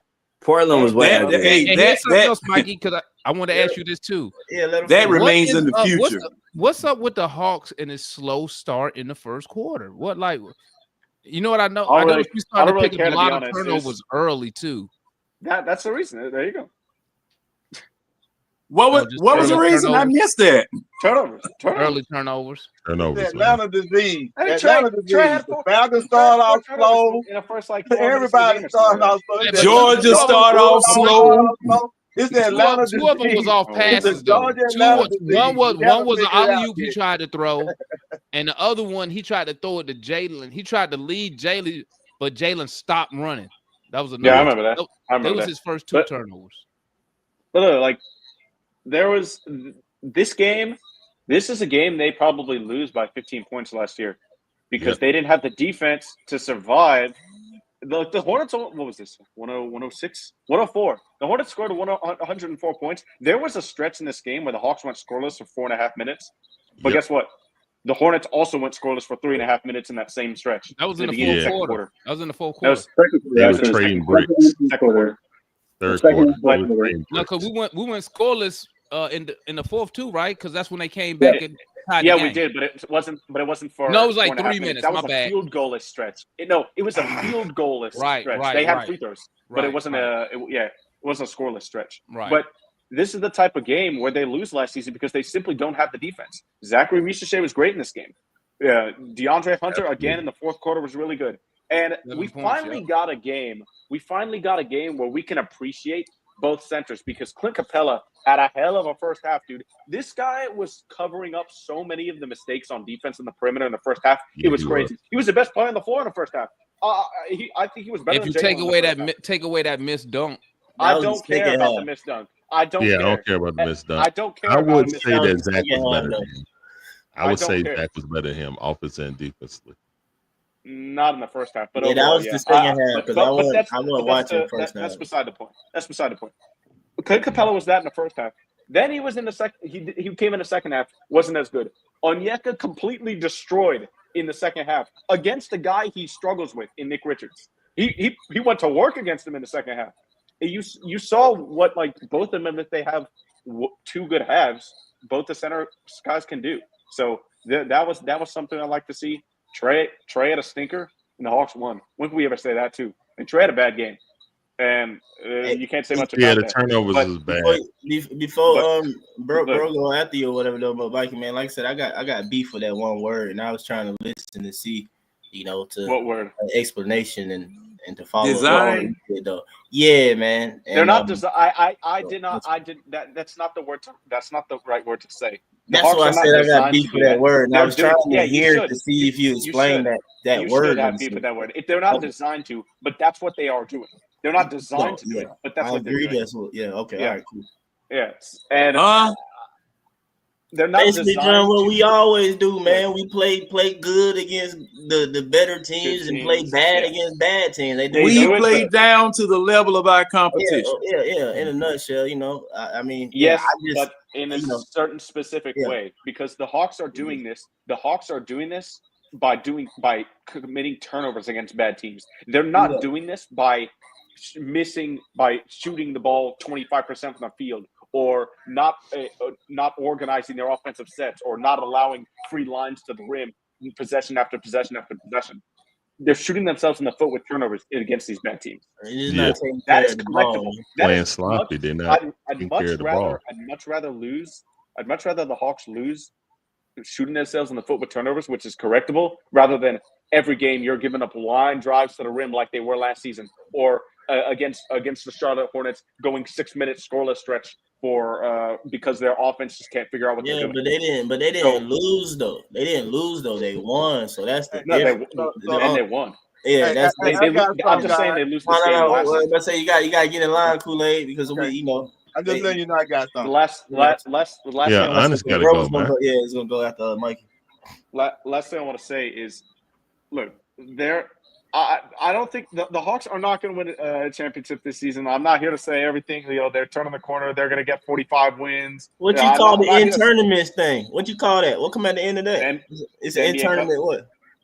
The NBA Cup. Emirates Cup. That's it? Oh, they lame, man. They should have. The Emirates. That's my argument. Go ahead, Mike. Champions. Emirates is just a sponsor. Emirates Cup champions, right? That's what you said. Not the Dave O'Brien trophy. Not the Dave O'Brien trophy, the Larry O'Brien. You just said Dave O'Brien, not Larry O'Brien. Larry, Dave, Bob, Larry,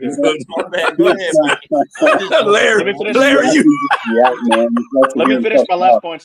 Larry, I'm old. I don't know. My bad, man. I triggered them, bro. I triggered it out. You're good. Let me finish this last point here. Look, Leon just put. I see Leon here tweeting.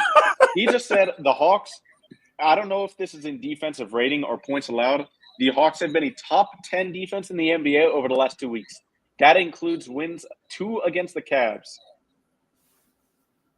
Hey, all I'm saying is that they're building. I said it at the beginning of the season. You can tell that they're building. They have a direction of the team. No matter what the result is, it's a better roster than they were building with Trey and DeJounte or whatever the hell they were doing with that, because we knew they clearly didn't work. So when you put that into perspective, agree with that. Yeah. Agreed with that. When you put that into perspective, a couple of spots on defense. when you put that into perspective, now when you put that into perspective, the Hawks are one game below 500.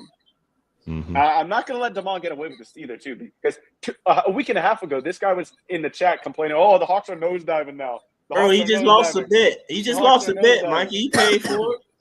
Okay, I didn't know that. I didn't know. Okay, yeah, but he paid for it.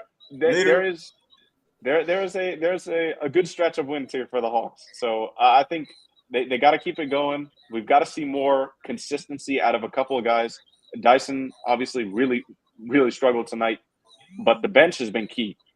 This bench with DeAndre Hunter, Bogdan Bogdanovic, Kobe Buffkin, the way Kobe's played over these last few games is the reason I was so high on him. So hopefully he just continues to do what he's doing. I mean, that's why I always argue that Zach started with DeAndre. Hey, What's that, check bro? this But out, I mean, guys. all right, let's honest. Yeah, you know, we get bad at that, bro. I'm gonna say this. I think Mikey, I agree with like 99% of Mikey's points, man. I think he was the guy that I quoted from earlier this week. He was talking about the Hawks focus on making the right plays, running an offense that can beat the high-tier teams, as opposed to these low-tier teams. And then you see in the game like today, they struggle turning the ball over and shooting late in the shot clock. They had like 3 crazy, turnovers just off that alone because they're trying to make the right pass. They're trying to make the right play. It may look stupid, but I think that's what's going on. If we're talking about the in-season tournament, I equate it to this. You have a guy like, Steve Jobs or Elon Musk who has an ownership position in Tesla. Well, what if he said, okay, well, I'm going to allow you to have a titular title of CEO or owner for a week. How would people view you if you had that title? It's titular. You have no power, but he's going to give you that title. You wouldn't be excited about that because you would have no decision-making ability. It would be only in title and name. So I agree with, I think Kool-Aid made the point earlier, or John, that, man, like, yes, I get why Hawks fans may be excited about it, but we're not celebrating false victories, bro. We're trying to reach the pinnacle. You know what I'm saying? And that being said, I have a rhetorical question for all of y'all. Like, where do y'all think this team is in terms of competing on the highest level? Look at the cream of the crop, which is Boston. Look at the cream of the crop, which may be OKC. Look at the cream of the crop, which, in my opinion, based on their depth and how they can shoot and score, Golden State may be up there. Denver, right?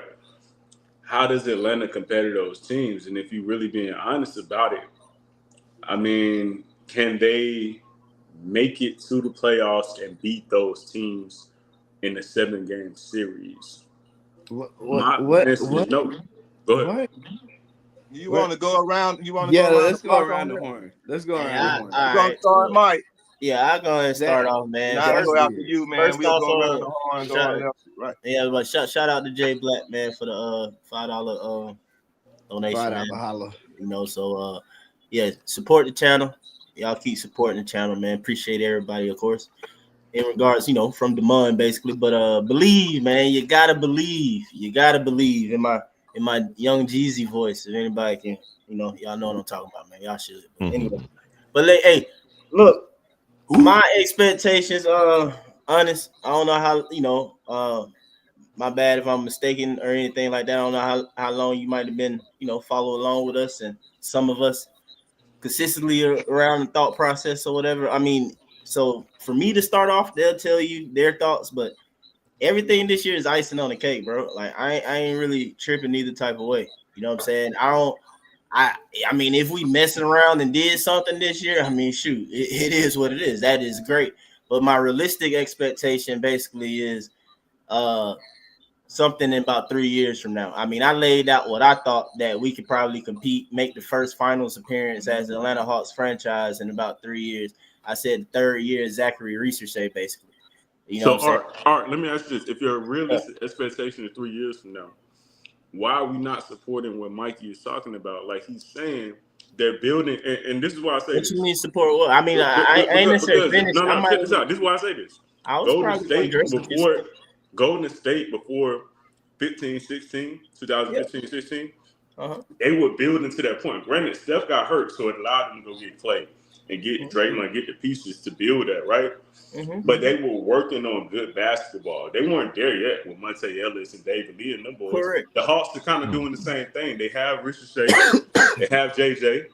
You got Trey facilitating, bro. They're trying to build up to that point, so they're gonna be a quote unquote bad team along the way. They have to build to that point. Go ahead. No, I'm saying, I mean, yeah. You know, I'm responding to you. You know what I'm saying? And I was gonna address in that sense or whatever, but like, I don't disagree with Mikey. And then when Mikey was saying what he was saying, I kind of interjected a little point about like I think 85% of the fan base kind of thought what he was saying coming into the season.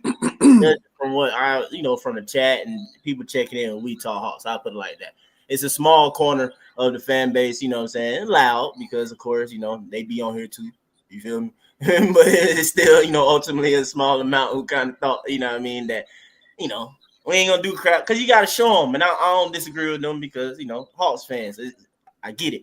But again, for me, like I said, if in 3 years, that's what I said. This year's icing in the cake. Zach is already JJ 22, Dyson 21, Zach 19. Trey in himself, he's still young, but he's the oldest person in the sense of the core, in my opinion, that I care about. Not no disrespect to anybody else on the team or whatever, but you know what I'm saying. I feel like outside of those four, within the 3 years on the way to the finals or whatever, I cannot say for sure will be here. In my you know what I'm saying, in my thought process and like how we should develop and go and stuff like that. So if they continue to grow and Quinn be the coach that he is to be and everything they doing and everything like that is good. The only thing that I slightly disagree with what Mikey be saying sometimes or whatever, and which is we on the same page with it anyway. I just brought up the little design terminology, like it's kind of like purposely good. Like part of being a better team. Put it like this, because like Jaylen was saying it to other fans, like who complaining about us struggling against the Hornets.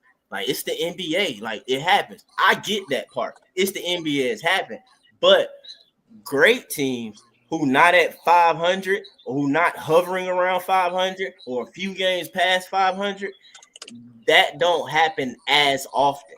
You feel me? Like more often than not, they taking care of business or whatever. They not, you know what I'm saying, being lackadaisical with the ball. Or if they do or whatever, they going to cut that out quick. And that's where, I'm getting kind of long-winded. I'm passing on the Kool-Aid because he probably going to wind up doing the same thing. We're going to tell him to go. But what I'm saying, though, is that we'll get out there, though, man, and we play bad basketball. And I wish that Quinn would call a timeout and cut stuff as soon as it happens. As soon as the turnover happens, that he felt like that was like from being lackadaisical with the ball or unnecessary risk of a pass or whatever, man, timeout. We correct that, nip that in the bud, and we keep moving on, though. But like I said, everything this year, for me, is icing on the cake, but it's step one in, you know what I'm saying? I feel like the new, whatever y'all want to call, whatever our word, the new era Hawks, rebuild or retool, whatever. But yeah, I'll shut up now. All right, I'm the Kool-Aid drinker. I already picked them to win 47 games this year. Kidding.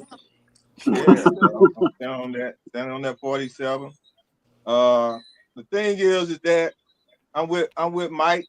I'm looking at this as being a team that we're starting to build off of. Cause to get to a championship is a process, and I see the process.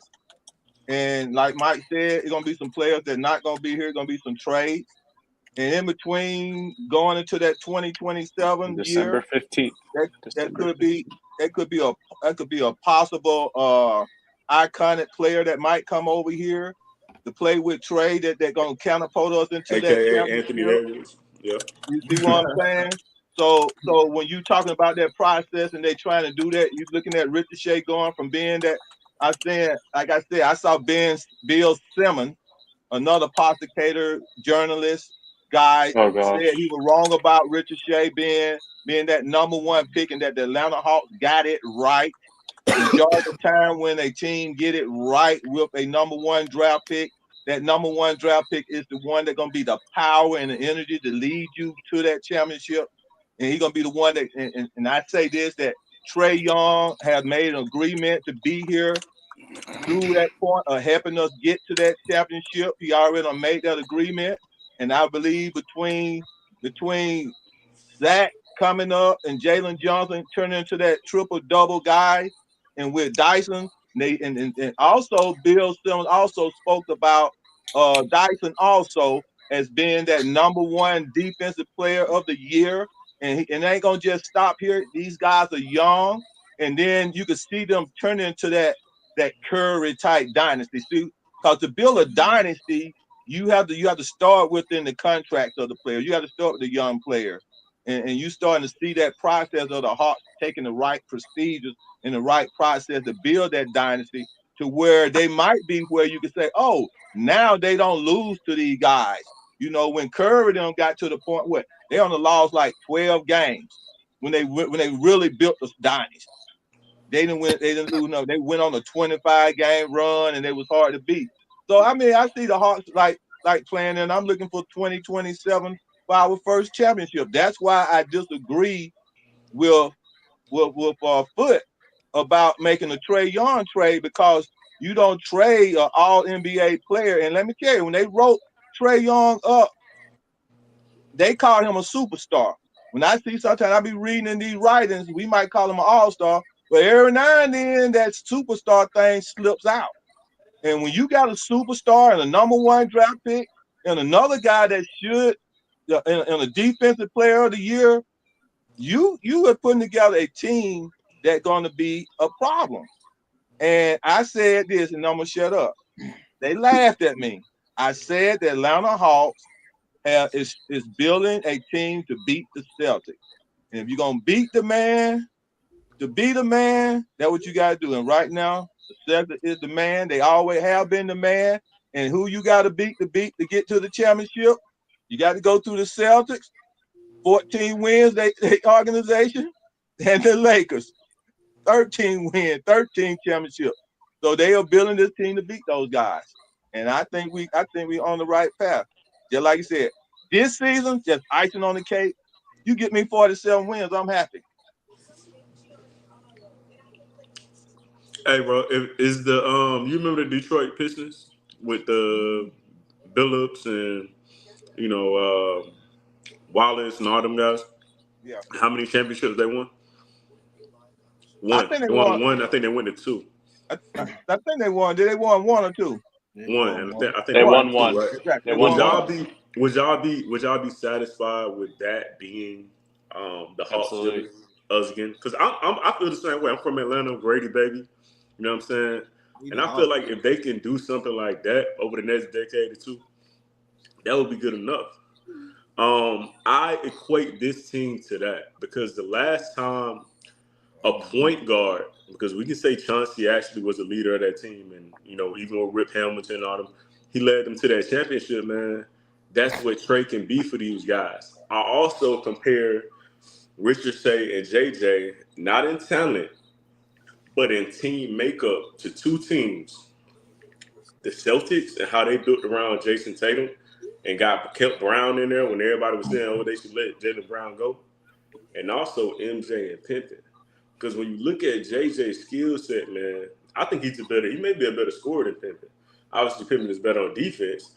But if and I know you want to say something, John, I'm about to hand it off to you, but no. See, you about to bring up another question before Muris can answer your first question. The first question. I don't want to change the sides too much. Y'all go ahead. Y'all take it. Yeah, God. Hey. I will wait. I said, he about to launch another one. Y'all go ahead.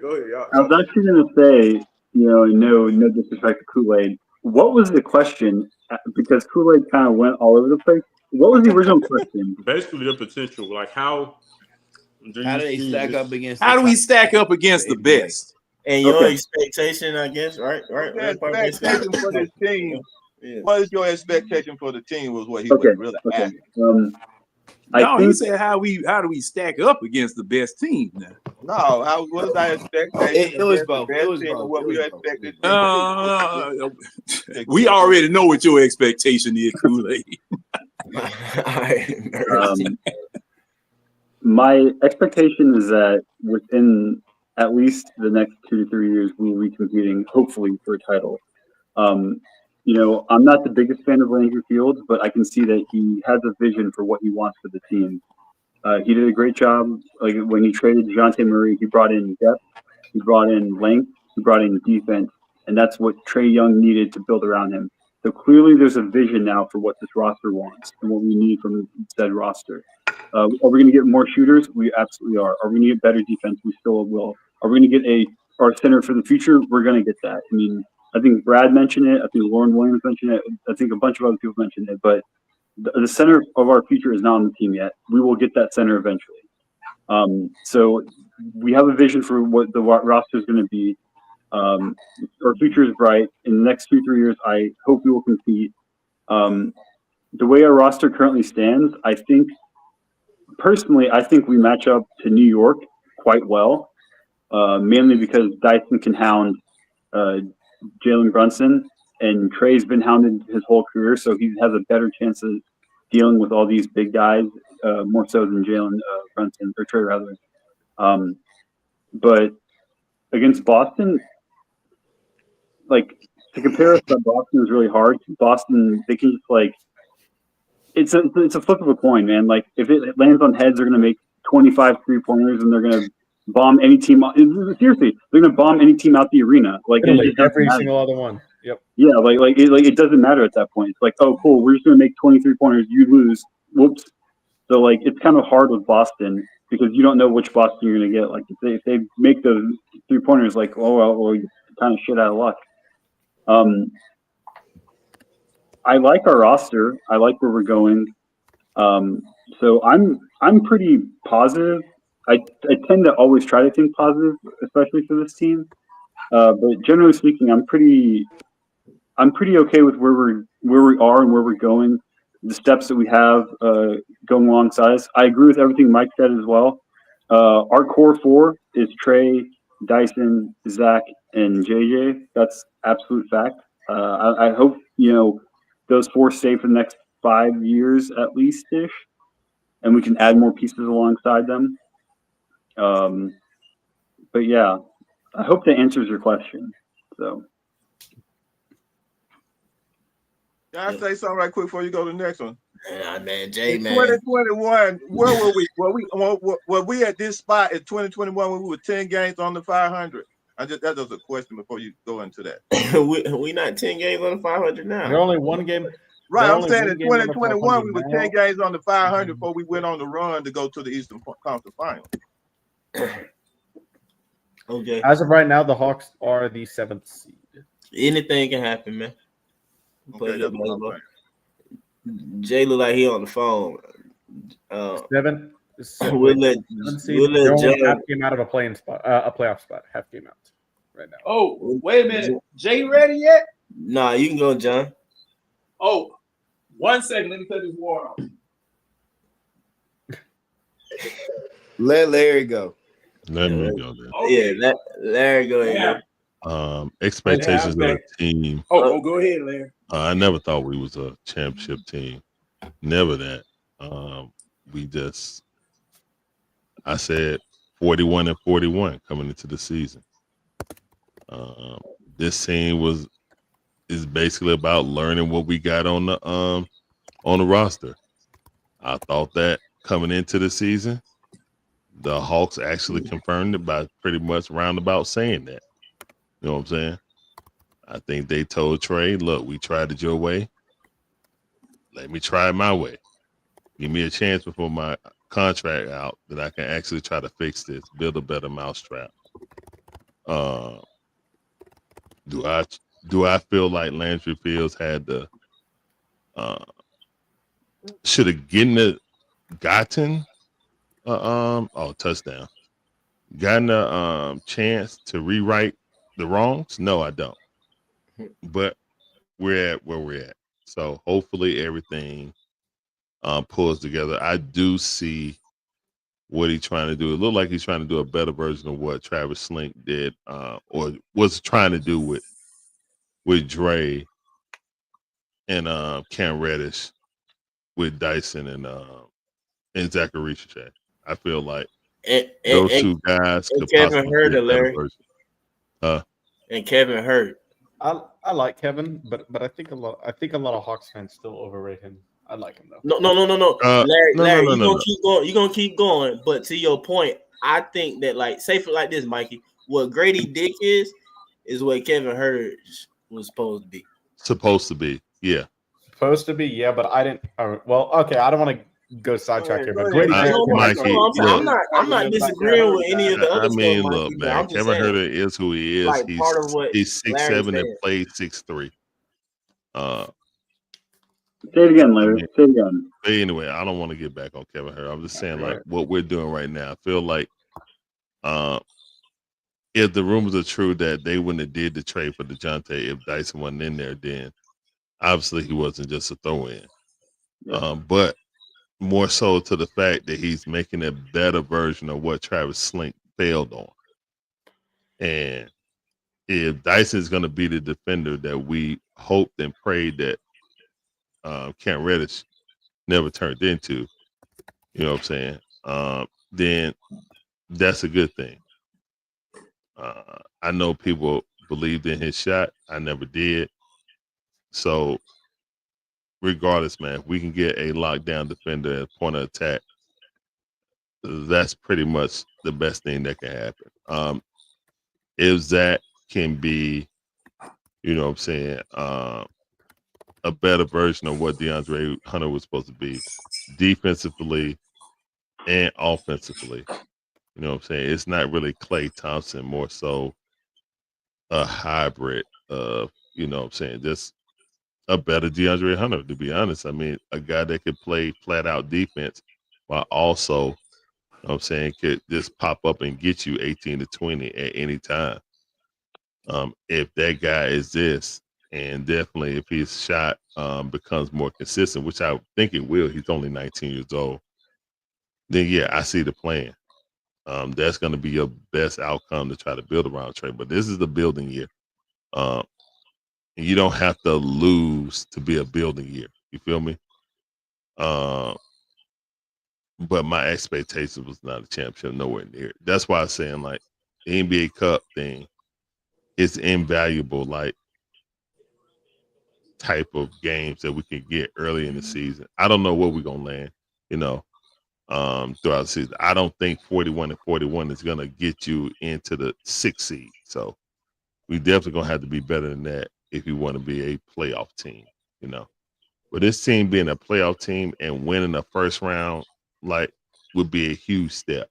Yeah. So we're one of the youngest teams in the league. So us making it to the legitimate playoffs, like what John is going to pay attention to, Mr. Harris, we make it there and win as an underdog like we did against the Knicks in that first round. And who knows what we do. At the very least, I want to see this team make it to the playoffs and give a good showing with this young core around Trey Young. Because everybody have to be honest. Next year is the do or die. Are you going to give Trey his new max, his basically end of his career, or all of his prime career max? Are you going to do that, or are you going to trade him? Because rubber meets the road next season, whether anybody want to think about it or not, because he got one more year on his deal, and that's player option. So, yeah, after next year. So, yeah. You can't go to the end of the season wondering if he's going to sign the contract or not. You ain't going to get nothing for trade if you just up and think about, oh, we're going to trade him. I don't think they're going to trade him. And as long as we show progression and we actually be a real legitimate playoff team instead of making it a play-in, I think Trey will be more willing to stay. He see the pieces around it. And again, like you said, He wants to win, but winning here, he becomes a legend. Winning somewhere else, he becomes a sidekick.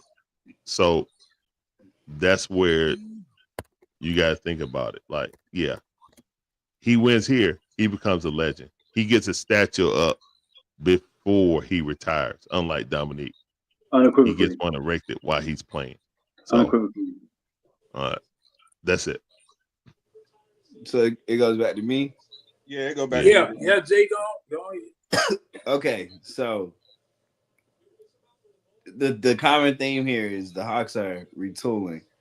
So they're trying to win as many games as they can actively. I mean, I get that. You got folks like Foot and Demond that say, forget the picks, but what incentive do you have to lose? That's what that becomes to me.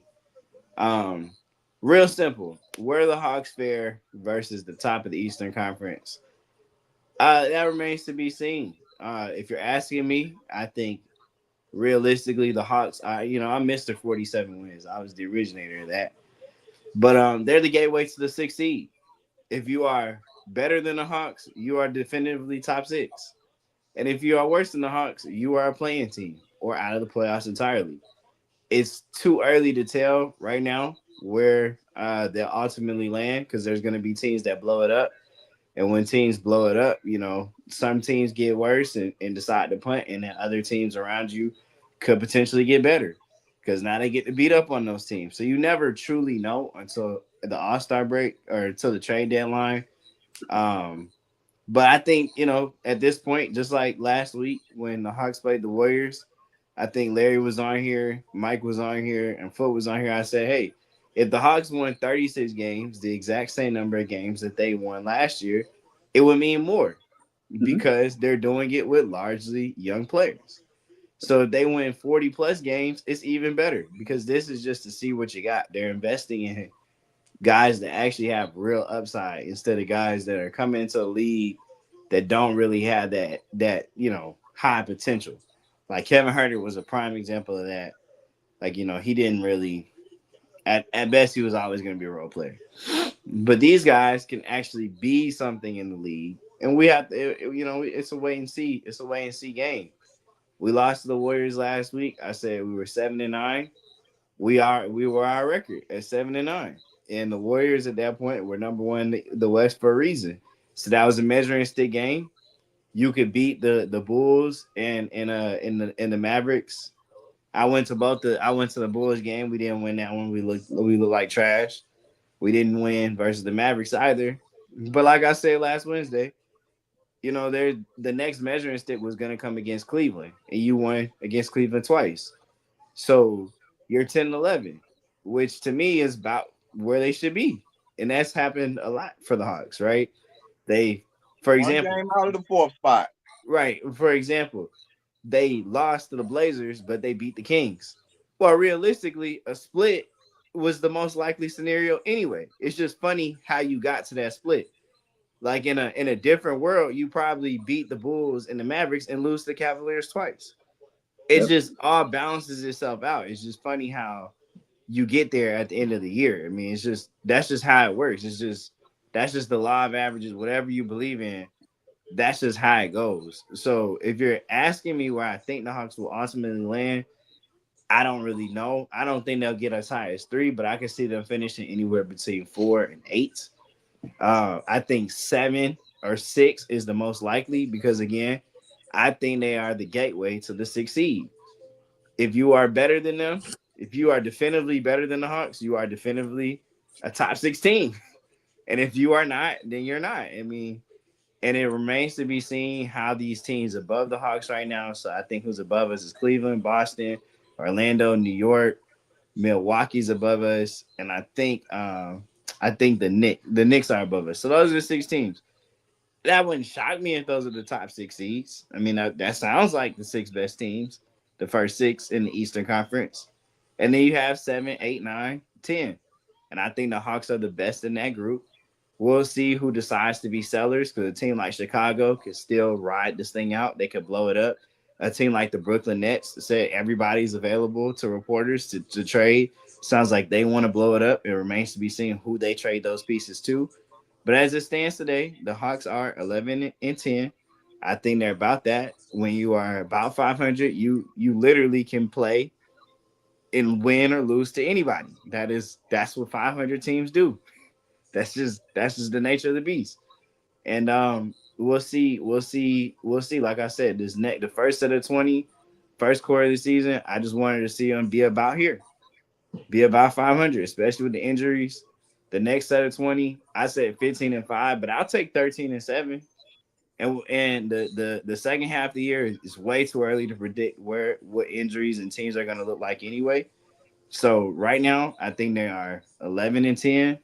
I think they can play and beat anybody. I don't think they can beat any team above them in a 7-game series. Maybe Orlando, maybe. But that's just where they are. Have y'all seen the schedule, man? Have y'all seen the schedule? Who we gonna play in this next second half? Yeah. We playing all superstars. Sure. We playing all the superstar teams. Sure. After the Pelicans, we're gonna be playing the Bucks. Then we're gonna play the Lakers, the Nuggets, the Spurs, Grizzlies, Timberwolves. Then we're gonna play the Bulls, the Heat, the Raptors. Yeah, that's it's gonna be a nice gauntlet right there, man. I don't want to get too far ahead of it, but there's a lot of winnable games in those those teams you named. Hold on. You think it's a lot of games? Jay, okay, let's do that 8-game shuffle. Woohoo! 8-game. Hold up. I don't want to do the 8 games. Oh yeah, John, go ahead. John got to answer before y'all get to shuffling. Before y'all get to shuffling, and this will give you time to decide what you want to bet, what type of money you want to put up. Okay, going back to the Honest Review's question. How can we fare against, or how do we stack up against other teams, or the best in the league? That's what you said, Honest. The best in the league right now. Yeah, basically the spirit of the question is, what do you think the Hawks are realistically? Like, what's your expectation for them? Because if we're having these kind of conversations, are we expecting them to be a championship team or not? Okay. Not this year. Just expecting to be a no. He's talking about this year. Honest, you talking about this year, right? As a team. John, you're right. You're right. I'm talking about this year because talking about this year. Because Kool-Aid, what people I get, man, everybody in here are probably from Atlanta, but it's like, bro, if y'all really being honest, everybody who have been honest, even Art said 3 years, you know what I'm saying, 2-3 years. So why are we talking like we need them to get it right now? No, they're in the process. But go ahead, John. We are not ready. You ask me honestly, we not this year. We not ready. But stranger things have happened. Strange things have happened in NBA history where teams that were not ready found themselves in the final conference finals or in the finals and had to roll with what it was that they brought to the table. Some of them won, some of them lost. Okay. Now, you guys, now me and Kool-Aid remember, and I know Larry remembers, but everybody else, see, back in the 80s, yeah, I got to go back there, because you knew at the beginning of the season who was favored to be in the finals. It was going to be Boston versus LA. They drafted for the finals. They didn't draft for, beating this team in their conference or beating that team in their conference. They drafted for their opposition, which was going to be, for LA, it was going to be Boston, and then vice versa. Okay. Torches were passed, especially in the Eastern Conference. Boston passed the torch to Detroit. Okay. Detroit passed the torch to Chicago. All right. Same thing. Now in the Western Conference, it wasn't always that clear, but the torch was passed here. And you had to be ready. You had to be ready. When that torch was passed, you had to be ready to play whoever it was you were going to be facing in that Western Conference or in that Eastern Conference. Me being a Hawks fan, we had an opportunity to go. It was a surprise. That year where the year that we traded Dominique, we were on our way. We were on our way. But those two stupid dogs, Pete Babcock and that what's his name? I can't think of his name. Stan Kasten. That's right. Babcock and Kasten sabotaged the team. Okay, we were on our way. That was they gave up. That man. was Lenny Wilkins. And well, three stupid dogs. Above, man, all the above. Lennon Wilkins, all of them gave up. Three stupid dogs. Gave up. We were almost there 3 times in a row. We couldn't get past. Indiana. Well. A couple of we times didn't get past. Hold on. And the reason Jordan retired, it made no sense. See, this is the thing. This is the thing. And the reason I'm talking about this is how we got to right here where we are right now in this rebuilding, remolding, whatever, was sitting up here listening to a player as the news went as to who it was you were supposed to get, and you sit up here and gave away 3 first-round draft picks away for one freaking man, and the general manager who was in charge objected to it. And then you decided you're going to ease him out and stage a coup. One of the stupidest thing we're talking about Hunter, right? No. We talking about DeJounte Murray. We talking about the guy from the Spurs, right? Yeah. So that's a great point, John. How many Hawks fans were excited about that? See, when I thought it was the stupidest thing ever, but but there were people excited about it because they didn't realize what they were doing. Everybody was trying to sell this as a great move, but you gave up too much to do this. The okay, was, and nobody you said knew you were giving up 3-round draft picks for that dude. Nobody knew that. We knew we were getting about. I didn't know we did. Hey, listen, I wouldn't even say. We did. I would say it like this. I did. If you give up 3 first rounders for Giannis, I'm with that. To a lesser degree, even KD. You can't get that up for a guy. Not for a 6'4" shooting guard. And he's not even tall enough to play the 2, in my opinion. On that. And see, Mike, because John, you have to make up for what Trey lacks on defense. You need at least there you go. 6, 7. It's the stupid. Because hey, guess what? No. That's fine. But guess what? Your defense is improving because you got bigger players. Your defense is improving because you got bigger players to help Trey out. Okay? And Mike used to preach that every time. He too small. About DeJounte Murray. He too small. He's too doggone small. Trey too small. I used to say the same thing. I said, now how in the world are we going to compete against the Eastern Conference? Those giants like Giannis, Milwaukee, and those players and those teams with an itty bitty team like we had when we had DeJounte Murray, 6'4". You were gonna have to shoot your way out of every doggone jam you got into. Bingo. That's how you do but it. every team that's a championship team, they got that a lottery pick, or they got that number 1 draft pick, man. Majority of those teams built around the number 1 draft pick, dude. Now, wait a minute. Majority. But see, this is the thing. Top 5 draft pick, and they made a mistake because Michael Jordan didn't even get picked number 1 in his draft class. Yeah, well, this is the thing. This is the thing. No matter whether you pick number 1, 2, 3, 4, or whatever, these championship appearances come as surprises now. because you don't know who's going to make it into the finals. Now they got it where they got it. The league right now, you don't know. AJ, oh, he must be on the phone. You don't know who's going to make it now.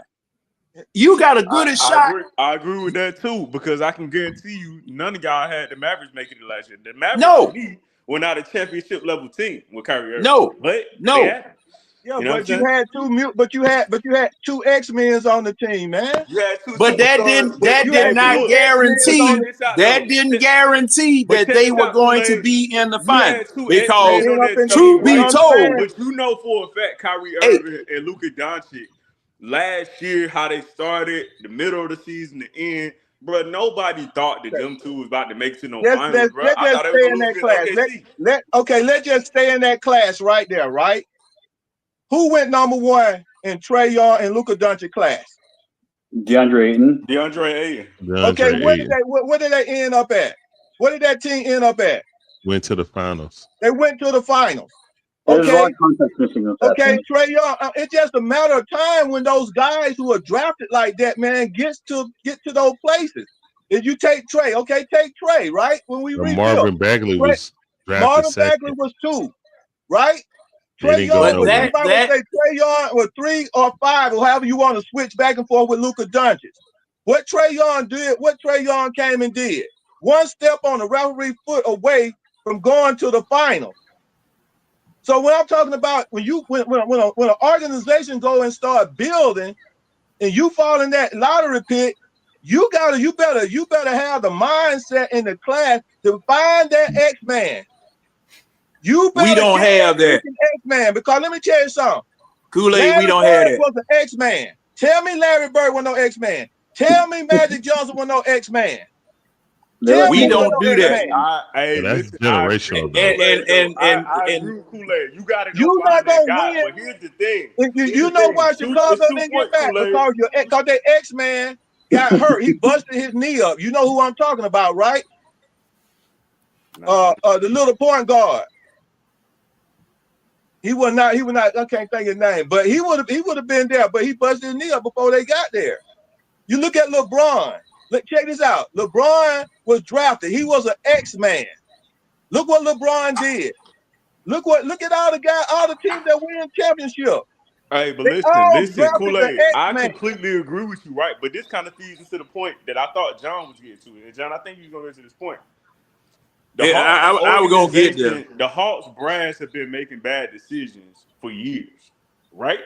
So if we notice, I had kind of a bet with my brother. I'm like, bro, this year, the Atlanta organization is finally going to start turning around and making the right decisions, which is why I pointed out what the guy was saying from earlier. They're making the right decisions to run the offense the right way now. That's what it seems like, right? So if we're talking about those X-Men that Kool-Aid talking about, when was the last time they went and got DeJounte Murray? Was not an X-Man, bro. You know what I'm saying? Well, not, and I'm looking at Joe Johnson. Talent-wise, Joe Johnson had the talent, but the mentality, man, he did not want to be that. He was just a mutant. He had the talent. He was an X-Man shooter, but he was a mutant in a sense of his mind. So they got to go get somebody. They got to either go get somebody who's gonna be that guy, or I love what Richard Shea does in terms of his aggressiveness. He's just missing too many shots right now. But I would prefer him shooting the shots, you know what I'm saying, than deferring. You know what I'm saying? Because you can't teach that. I think that we'll see in the next 2 to 3 years what they're gonna be. If they don't, bro, you package people together and then you go get that guy, aka Anthony Edwards or somebody else. It's just that simple. Go ahead. Well, let me finish my thought. John, hold up. You guys, I'm not saying that DeJounte Murray is the same caliber player as Anthony Edwards, but you guys said that DeJounte Murray was too small to play the 2 guard. Anthony Edwards is shorter than him. So Anthony Edwards is like 6'6". Anthony Edwards is 6'3". He's 6'3". He's like 6'4". Anthony Edwards. Anthony Edwards. Hold on. Anthony Edwards is playing. Anthony Edwards is playing in the Western Conference. Okay. I'm saying, in the Eastern Conference. But he's bigger than DJ though. He's bigger than DJ, and he's way more explosive than DJ. I've always tried to say this because people did it all the time. It is shorter shooting guards. Like Dwayne Wade basically was a shorter shooting guard. Yeah, he was, but he played above Donovan Mitchell. Absolutely. When you are that way, usually, you know what I'm saying, what helped them is that they are explosive athletes, though. You're not going to be like DJ. DJ's not going down the whole, driving down to the, basket or whatever, putting pressure on the rim in a way of like, I'm a dunk on top of somebody's head. Like, he's not that type of guy who's at 6'1", which is Ant-Man would do. Donovan Mitchell will spring up on you. D-Wade would have done that. Like the other, like, ones that you want to do. I mean, Ja Morant playing point though. I'm just talking about actual, Well, hey, didn't we have a discussion? Ja Morant, like Russell Westbrook and Derrick Rose though. Those actual. Hey, Mike. Didn't we have a discussion? Wait a minute. Hold on. Didn't we have a discussion last year as to whether DJ could dunk and whether Trey Young could dunk? I mean, neither one of them. But there's levels to this, though, John. They can't dunk in game, but they can dunk. There you go. No explosion. No explosion. Off the backboard slam. No.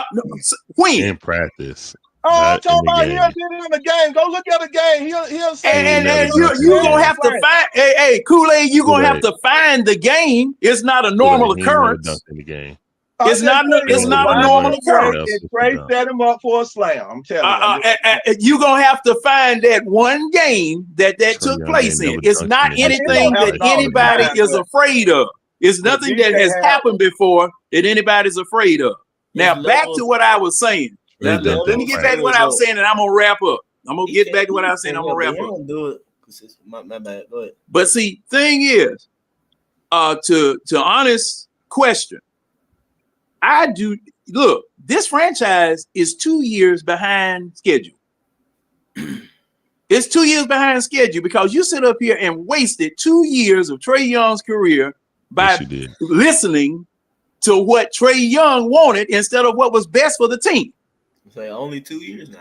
That wasn't Trey Young. Yeah, because of the fact you have DeJounte. Oh, okay. Hey, you might can say 5 years behind because of the fact that you traded 3 first-round draft picks for this man, and this man was not what this team needed. I gotta address this Duncan jump, man. When you finish, John. I mean, come on, come on. Because see, the thing is that we had to start all the way over. Just like we looked up into the first round pick, nobody thought we were going to get the number 1 pick this year. I did. Yeah, but Matt, you dealing with them Ouija boards and stuff. You better cut that crap out because you don't know what you doggone opening up. In the lottery though, but the thing is, we were in the lottery. So that's what I'm.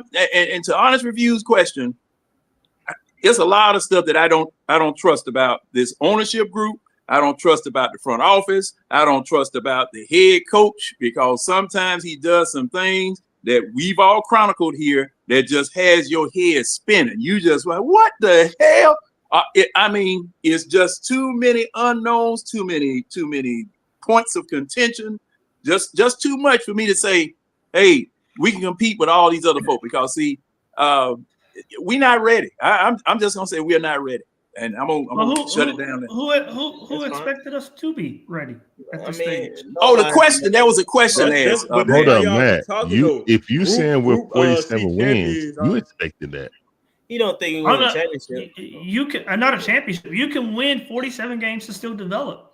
A lot of teams have done it. Orlando did it last year. Memphis did it the year before. Denver did it. There's a number of teams that have developed their young players and still won well over 45 games. So, it could be done for sure. So, I mean, it can be. I understand y'all didn't like the DJ trade, you know what I'm saying? But I think that's hindsight 2020, like in real time, it was either DJ or Malcolm Brogdon. And DJ was a swing. It didn't work, but I'm never going to fault somebody for being aggressive. And so that was an aggressive move that didn't work. You know what I'm saying? I would rather you do that than sit on your hands and do nothing and say, hey, Trey, I know we just got embarrassed by Miami, but, hey, it's nothing we can do. So, You could have did something if you would have packaged up Buffkin or I'm not talking about that. We're not talking about that. I'm talking about you could have did something. You Kobe wasn't even drafted. Kobe wasn't even something. drafted. Kobe wasn't even drafted yet. You could have did something though. The point is you could have got rid of Yucca Kongu. The point is you could have made moves with players that you had that you hung on to. That's all that said, man.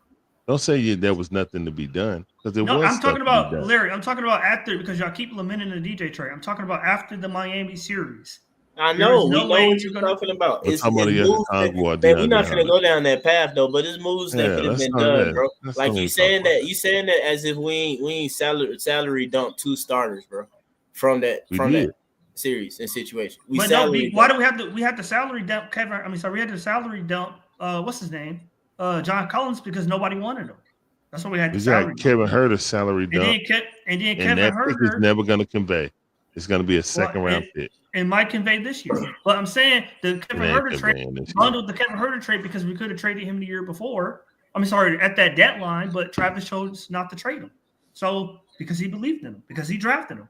So but that contract is so cheap. Man, so I mean, that's why Sacramento hasn't traded him, even though they done moved him out of the starting lineup. Contract is so team friendly. I don't know why to focus on that, but like I just said, like I don't have a problem. I don't have a problem with that trade. You know what I'm saying? Did they give up a little bit too much? Maybe, but I mean, at that time, it's not. And it's a major misconception that like Atlanta was the only team that was trying to get DeJounte. Cleveland was trying to get him. The Lakers. So like there were the Clippers. There were other teams that were trying to get him. It wasn't just the Hawks that they just outbidded themselves. You know what I'm saying? So they really did. No, there were other teams that wanted. Cleveland made an offer that same day that Atlanta. So you went 3 strong. Nah, I'm saying I'm just saying when you're in that position, you're coming off of an embarrassment of the Miami series. You know you need another 20-point scorer, and DJ's the only 20-point scorer on the market at the time. I'm sorry, besides Malcolm Brogdon. Most people are going to make, and especially it's something that Trey Young wanted. You're going to do it more times than not. You're going to do it. You can say, "Oh, I'm not going to do it." Like I'm not saying Trey Young pushed for it. I'm just saying like that's something they brought it to him, and that's something that he wanted. So I'm saying like to say, "Oh, I would have done this or I would have done that." To me, it's wishful thinking. Like in that moment, that was the only option that we had if we were really going to bring in a 20-point scorer. That was it. You could say like, "Oh, we paid too much," or "I wouldn't have paid that much." We want to hear your opinion on what you think the Hawks going to do. Obviously, Travis Slick had a problem with the product. He don't expect them to win no championship, but he was saying that develop and win 47. Win 47. Yeah, I mean, yes. I mean, yeah, John. I mean, yes, Travis Slick didn't make that move. There was a lot of moves that Travis Slick didn't make that he should have. No, Matt. Now, what I'm saying is that you said that was the only option that we had to bring in a 20-point scorer was bringing DeJounte Murray. Okay, correct. That might have been so, but your general manager at the time balked at that price. But what I'm saying he said, "No, we don't need to do that." I hear you, Don. I'm saying possibly that general manager his assessment of the market wasn't good at the time. His assessment of the market and assessment of the situation was spot on, as history has shown. Because I don't think so. Look at where we are.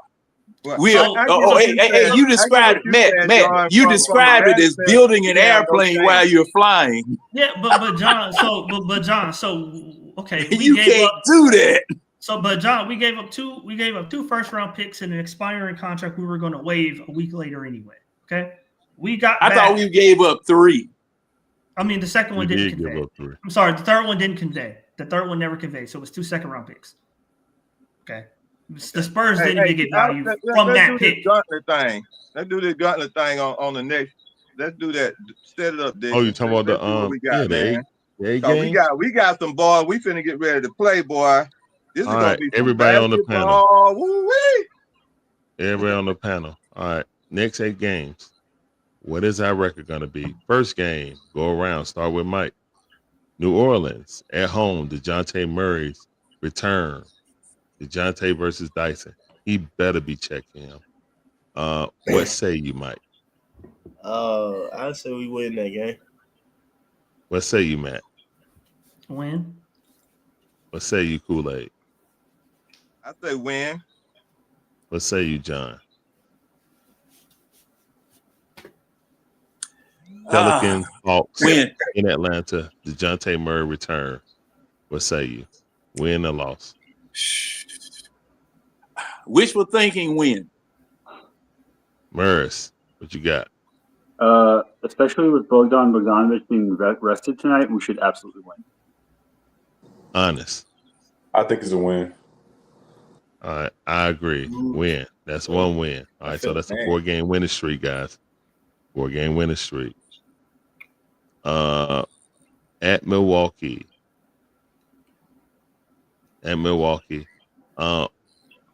On a day's rest. It's on the 4th.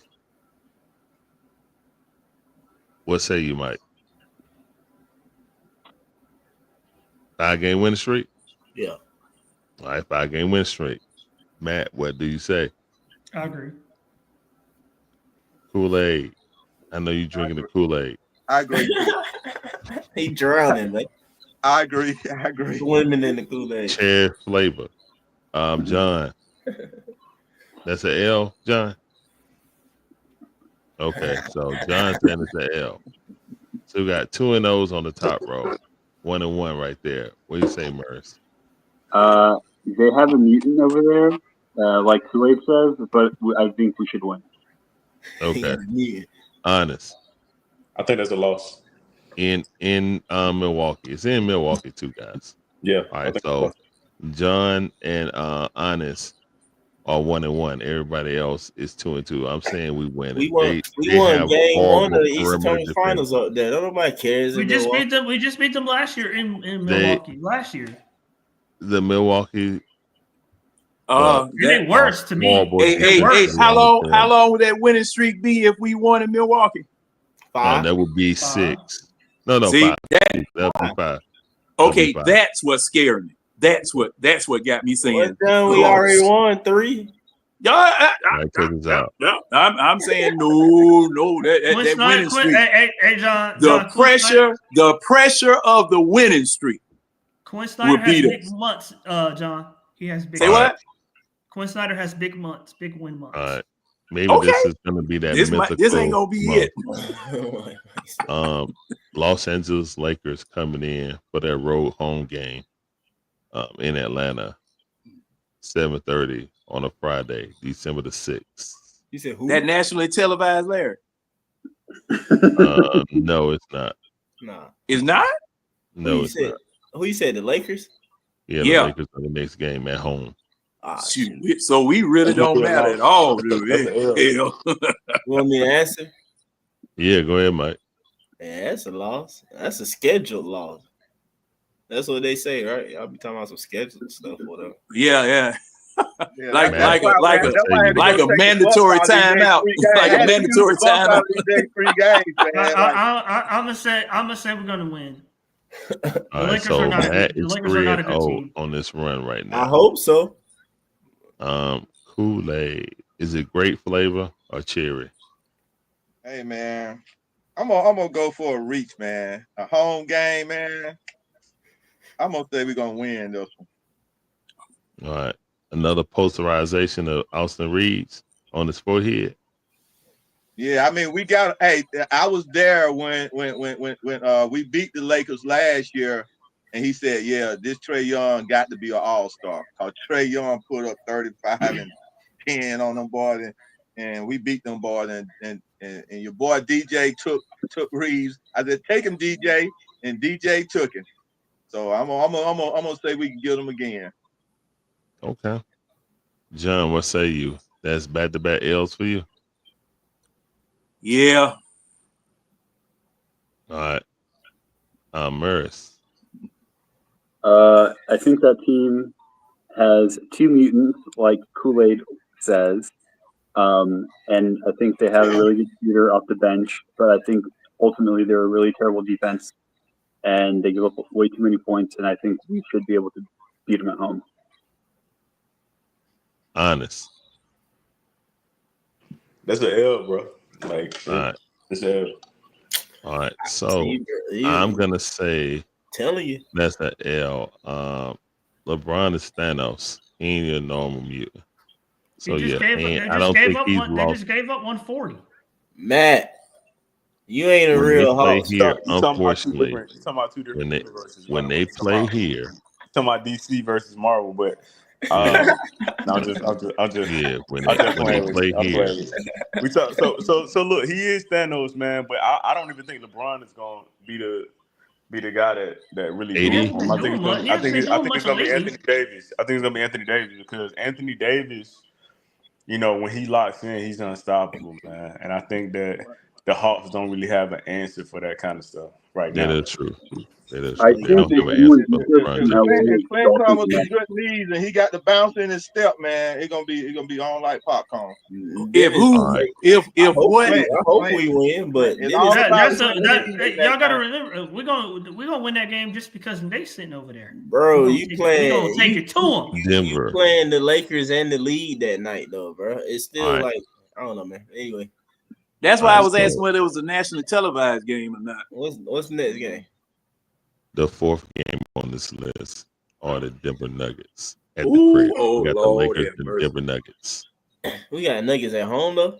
Yeah, at the It's crib. at home, man. But Oh, this is one where the centers just don't have a chance right here. Yeah, but go ahead. it's not like we can't win even Mikey's with favorite Jokic player. going crazy.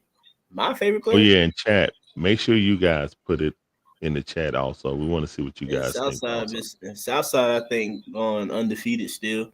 That's Dang, man, I had us at the 5-game winning streak. I did say I wanted to see us get about 6 or 7.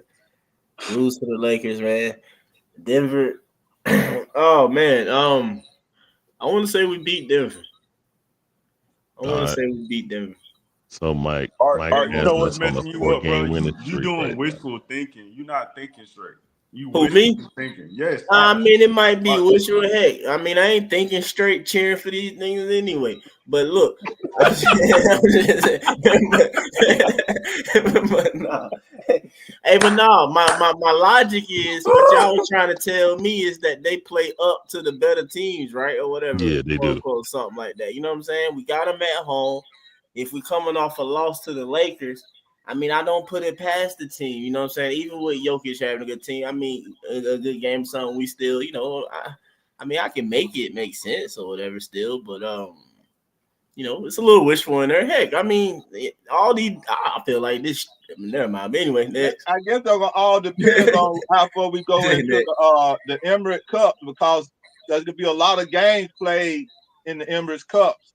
So yeah, like after Denver, depends on how that's many the cup games are being games. played. After Denver, okay, so that's coming Yeah, up. after Denver is the cup games, so we don't count those. So I mean, if we go far now, we might come out of those games a little tired. What say you, Matt? Who you got, Matt? Yeah. Before we head into the NBA Cup, Matt got us on a 6-game win. So at that point, so at that point, we should have won 6 in a we're row. gonna rest. We should be 6 in a row. You saying 7? I'm gonna say that. I say we're gonna lose to Denver. I'm gonna say that's a loss. I'm gonna say that's a I just loss. don't think our centers gonna be able to compete with Jokic, man. All right, so Matt said that's a loss. So right now, Matt has us at what 4-1. I mean, no, 3-1. Excuse me, 3-1. Kool-Aid said loss. Kool-Aid No, said we loss should also. we should be at 5-1, Larry. No. I'm just talking about the games that we have. I understand. We just he only did 5 games out of the 8. About the games that I'm talking about right now, excluding what streak we're on already. Okay. We're talking about Pelicans, Hawks, Bucks from that point. Yeah. All right. We know what we are right now. We're on the 3-game win streak. All right. Okay. So you're saying that we're going to get up to a 6-game win streak and then lose against Denver. So we're going to be 6-1 in that. Since beating Cleveland. I got you. Okay.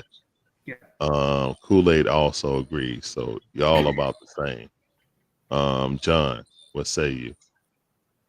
L. All right, so John got us in back to back. Hold up, you said we're gonna lose against Milwaukee. So you said we're gonna lose 3 in a row. Okay, so we only beat Surprise me. Just say Hawks, L for all Hawks, for John. He predicted surprise. 12 wins. Let the man ask me. Wait a minute, Mike. Let the man ask me, I'm and just I saying, tell John. him. It's simple math. It's simple math when you said that we only win in 12 games, bro. We had 10. Yeah, John, we only 2 games off. John, we only 2 games only off. 2 games off of that. Hey, surprise me. That's all I'm asking. Make me look like a fool. That make you look better. Make me, I don't care. Make me look like a fool. That makes you look better. I don't want my trophies. I don't want all I'm gonna win. So hey, it's your turn.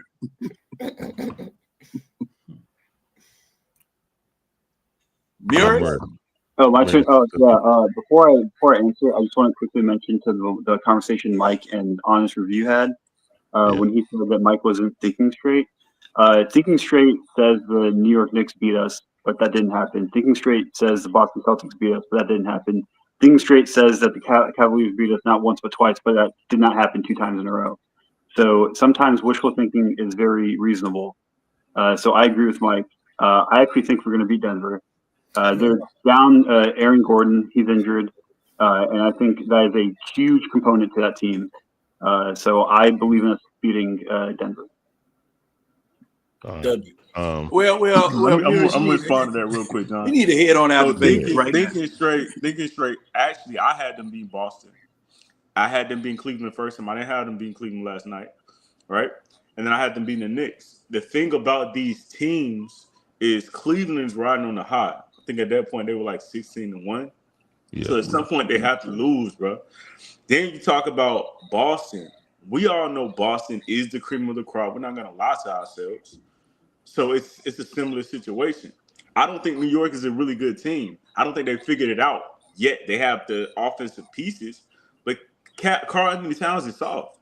So I think the Hawks can handle their business against a team like that. I'm saying the man wasn't thinking straight, man, because he's hoping that they win these games against the Lakers, against the Bucks, against the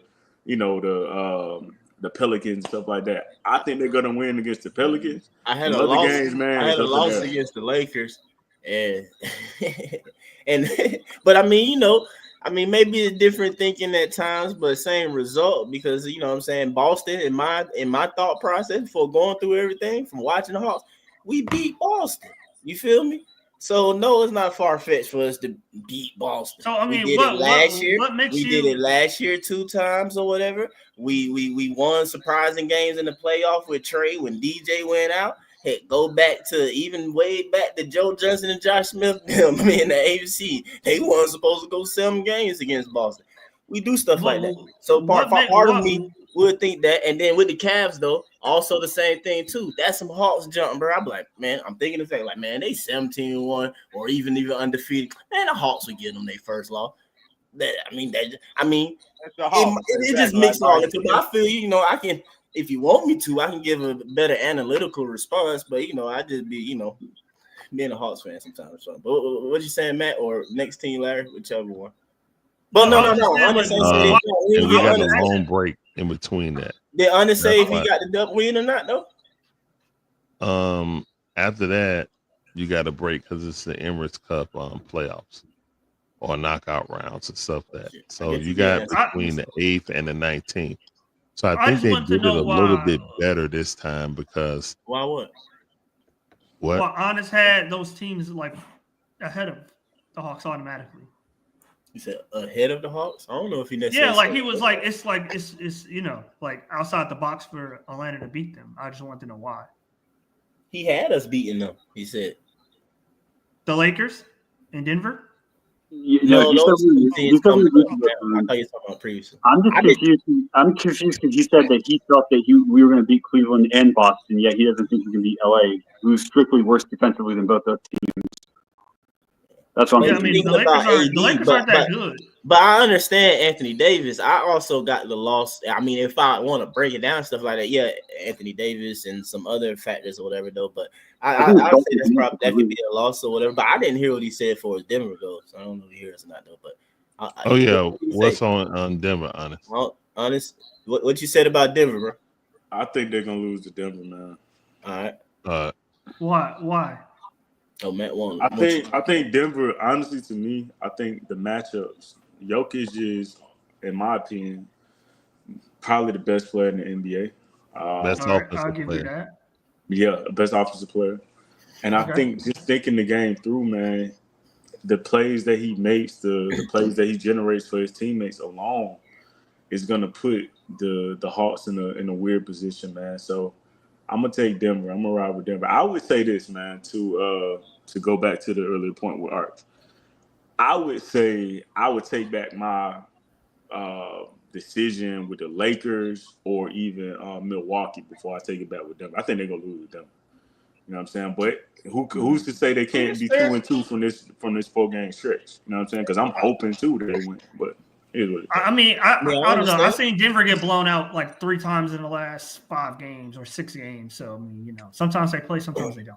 How long is Aaron Gordon gonna be out?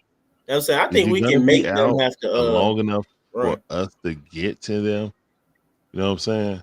Because if And he's gonna steal be out, one and steal one. that's significant. If they don't have Aaron Gordon, we win that game. They don't have no one to guard. That can make a difference. They don't have anyone to guard JJ. They don't. I can agree with that. Yeah, Aaron Gordon would be a huge That's barbecue chicken. They winning that game. They winning. If Aaron Gordon don't play, they winning that game. They gonna blow them out actually by at least 10 points. If Aaron Gordon ain't in there.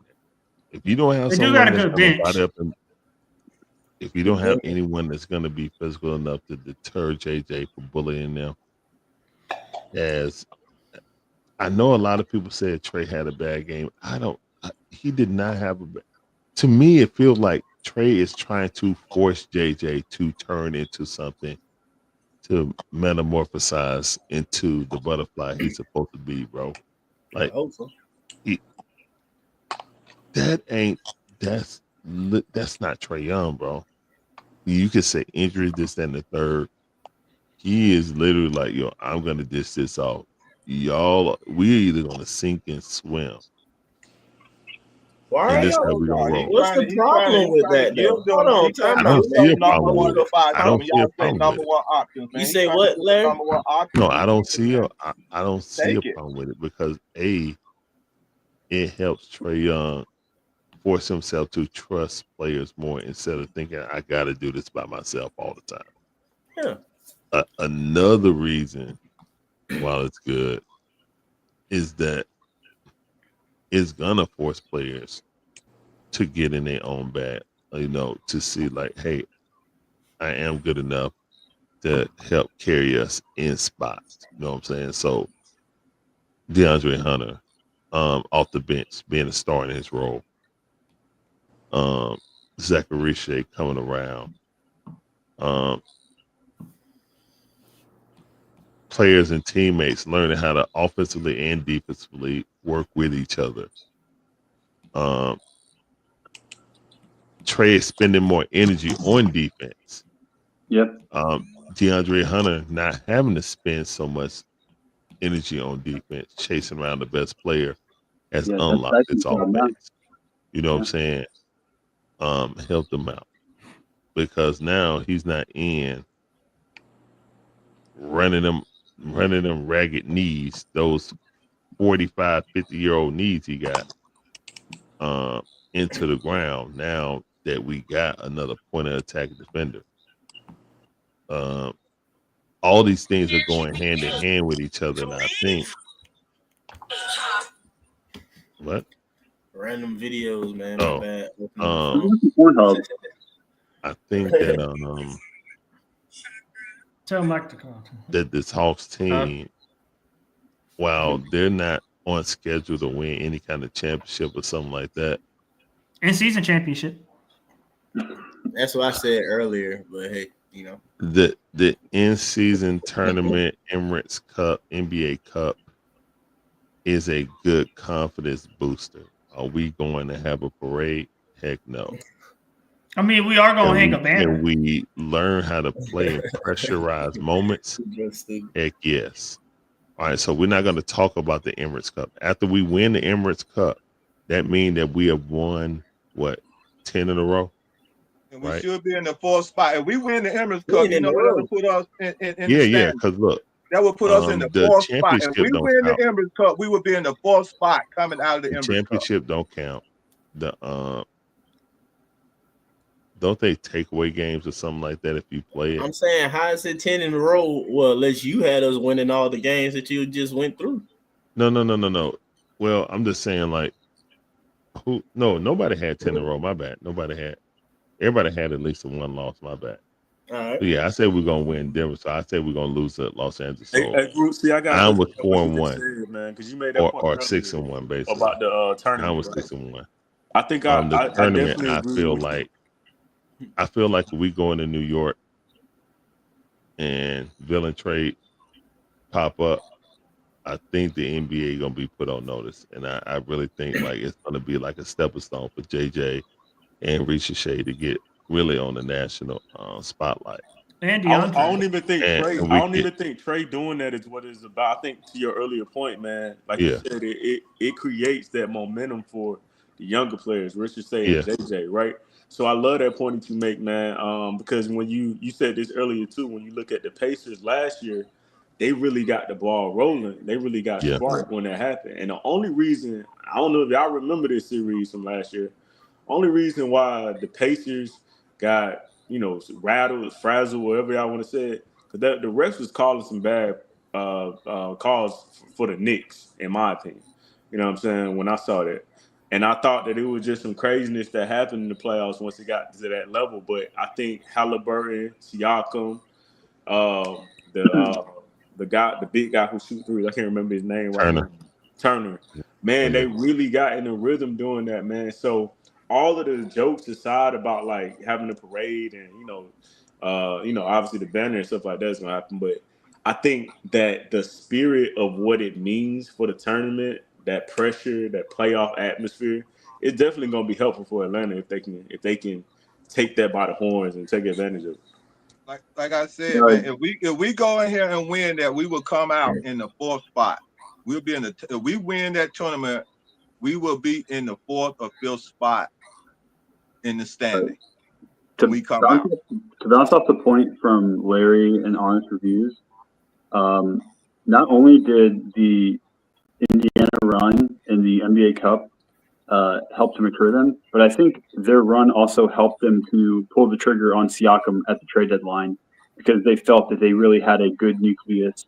They felt like they had a good core group of players. And when they saw how well they did in the NBA Cup, they're like, oh, maybe we're missing that one piece. Let's go ahead and make that move when we have a chance at the deadline. And I think that's what ultimately led to them pulling the trigger and getting Siakam. So if we have a good run as well, who knows? Maybe we pull the trigger when we pick up someone at the deadline as well. I don't know if it'll happen, but it's hypothetical. So what we are saying, what I've been hearing, is that instead of internally making good decisions or making decisions about what your team needs to do, you needed a cup championship, a cup run to make you see things that you wouldn't have ordinarily seen during the course of your being a general manager in a pre-cup season. John, what are you talking about? No. I see what John is saying. I see what John is saying. I don't think so. I don't think John, think they're gonna do anything outside the norm anyway, because this is the development year anyway. So like, what I propose is the cup is part of the game, John. The cup is part of the whole process of the season. But John, I don't think the cup. Winning the cup and winning period. If you got to win to win the cup, if you got to win to get, you got to win to get to the championship. If we are winning, you're gonna win the cup. You got to win to win the cup. Now that the cup is now from what you guys been describing, especially when Murs was saying that run during the cup, cup final championship or whatever, is one of those things that encourage Indiana to go ahead and pull the trigger on Siakam because of how well they played and what they were able to accomplish during that time.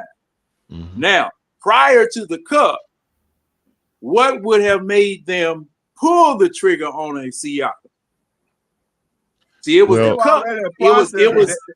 Now, I was just going by. I was just talking about what Urus was saying, and see, this is what has been echoed during the course of the night about this, the importance or the influence that this cup and the quest for the cup has placed upon NBA teams now. And I think it depends on the team. For Atlanta in particular, I don't think it would expedite anything like it did for Indiana. Like they were probably going to make that Siakam move or get Sweet Six in the offseason anyway, so probably accelerated what they were already going to do, right? But well, weren't we in that conversation for a long time? Yeah, we was there for a before minute, that. but We was in they chose to go. They chose to go with the draft and develop model. I don't think that would be changed if they won the in-season tournament. I think it would fortify their belief in what they drafted. So like it would make them so we drafted well. But I don't think it would influence. It's influencing one way or another. Because I guess you could say it's confirmation bias. Like, we believe that's influence. I thought we drafted good players, and we did draft out good players. So, but I'm saying I don't think it would make them reach externally and say we need this all NBA player or we need that guy to help take us to the next level. Like I guess you could say Indiana, because really, if you think about it, where will we go out and improve the team externally? I mean, you the one that want Levine. I don't. I mean, I want Levine, but I'm just saying, like, if we win the cup with the team that we currently have constructed, like, where will we go out and get better? Like Indiana, they were a good team, but they were missing a power forward. They were missing really another 20-point scorer. So, like, it made sense for them to go out and kind of accelerate a little bit. With the Hawks, like, where would you plug that hole in? Where you said we have a hole that can. It would either be someone who can score at the two that was serviceable at defense, or it would be a legitimate sitter, or it would be Vucevic or Ayton. That's what it would be. Yeah, I mean, me personally, I don't think if they win the cup, they're going to go out all of a sudden and go get a Miles Turner or a Vucevic or somebody like that. Yeah, I think that would be more the move, and they would move off one of the younger guys to facilitate that. See, that's the thing. It's the influence. Yeah. The only reason why I think that we're actually going to do something because Cody Zeller is still on this team, and I understand that he doesn't want to take a new deal, and it's financial wise, and I understand it, and I respect his decision. But I think he's still on this team and never even came to the facility because they're going to make a trade. I don't know if it's just going to be for a second rounder or whatever the heck it's going to be for, but I mean, like, I don't really know. Like, I don't think they're going to swing that high. Like, maybe you could get like a Zach Collins or somebody, like to help on the fringes as far as like another big man. But I don't think that I don't think they're going to deal with San Antonio in that way. I'm just saying a player like that. A player like that. I got you. Well, you're not going to get no move on a player. Could be had. But Cody Zeller is a player that wasn't going to play, in period. Even if he was to sit on the bench, he wasn't going to play. So, I mean, my point is that what you going to get for him? You see what I'm saying? We don't know. I mean, he wasn't going to play. Right now, we got to free up that roster spot. He on the back end. He been in the league for a while. He on the back end of his career. I mean, he just being stubborn right now. He should just come over here and sit his butt down and be a cheerleader, just like every other player that is on the back end of his career. And be available just in case we need him. You don't need that back. Hey, that ship is sailed, Kool-Aid. When a man has sat for as long as he's sat, okay, we about to head to a quarter of the season right now. Yeah. We about to head for a quarter of the season right now. If he was gonna do that, he should have done that by game 5, 6, 7, something like that. He's never been in a facility. But I don't think they. From what I read, they don't want him. They don't want him there. He's never even been in the facility. They don't want him there, man. They just want him to take his contract is for $3.2 million, and they offer him $2 million for the buyout. He want his full money. He wants full money. I can't be mad with that. What you shoot? Buy me out at the price. It was one of those things that we had to do to do the DJ trade and go through the Dyson Daniel and do all of that. We had to do all of that just to do the trade. And Colangelo was just one of the things that came with it. And, I mean, I wouldn't expect a player to ever come and not dress out. You see what I'm saying? When you're on a contract, but I mean, he just. But I don't. But cool. I'm saying I don't think he's sitting out. From what I read, they don't want him there. They just want him to take the buyout and go home. Because see, if he was rebelling, wouldn't they be fining him for not being there? Yeah, because that's what I'm saying. Well, therefore, that's management decision, right? Just to set out, which I don't understand. That if you're gonna pay, I would rather for a person to be sitting on the bench and earning my money than trying to just buy him out if you're not gonna buy him out with the full amount. If you just gonna just buy him straight up, he's never came to the facility. I would think. I'm confused. Either he chose not to come to the facility. See, Matt say Landry them didn't want him to come to the facility, or did he decide not to come to the facility? I don't know. I heard Landry speak on it, and he said we gonna figure out what we're gonna do with it. That's all. Landry said. That's a generic answer. I mean, I don't necessarily for him to come. I mean, I don't see. Just take the money, but he don't want to take the money. I thought he would take the money by now because he could go to another team and get another contract. Because like I said, this is the thing. If it wasn't agreed upon by the team, wouldn't they be fining that man for every game that he missed of not showing up at the facility? Yeah, I mean, that's what they said. They had an understanding. Yeah, so Kool-Aid. They don't agree. You don't want to come. You ain't got to come. That's management. All right. Yeah. I mean, I think they recognize that they want him to take less than what the contract is worth. Yeah, and see, look, if I've got an arrangement where I don't have to be there, guess what? I will be sitting at the house or wherever it is, collecting that check. You ain't got to go work out. You ain't got to. I ain't got to go do nothing. I ain't got to go do a thing. Go Hawks. Hey, Kool-Aid, go Hawks. The best job in the house right now, boy. He got the best job in the NBA. Hey, Kool-Aid, you think you a Kool-Aid drinker? Maybe, I'm gonna get up out of here. You think you a Kool-Aid drinker? All right, John. Have a good one. Shout out. Cody Zeller drinking that stuff right out the packet. He ain't even putting no water in it. Shout out to the chaos that happened this weekend in college football.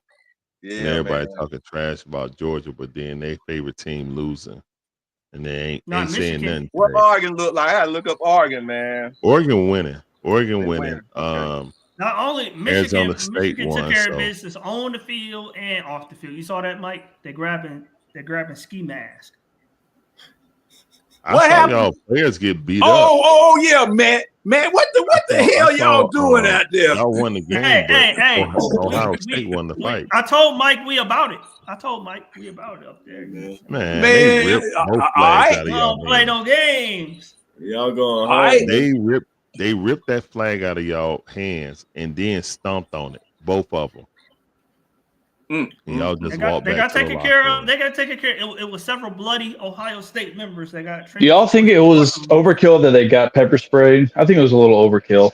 Yeah, that was overkill. Pepper spray. Oh yeah, bro. Who got pepper sprayed? There were like 6-7 Michigan players that got pepper sprayed. There's like video of them like wiping their eyes and pouring water in their eyes because they got pepper sprayed. They was going to town. They had to break them up. Hey, like damn. Hey man, when you those players better hire some lawyers. All I know is they trash anyway, so they I didn't know it was like that.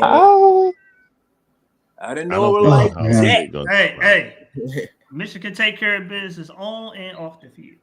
They died. Okay, if that's what you call taking care of business on the field this season, then okay, Matt.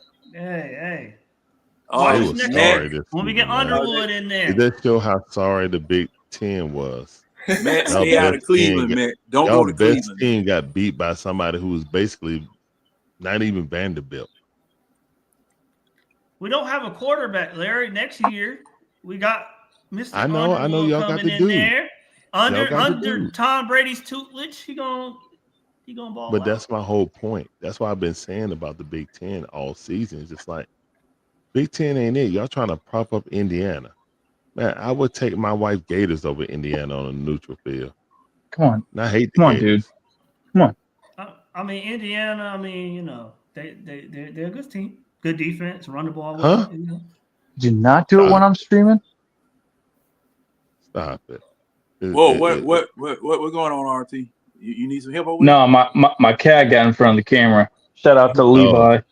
Hey, put him. Let me see the kid. Oh shit. Give me a second. Let me see should that I old say kitty cat. pause? Where's Levi? Yeah, is that necessary? No, they want to see. Where'd he go? Larry, is that necessary? Everybody know what I'm talking about. Good grief. See, Demond got y'all. Like what Let me where he at? Hold him up a little bit. He went under the Christmas tree, man. He's stuck on the Christmas don't tree. bother. He'll tear that down. Oh, I already know. What kind of cat is it? He a tuxedo cat. He's black and white. Oh, okay. Tuxedo. Man, I wanted a Maine Coon before they got hot. Man, Hey, I saw one at Thanksgiving. Those are pretty cool cats. Man, them things look like lions, man. My sister was looking at one for like $3,200. See that, man? I can't. No, a cat? No. Yes. Yeah, bro. Yes. $3,200 for a cat. $3,200. I'm not. I mean, I'm not a cat person, but man, those things. I don't like something Man, that we get. Them things look like miniature lions, man. Oh With the yeah, mane and everything. $200 cat. Hey Larry. Yes, sir. I'm about to hop off, but to your question, in the next 10 games, I think we're gonna go either 7-3 or 6-4. All right. Yeah, I just stopped at that 4 because it's way too many. Like that variance between the in-season tournament and coming back, because we got San Antonio, Memphis, and Minnesota. That'll be the top 8. I think we can go either 6-4 or 7-3, something along that line. And see, you getting too many tough teams back to back, not day by day back to back, but bam, you got to play LA. Bam, you got to play Denver. Bam. I mean, really, John, we kind of built to beat the. I mean, it's in the early stages, but we kind of built to beat the better teams. Guys, Matt, if we come back, they got to show. There you go, win the NBA John. Cup, our first game is against Wemby. Oh man, that's a beauty. That's a beauty there. All right, I'll let and you then go. when we come home, we play against Memphis. Yeah, let him go because that's gonna be the game right there against Memphis. He just yeah, job back. Yeah, all the hoopla around that. Yeah, I'm that's sleeping, game right man. there. That game Last last year was fun. I went to that game. Catch you later, guys. Everybody make All sure right, you Morris. hit the button and stuff, man. Salute But, to the chat. Salute to everybody in the panel, even Matt. All right. And oh yeah, man. I'm up out of here, man. We'll see y'all at 1:00. Falcons versus Chargers. You better get Larry. Win. Hey, shout out my cousin Lad's in town. Start off that slow game. Oh, Lord. Cousin Lad's coming to town. Okay, that's what's Start up. drinking early. Take me to the watch I party. shall. Start drinking in church. Oh, goodness. Don't do that, John. It's first Just Sunday. wine. It's first Sunday. It is, but just wine. Because everybody gonna be claiming that they I'm not being anointed a part this of Sunday. this conversation. I'm gone. Everybody gonna be Not at all. anointed this Sunday. Hey, Kool-Aid. I'm gonna be joining you here real soon, Kool-Aid. Yeah, go ahead. There you go, man. I got there you. Go. I got you. Yeah, that Kool-Aid. Hey, everybody. Hey, we get to that 47 win. I want everybody to come with a glass of Kool-Aid for real. Yes, sir. Put it up on the screen where we Hey, can toast that 47 win, bro. What kind of flavors I got? I'm sorry. I'm like completely derailing the stream, guys. My bad. These things are happening. Yeah. But oh no, hey, look, we go into 4x4 all the time, man. We be doing off roading all the time. What's up there, man? No, I was gonna say Mike knows about Quinn's big win months, and so we loading up. We got 4, right? No, 3. Soon gonna have 4. You know what I'm saying? We could get to 6 in a month. Well, you got man. Slide over to December. They got to show effort. They didn't show as much effort tonight as they did against Cleveland.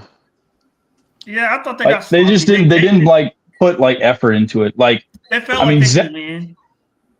I mean, Zach's obviously showing how he's getting more confident in his shot and everything. So I'm happy to see that. But see, that's why that's where, like I said last night, I disagree with Mikey and to an extent from Carlos and to an extent Matt, because of the fact that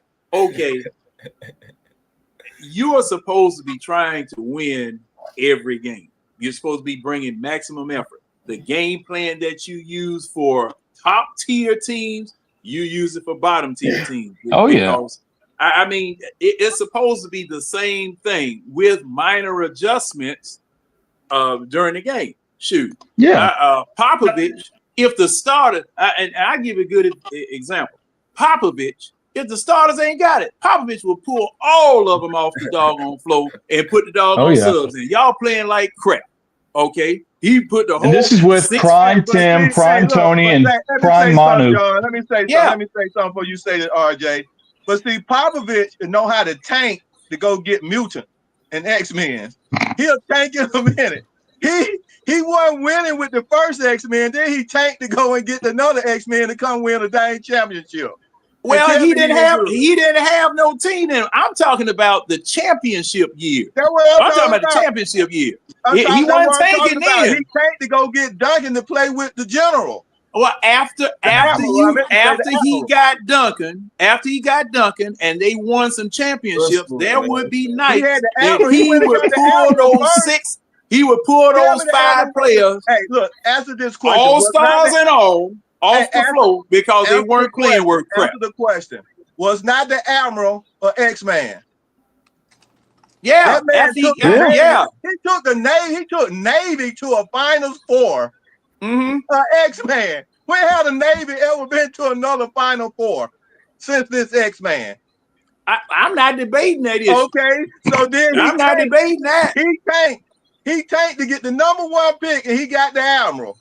Okay. He didn't win. He got close to a championship. So he somewhat tanked again when the Admiral got hurt. He ended up with Duncan.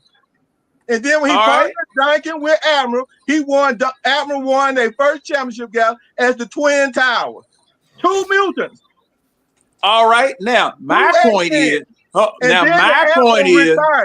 Kool-Aid, my point is, once he got those mutants, when them mutants weren't playing worth crap, Popovich would pull every mutant, every X-Men, all the Fantastic Four, and the Avengers off the floor and would put in DC Comics.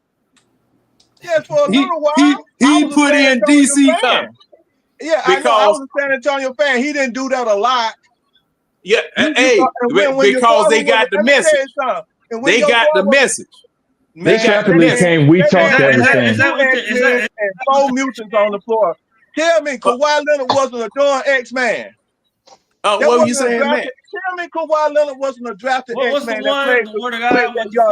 He was under the water. Man, Aquaman. Was that Aquaman? The Submariner or Aquaman? I don't know what he was. He was called Claw. Wait a minute, Mike. They don't know nothing about it. He only said Aquaman. He don't know that. That was the Submariner. What he called the Claw? Man, I was gonna mess with him though. Was not Kawhi Leonard called the Claw? Who you call then. He had no big old hand. Y'all with these references, bro. Y'all. I'm just saying. I have no idea. I have no idea. Kool-Aid pulled out. Matt, we already So, knew. We already when you pull up certain people and they go put we together already these knew teams with these X-Men and these That's mutants, man, to hey win Mike. That's a championships, deep cut, that's a Mike. whole That's a different story, deep bro. cut, Mike. Management, coaches, and everything have to put together these teams, these mutants and these X-Men. Look at Boston when they went and won. They went Hey, and next pulled thing you know, together we'll be all the talking GI X-Men. Joe and It took all them X-Men for Boston to win that championship with Doc Rivers. Doc Rivers, you can we see got Doc Rivers ain't no Voltron in coach, here or some but you shit. get him them Oh 5 Lord, X-Men. no God! You know Doc Rivers ain't no darn good coach. That was a bad replacement for Ultraman. That was bad replacement for Ultraman. Hopefully, we are developing something. Since you always bring up the mutants and stuff like that. All right, this is what we don't have mutant makers. No, I'm saying it's the X-Men. All right, so Professor X ain't here. So Quinn, that's what I mean. The school ain't here. Quinn's Trey supposed Young to be is the Professor X-Man. X. Tell me a Quinn's point guard supposed that to be Professor X. All right, you know what I'm saying. And basically, JJ, Dyson, and Zach is your mutants attending. You know, the university. Right now. You right remember now, the you know what I'm school? saying? The school? So the Hey, game, Wolverine wasn't shit till he got that medal go on into him. the danger room. That adamantium. Yeah, Adamantium. Trey is like what? Who would Trey be? Trey is Cyclops in a sense. You know what I'm saying? He is the older mutant or whatever. Older, he like cerebral. He like my man. He like the man. That's what he like. He like the man in the wheelchair, almost like. No. Trey Young. What was that? What was that? The purple one with the white gloves that used to always Nightcrawler, man. Nightcrawler. That's right. It's been a while. It's been a while. Because when they came out on TV, I think Nightcrawler was too controversial. When you remember the X-Men cartoon came on. They wouldn't even put Nightcrawler on TV. He said Dyson Nightcrawler. That's funny. Yeah, I can see that. but y'all get my point. My point is the skill and talent of the players that you mix together, man. That is God-given talent. Yeah, you see what I'm saying is that we got young guys, man.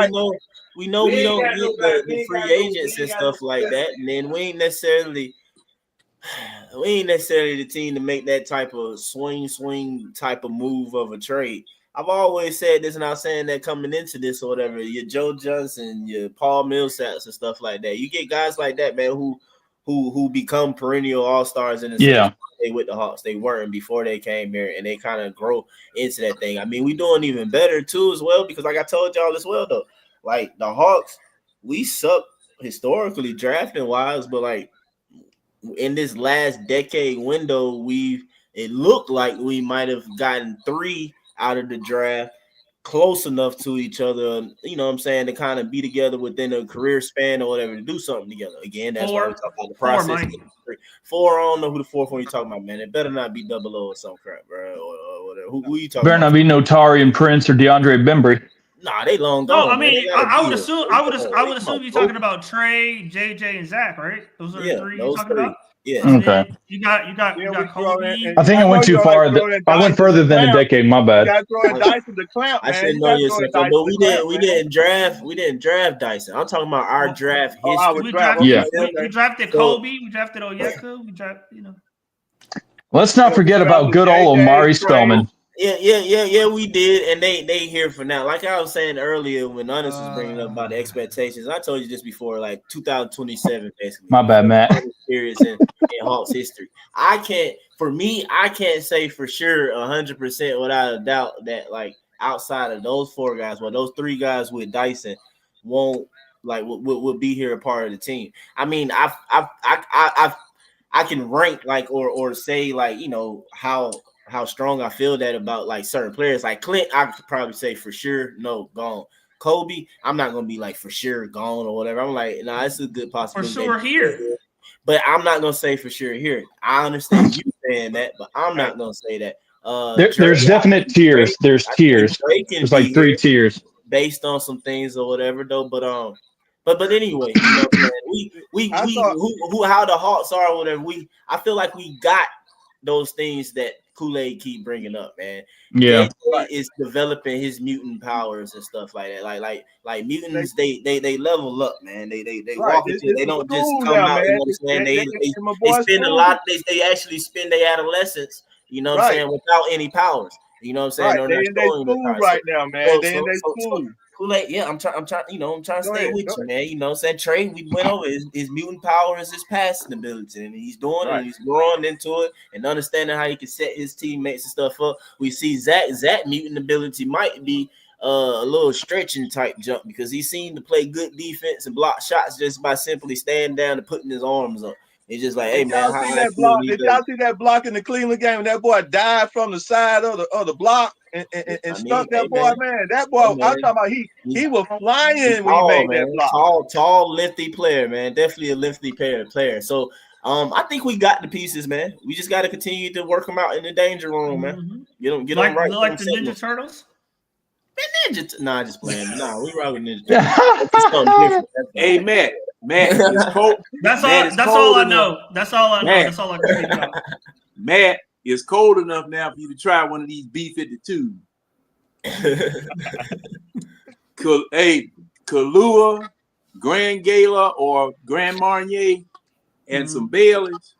Ooh, it'll make a. Well, I use Bailey in my French toast, so you know. Yeah, man. Y'all make sure y'all buy crypto though. That'll be my own. Exactly. Oh yeah, I took your advice, Mike. I got some Bitcoin. It's growing. Okay. There you go, John.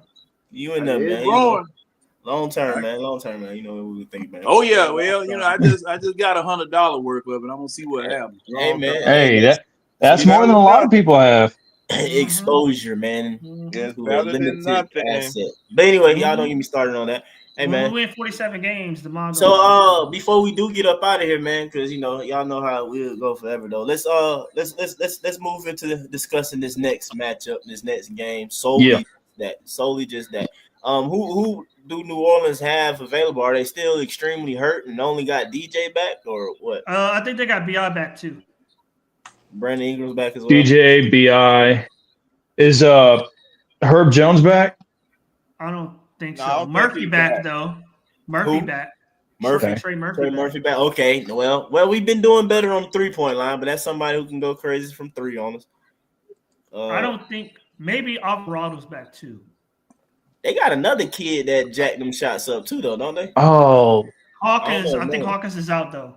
Hawkins, there you go. Okay, yeah. We got CJ McCollum. Is he back? Yeah, he a confident mofo. I think he's back. He'll shoot that. Alvarado, what Mikey said though. It's gonna be a close one. CJ is back and DJ back. So CJ, DJ, and BI back. Zion not back. They're probably just gonna keep him out the rest of the year. So it's gonna be a game. So listening to Mikey, Matt, Honest agreed with it earlier or whatever. Shoot, I mean, that helps us, right? Having that many people back. So that means that we should play correct basketball. Listening to what, you know. In theory. Right? Yeah, in theory, we should play correct basketball. Not as many turnovers versus, you know, of course, if those 3 guys was out and there was a bunch of no names. Brandon Ingram is still out. He is? Oh, okay. Oh, okay. Nah, just blow the whistle. So we should still good though. With Dyson plays motivated against New Orleans. Well, he did. Yeah. So, and DJ playing this time too, though. So hopefully the team play motivated against him. And I actually hope, I hope Dyson. Yeah, I don't know. I'm looking forward to that though, man. I hope, You think they're gonna put Dyson on DeJounte? I hope so. I mean, well, I don't know. That's a good question because they might throw him on. That's a good question. He might be on Brandon Ingram, and then Zach might start out on DJ. That's not a bad matchup for Zach either. Now that I think about that, it's probably gonna be. Yeah, it's probably gonna be Zach on. I don't think that's a bad matchup for Zach. Just because like a Dyson. DeJounte's more about he can shoot decently, but DeJounte's more about that mid-range shot, and Zachary's pretty good at keeping up with people, when they drive to the mid-range. So, you pull a taller guy on. You pull a taller Zach, guy my bad. both our guys are tall enough to shut DJ down, bigger and taller. So DJ, DJ handles is not that good, and you put him out there where you keep him away from that mid-range shot. Only person that usually hurt us a lot more is CJ McCollum. If he get hot, he's And for some reason, Jose Alvarado, whenever he plays against us, he decides to go off for like 25. He'll hassle Trey Young pretty much on the way he played defense. So he hassled Trey. You might get a little bit extra, a little bit more turnover. It sucks that we have to worry about like the fourth or fifth guy getting hot and going off on us. Yeah, Javonte Green, he's good. I like him. Yeah. Trey Okay. Murphy, They got some guys, but it's pretty good. I like Trey Murphy. Yeah, Trey Murphy's pretty good. But our center should dominate against Messi. Yeah. Yeah. Yeah, I saw him talking about when they got blowed out by 30 against Memphis. So he was talking about what they need to play better, and then they came back and lost again. So they trying to find themselves too. So we can't. I don't know if you guys covered this in the early part of the podcast, but do you think Onyeka should continue to shoot threes, even though he's kind of at a career low? Absolutely. No. Mike, you look hesitant. No. I mean, in my opinion, I don't really want him to shoot them, but I mean, I guess if it's just like one a game or something like that, I can somewhat live. We letting everybody shoot threes. We let Dyson miss 6? Hey, bro. I get that. Keep him honest. He has to He has to take the shot in order to keep the defense honest. So you got to keep shooting. I mean, I get that. I do. I don't believe in letting shooters who can't shoot from where they can't score. What the heck with that? Hey, look, they sit there and looked at that man for 2 minutes before he shot, knowing he can't shoot that, man. So what I'm saying is that from my point of view, it's just like DeRozan. DeRozan know that 60 to 70% of his game is short range. So 76 to 70% of his game is going to be short range. Now that's why DeRozan is one of the better basketball players, because he know himself. He don't make it. He could shoot the three, but he know he ain't. His percentage is higher as a short shooter. When you know yourself, man, Dyson know he don't supposed to be shooting out there. They gonna leave you out there for 2 minutes. Go on and dribble the ball toward the basket and start movement. Don't sit there and wait for the clock to go. You got it's kind of like he had, like I said, he has to shoot it in order to keep the defense honest. But somebody made this earlier point, right? Trey is trying to get JJ to be more aggressive. If JJ is more aggressive, Okongwu and Dyson Daniels not taking those shots. You know what I'm saying? So it's just gonna have to pan out like that. I get that, yeah. But see, the thing is, this is what I'm finna tell you. This is what they did. This is why the game was so close. Because you have certain teams that defend 5 on. When you got shooters like that, they'll defend 5 on 3. They'll set you up so you'll have an Okongwu over there at the 3-point line shooting. They'll set you up so you'll have a Dyson Daniel at the line shooting. And so only way you're gonna break that is that either you shoot it and make it, and if you can't, and they're gonna keep putting you in that position till you make it. Now the crazy part about it, if you ain't gonna make it and you feel like you're not gonna have it to make it, now large percent of the time, why they select those 2 players? They select those 2 players because they know their percentage from the 3-point line is 2 for 10. If they shot 10 times from that 3-point line, it's gonna be 2 for 10. They know that Dyson Daniel is a 3 for 10 from the 3-point line. So they're like, oh, let him have that shot.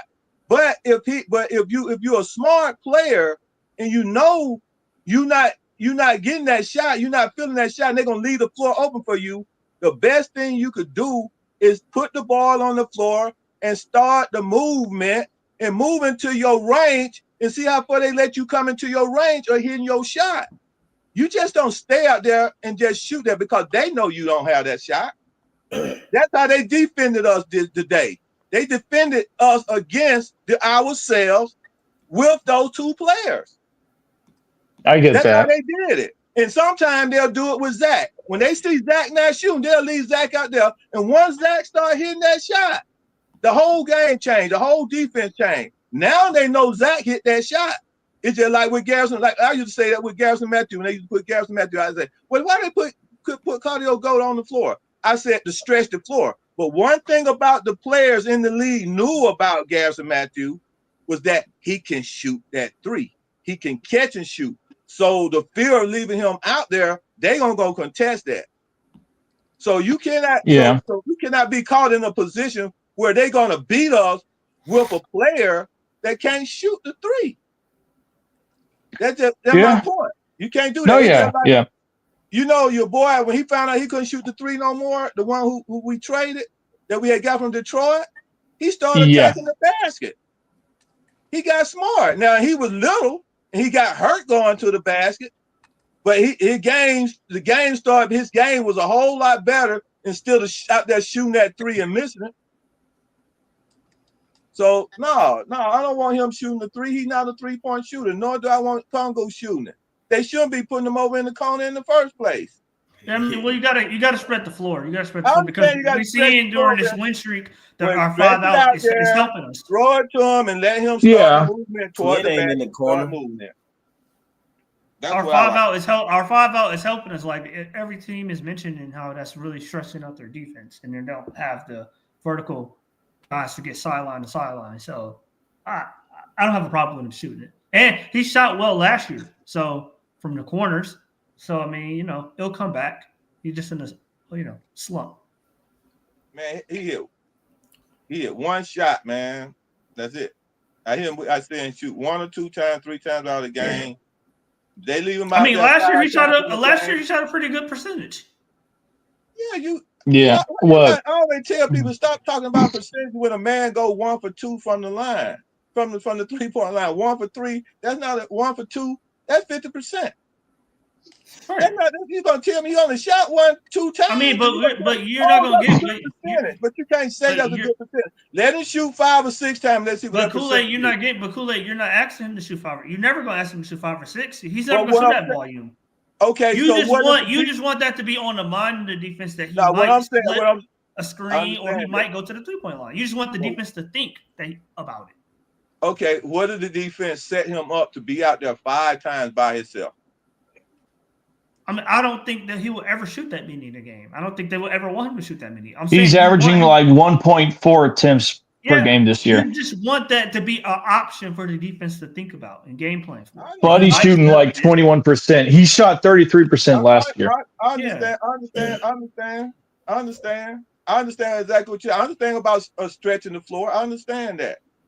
But when I tell a person, if you're going to stretch the floor with a person, that shot that he shoots is very important. Because if he missed that shot, they're going to test him over and over again until he make that shot. And by that time, every shot he missed, they're going to score off of it. Every time one of those shooters miss one of those shots, the opposition off that 3-point shot, they're going to score off of it. And they count on him 90% of the time. They know he's, like I said, your percentage. They count on him. Mike, Matt, there was another time, Matt, when they didn't even put their 5 on Onyeka. They let their 4. At least tonight they put, because they had Nick Richards still like roaming the paint and getting those rebounds if Onyeka missed. But normally you want your center like Evan Mobley. That's absolutely. Yeah, to space the floor. So it helps Jared Allen. If he could take at least 3 attempts and to make it 1 or at least 2, that's over. I think that's 40. No, 3 attempts and 2. It's a decent percentage, but it's a confidence thing. If he sees like a couple go in simultaneously, I think he'll be all right. But same thing with Dyson. When he got hot, it's all it took was that one, and then he just kind of kept going. I mean, I get it, Kool-Aid. It's crazy to watch Dyson shoot them threes, but he gotta shoot them. So you cannot. I'm telling you, bro, we cannot allow a team to sucker us in to make our non-shooters shoot 3-point shots. No, I'm saying you don't want them to shoot 5 or 6 a game. But at 2 or 3, there's nothing wrong Well, with I'm that. saying, but you're not understanding what I'm saying. What I I'm got what saying you're is that saying. when the opposition put your player in that position and leave him wide open 5 times at the line, what he gonna do? I'm not, but What you I'm not expect him to saying do? shoot it. I'm not saying shoot it 5 times. I'm saying shoot it 1 or 2. If it's not going in, then you drive. But if you drive every time and expect that, you hurt the other guys. Okay, exactly. So what did Dyson do today? They left him wide open 6 times, right? Mm-hmm. They left him wide open 6 times. He shot it 6 times. Don't you know? I mean, he probably shot it extra. He probably shot it 2 more times than he should have. But exactly, and those shots almost shot us out of the game. But the other 3 or 4, I didn't have a problem with. You know what I'm saying? Because you got to shoot them. All right, I'm just saying. Yeah, Dyson's averaging 4 attempts this year. I mean, yeah, it should be around there. Probably 3. Probably a little bit less. I mean, at least, it's funny because this is his highest percentage at 32%. His last 2 years were 31 and both 31% from 3. Mm-hmm. Y'all talking percentage again. The man only shoot 4 to 3 times a game. Which I mean, no percentage don't mean a hill of beans to me, bro. That man made 1 or 2 shots, and y'all gonna talk about percentage, and he shoot 3 to 4 times in a game. It don't mean nothing, bro. I mean, but everybody not gonna shoot on volume, so yeah, you gotta keep that in mind as well. Like DeAndre Hunter shooting 7? Not a game, but like the last couple games, he's been shooting like 7 or 8 a game. Man, that like, man talked about that. Look at his stat. He was 6 for what? 8. He was 6. What he was? He been shooting like almost 40, 50% from the 3-point line. That dude is burning, man. I mean, he's he is right now. But I'm saying, but that's a time because like Quinn talked about, like that wasn't habitual for him. It's still not like he got more threes. But you expect that from Hunter because he's a shooter. He is a 3-point shooter. He's a scorer. He's been doing that since college. But I'm saying the volume wasn't there. He only taking like 2 or 3 a game. Now he's taking the volume he should be for a what? Yeah, because he's been injured throughout his whole Matt, last year that he put up 5 attempts per game. Trey ain't never took I'm saying 3 attempts a game from 3. This your favorite motherfucking nigga. You don't even know his fucking stats, bro. You should be ashamed of yourself. I'm talking about under Quinn it's risen, but I'm saying like before he wasn't taking. He never took no 2 or 3 threes a game ever in his career ever. Well, it wasn't a lot. It wasn't a lot. Whatever. So I'm saying it's certainly not the 7 or 8 he's taking now, or the last 4 or 5 games. So yeah, because I mean his last 2 games, the 2 Cleveland games, he shot 9 attempts from 3 and 7 attempts from 3 in both Cleveland games. God damn it! You had to have that shit. Yeah, so I mean that's what a small forward should be taking. And this is but another thing too that I don't like is the overpassing. There were like 3 or 4 times where we just had like the shot clock just winding down, and we had to take those terrible long range shots and got 2 shot clock violation turnovers, which 2 or 3. Well, 2 or 3. One was Trey fault. He should have shot it. The other one, JJ should have shot it. I don't know why he tried to pass it. Yeah, that's why I try to tell people when Trey make the pass. When Trey make the pass, sometimes you got to make a decision 1001, 1002 to go and score or to pass the ball. That's what I mean, it's like nobody. The worst thing you can do is pass the ball to Trey back. If you do 3 passes and pass the ball to Trey, out of that movement, after Trey get the ball in the hand, one of those 3 should look to score. Yeah, I mean, it's easy to say that. Yeah. I'm just saying what should happen. If you're a baller, you pass the ball to me, I'm taking somebody. I'm looking to score. I will say that they gotta make quicker decisions. So point guard passes to me. He passes to me. I'm gonna either put it on the floor. I hear you. Or I hear you, Scam Reddish, bro. I hear you, Scam. All I seen this week was, excuse my French, all these niggas hoes. Excuse my French, all these niggas bitches. That's what I saw from Ricochet all weekend. Excuse my French. Edit dropping soon. Shout out RZA. shooting 40% from 3 over his last 7. Loving it. Don't get no better than that. Oh, Zach shooting over 40? Over the last like 7, hell yeah. Because Oh, remember shit. he had that stretch where he was like Yeah. 3 games, but since then he like 47, 43 after today because he went 2 of 4 today, so it only went up a little bit more. Hey, he's taking like 4 and change a game over that stretch. it's not too bad. Yeah. I mean, today was might be double. Like, Hopefully. Might be double what? I'm saying hopefully we might get him to get double the attempts. Anyways. Oh, go from 4 to 6. Oh. Go from 4 to 8 eventually. At some point. That's, right. Ooh. Yeah, I mean, he will. Yeah, because like eventually he'll be the guy taking like 17 shots a game, and if he's taking 17 shots a game, like 8 or 9 of those will be threes. So, yeah. But today was crazy, bro, because all his made shots was dunks and threes. Like, that shit was crazy. He might have had one layup, but I'm pretty sure it had, because he had a dunk in transition off the Dyson pass. Then he had the dunk in the half court, attacking off the catch. That was later in the game. And then they found him like cutting to the lane twice.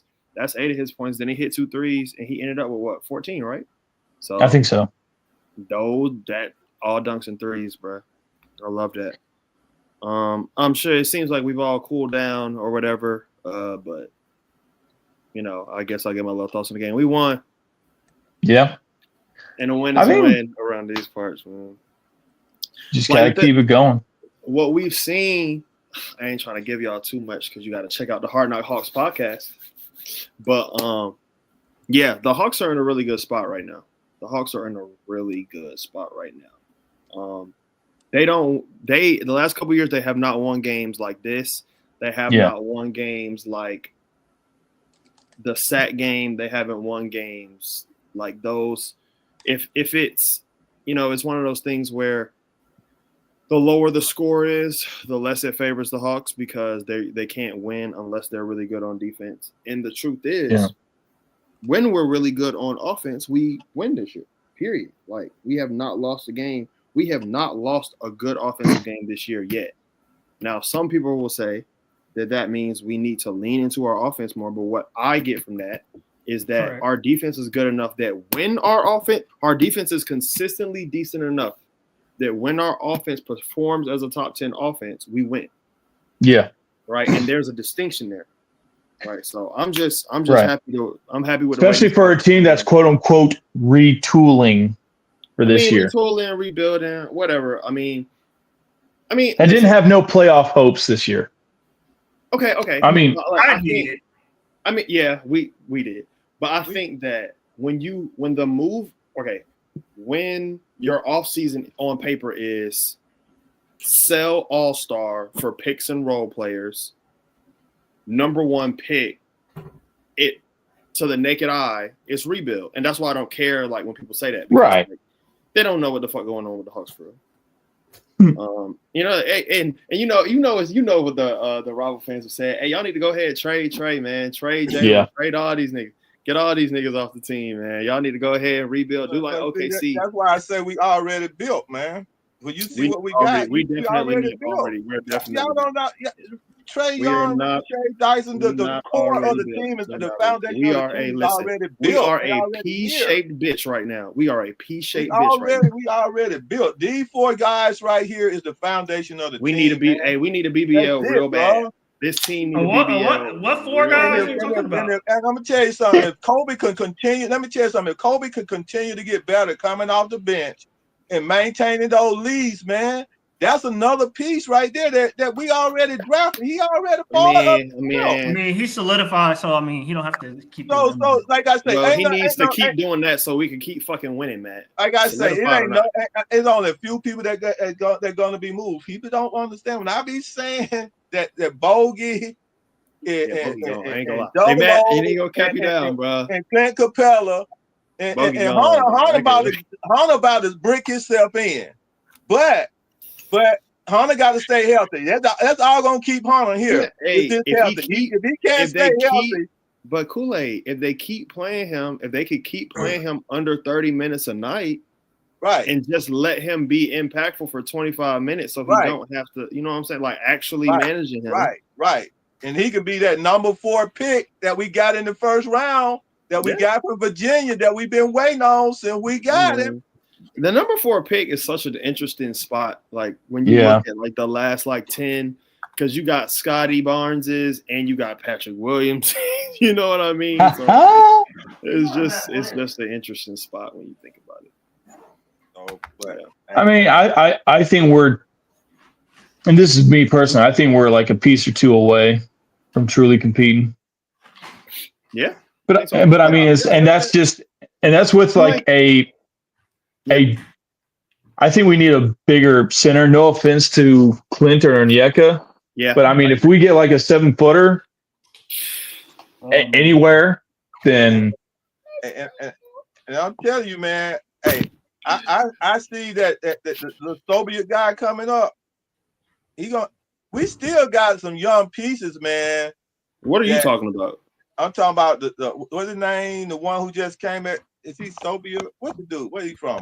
Urisic. Are you talking about? You talking about Rocky? Rocky Zakarsky? No, he's talking about Urisic. You're talking about the guy that we drafted. Oh, Urisic. Yeah. Oh, Jurisic. Okay, gotcha. Okay. He just came up in the G League. You know, I mean, Matt doesn't like him, so that means he probably got off. I mean, like him, and we still. I don't know where he's gonna play. I mean, we still got him. We still got Steph Lundy probably gonna be coming to call. I don't think Matthews gonna be here. I think eventually Steph Lundy gonna replace the Matthews. That's the guy, Steph Lundy. That's the guy we should be talking has about. not played basketball. I'm looking at that to be replaced. I'm looking at Wallace to be replaced with that guy. I'm looking at Barlow coming up to replace Double O. That's not realistic. I'm just messing with it. I just threw that in there just to mess with it, man. That was just a shot at bat, but I'm just saying. I'm just saying, like we got Steph Lundy. I mean, Keegan Wallace and Steph Lundy are good, like pieces to have in case if something's broke. Yes, they're break glass and some if it's broke. Break glass in case of emergency. Yeah, they're behind that glass. I mean, they're behind that glass. I don't think downloading. RT, y'all don't think Steph Lundy be a good replacement for Matthews? He played better defense. What'd you ask, Matt? Sorry. He had the clutch gene. No, I didn't hear you, Matt. I was just saying, Lundy was the first rookie we played last year. No, I agree, but I mean, the first rookie. When has he last played? Well, last time he got hurt. I mean, the choices weren't great. But I'm saying, I'm just saying. First rookie, you're saying that shit like it means something when it don't mean shit. It does. It does. Why does it mean anything? What explain to me why it means like him. I guess it means that they. Well, Matt, didn't Kobe miss? Didn't Kobe Buffkin miss the first part of last season? So didn't the other two rookies not unable to play? Actually, I don't even think. Actually, I think you're lying. Actually, I don't think that's true. No, he was the first guy to get real minutes, and Lundy. I mean, Kobe was not hurt at real time. minutes. Got you. Yeah, okay. I mean, he played in the game. Got you. Well, hold on. You were throwing Mo Gay out there. I'm out. You got to fact check Matt. So, what are real minutes, Matt? Like he played in a game, a real game. He played in. So, real minutes is playing in the NBA. I got you right here. Give me 1 second. Oh, he was. Yeah, go back. So you are incorrect. So you're incorrect. Okay, so who played the first minutes? Hang on. Kobe and Mo. We talking strictly last year? Yeah, before they got hurt. Kobe and Mo played in garbage time before they got hurt. No. Lundy did not play in garbage time. Lundy played in a real game. Like it wasn't not garbage time. He played in March. In February. I don't know what that was when we played. No. Hey, hang on. The biggest amount of minutes he played was December 23rd, and he played 19 minutes against Memphis, right? Yeah, when everybody against Memphis. then that's when he got hurt, and that's when he got hurt. I'm not disputing that, Leon. I'm just saying that was the guy that got real minutes and it wasn't a blowout. Well, I mean, he got real minutes because everybody and their mama was hurt, including Kobe and Mo. If Kobe wasn't hurt, he wouldn't have got those minutes. In that game, he would have got those minutes. Last year, he would have got those minutes. Lundy is a knockout shooter. He would have got those minutes, man. Last year, he would have got those minutes. He's a good player. All right, cool. All right, I'm done talking about this shit. This is not. He's a good player, good shooter, good defender. But I'm just saying, as for the team being replaced, I don't believe in that Garrison Matthews. I think Seth Lundy would be a good replacement for Garrison Matthews coming up next year. Well, I said for Bogey, so. Now Bogey. So hang on. I saw here's the rotation. Here's the rotation for that game. I saw Trey Young, Sadiq Bey, DeJounte Murray, Clint Capella, Garrison. They started Garrison Matthews, Bogey, Onyeka, and Seth Lundy, and that's it. That was the whole rotation for that game. Yeah, the first player to get real minutes. Who else were they supposed to play, Matt? I'm just saying. The only other active guys they had were Kobe, Bruno, Trent Forrest, Vit Krejci, Wesley Matthews, and Patty Mills at the time. So they were like I thought. They were healthy. Correction, Leon. They were healthy. That's what Wait. Who are we saying was healthy now? Who you said was active? Did you say Kobe? So these are the DMPs: Kobe, Bruno, Trent Forrest, Vit Krejci. What DMP? What did not play? And it doesn't have a reason. Okay. Yeah, that's but yeah, you know what I'm saying? Leon always trying to make me second guess what I thought. But Matt, there's no DeAndre Hunter. There's no there was no other guy. He don't play that position anyway. He's a shooting guard. I'm trying to find the injuries. Remind him who came off the bench in that game again. Okay, so here's the inactives: AJ Griffin, DeAndre Hunter, and Jaylen Johnson did not play. That's it. That's it for the Hawks. But I'm saying, what I'm telling y'all, particularly Leon, is that as a shooting guard, nobody really that got hurt was in front of him. Bogey probably, right? Bogey didn't play, right? No, Bogey played. He played 34 minutes. Oh, okay. So I mean, nobody was hurt that was in front of him. He just got minutes because he's a good player. But are you really playing Trent Forrest?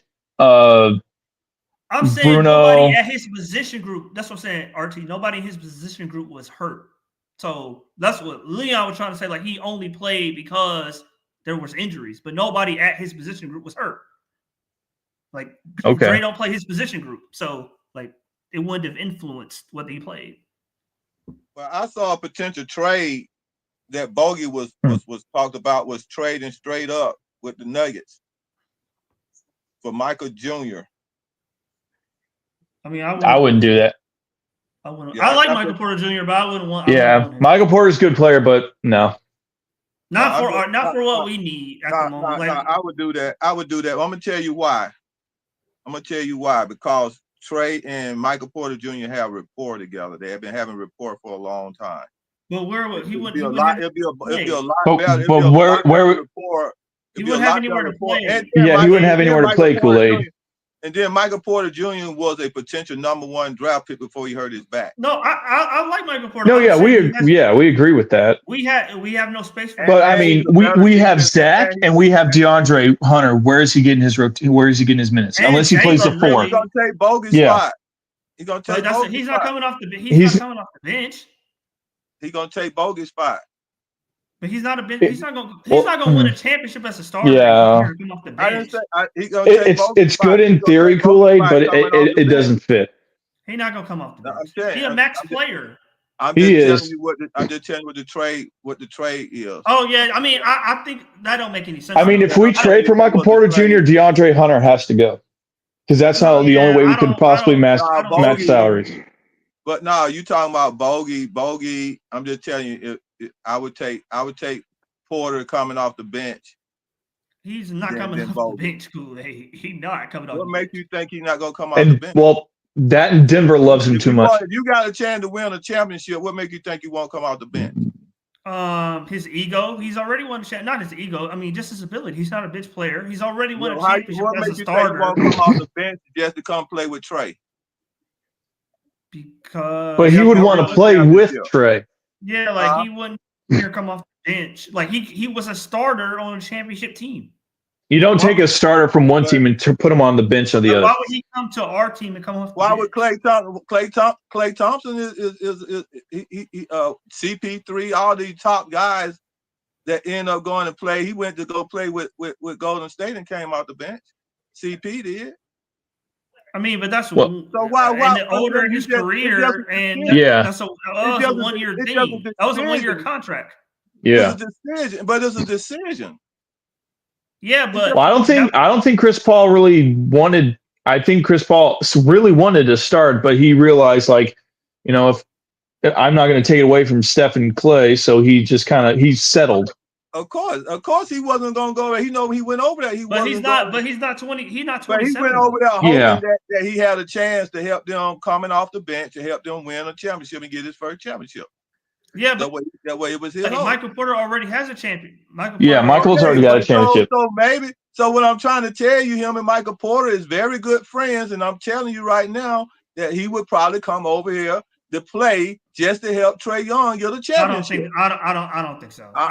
You don't believe that, but I believe that. I don't believe a dude in this. I mean, they cool with Trey Young. Hey, Kool-Aid. Denver is going to ask for caliber players. They're going to ask for a ton. I heard them talk. I don't see that. I don't know. You can't trade Michael Porter and DeAndre Hunter straight up. Denver's going to want Michael Porter almost makes $40 million a year. The trade we're talking about Bogey going to play with but he makes double the money Bogey make.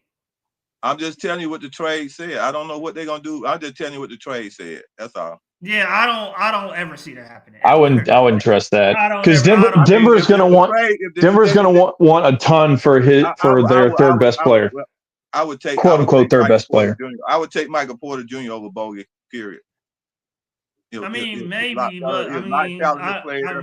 play better defense. He shoot better, so I would take him over. I don't know about the defense, but I mean, yes, he's a better player, but also he's a better defensive player. Yes, he is. He's a better. I will say he's better at defense. He's taller. He's better defense. But the shooting form's not. The shooting's different. He all above. Yes, he's a better catch and shoot player.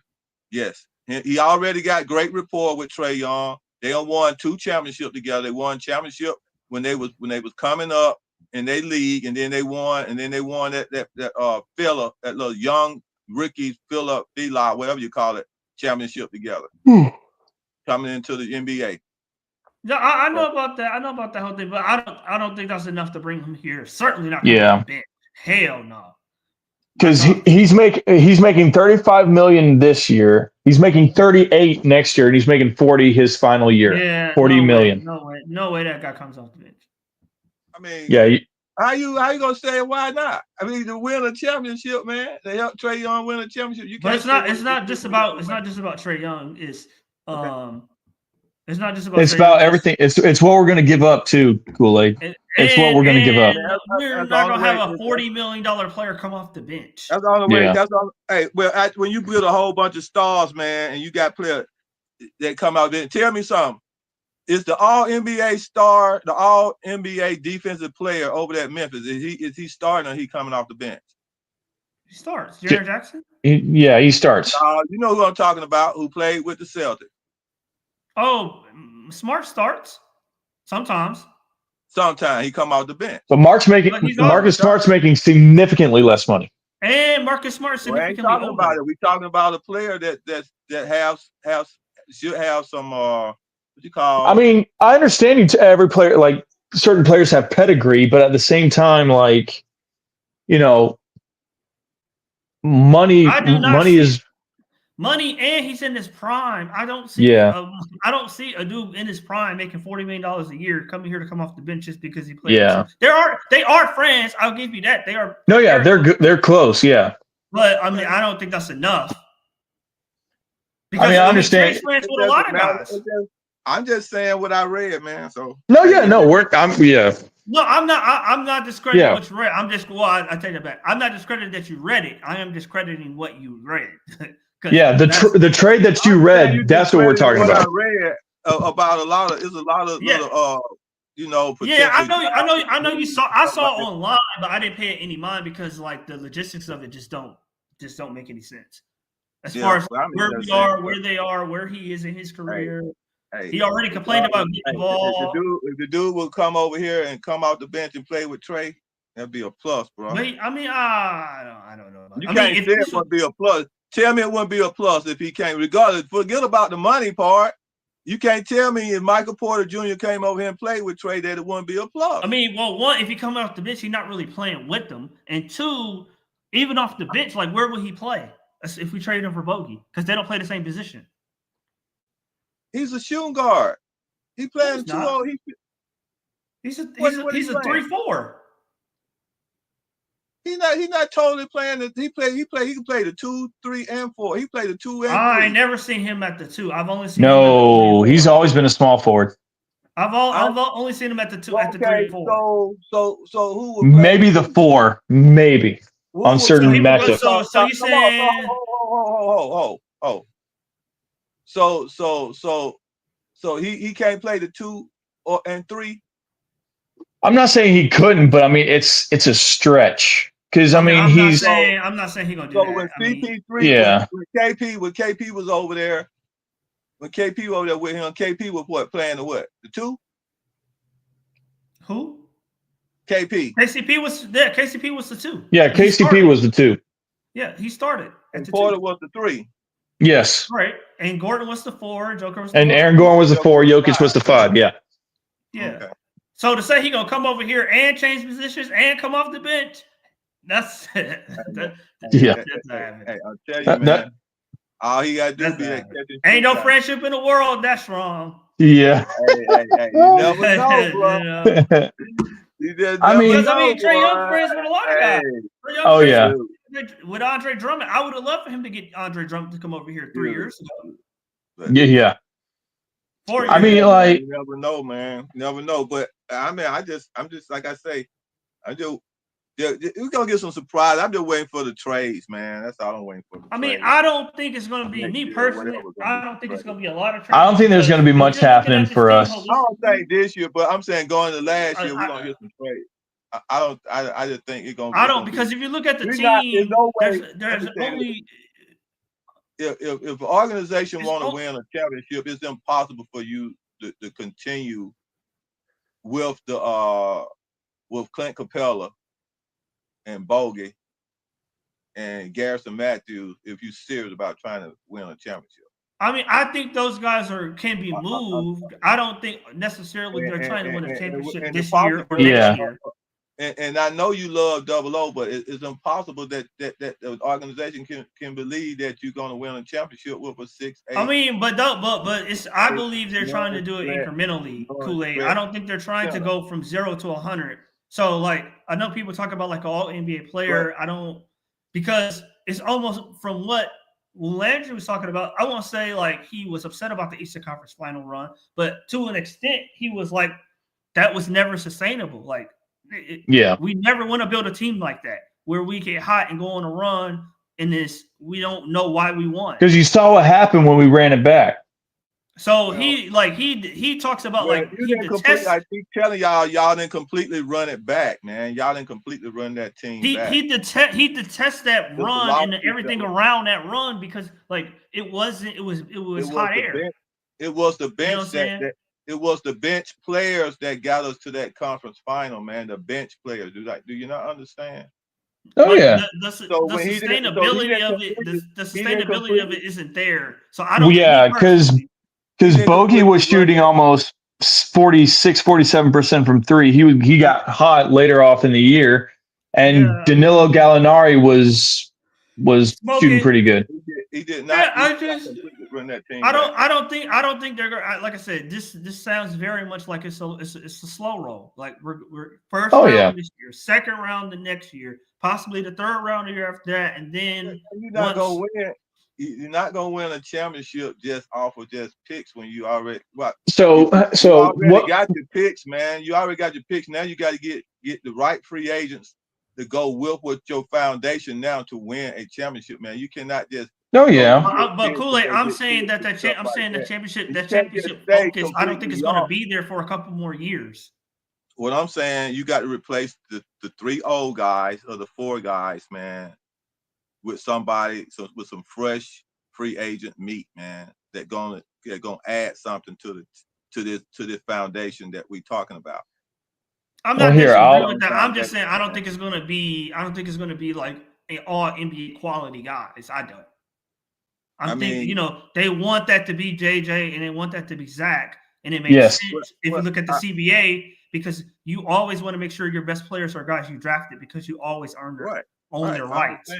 But so I don't like, not you, Kool-Aid, but like Damon and them talk about like 8 and all these guys. I'm like, I don't think Landry Fields will ever trade for a guy like that. Because hey, Kool-Aid, Matt, I got the free agents for this upcoming summer. Do you think we'll go out and get Kyrie? No, I think Kyrie I think he'll probably sign back with Dallas on the way.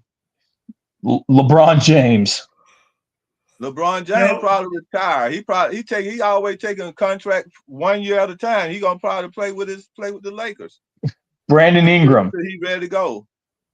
I mean, now Brandon Ingram, if they could steal him, I think if they can get him, I think they would probably try to get him. I'm not sure, but I think right now they know what they need, and as for a free agent at that caliber, they need a center. They need a center at that caliber. But it's not a real strong center class. It's not, because the next best player is Julius Randle, Jimmy Butler, Miles Turner, Jonathan Kuminga, Josh Giddey, Fred VanVleet, and Naz Reid, which is he up already? Naz Reid would be Naz Reid would be. I thought he just signed a new contract. A good guy though. He about 6'10". Naz Reid, he's like 6'9". 6'9". Yeah, but he's more of like a combo big. He plays both 4 and the 5. What I'm noticing about Naz Reid though is he don't. But he don't play starter. That's why it's only right now. It's only one center. It's only one center that's out there. There's a possibility for to get. And I know you said you didn't like Aiden, but Aiden. I don't see them doing that. He's the number one. He's number one. He was drafted in Trey class. That's another guy that has some rapport with Trey, and they enjoy each other. I don't see it for a number of reasons.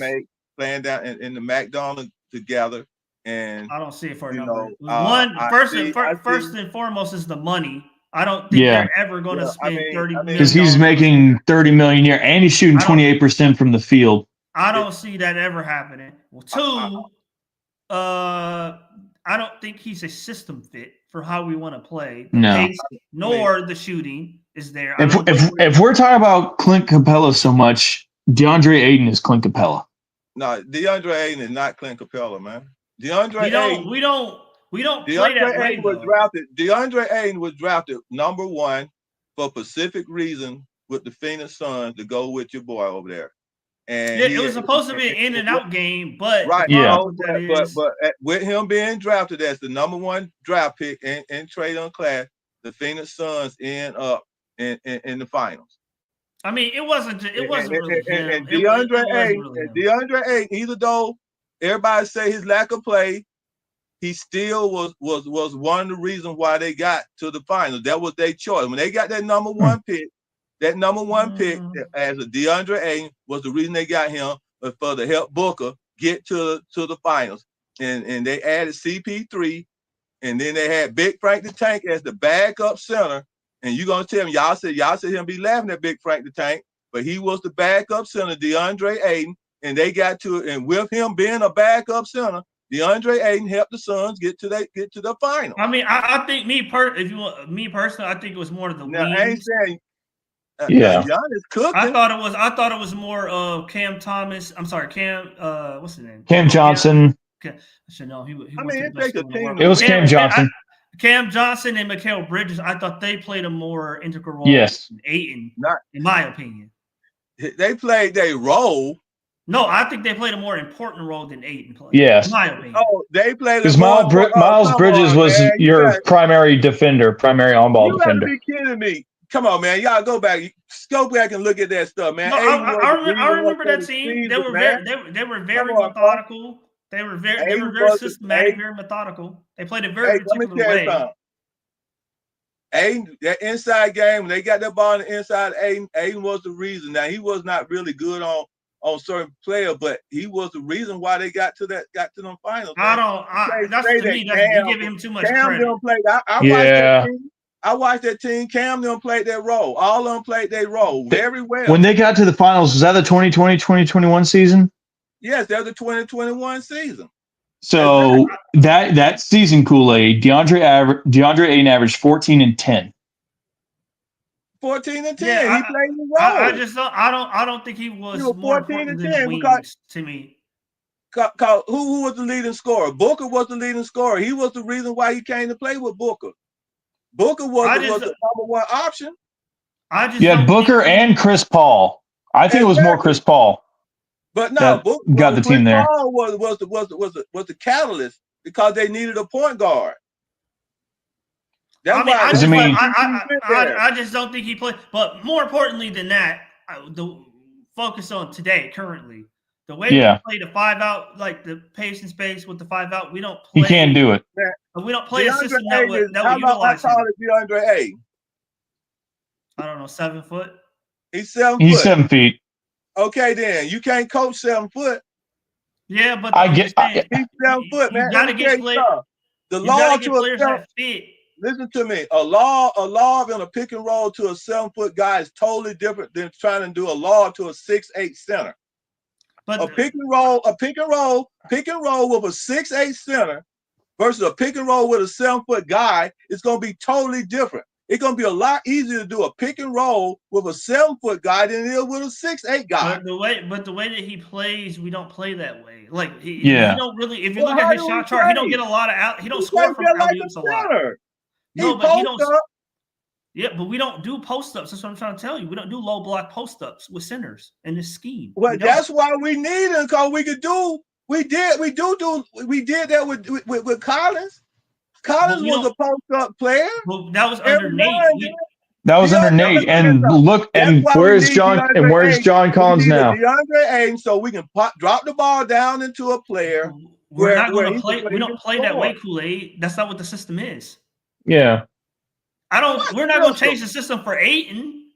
What system? Our 5-out principle system. Yeah, that's what we're trying to do. He would shoot the 3 and shoot short range better. He can't shoot the 3. He can't shoot the 3. I guarantee you, he could shoot it better than double O. If you gonna put double O out on the block to shoot a 3, DeAndre Ayton to shoot a 3 better than double O. He could shoot it just as good as double O. I don't think. And then DeAndre Ayton has a short range inside game. He has a game where he has shot 3 and 4 foot jumpers. He has that ability. You can't just would be one of the best replacement for Clint Capella. I don't think so. I don't think so. Kool-Aid. Last year, DeAndre Ayton didn't even register an attempt last year from 3. It don't mean that you don't know what. If you ask him to go and start shooting, he will shoot it just like you ask. Let me tell you something. If you ask him to shoot, he will shoot it just like anybody else. But Kool-Aid, I'm saying that he's already first he's already left 2 teams. Well, he's on the second team, about to leave. Yeah. Because he wants the ball a certain way. And when he don't get it, he complains. And the way he wants the ball, we do not play that way. And I do not I don't see us changing our scheme for him at all.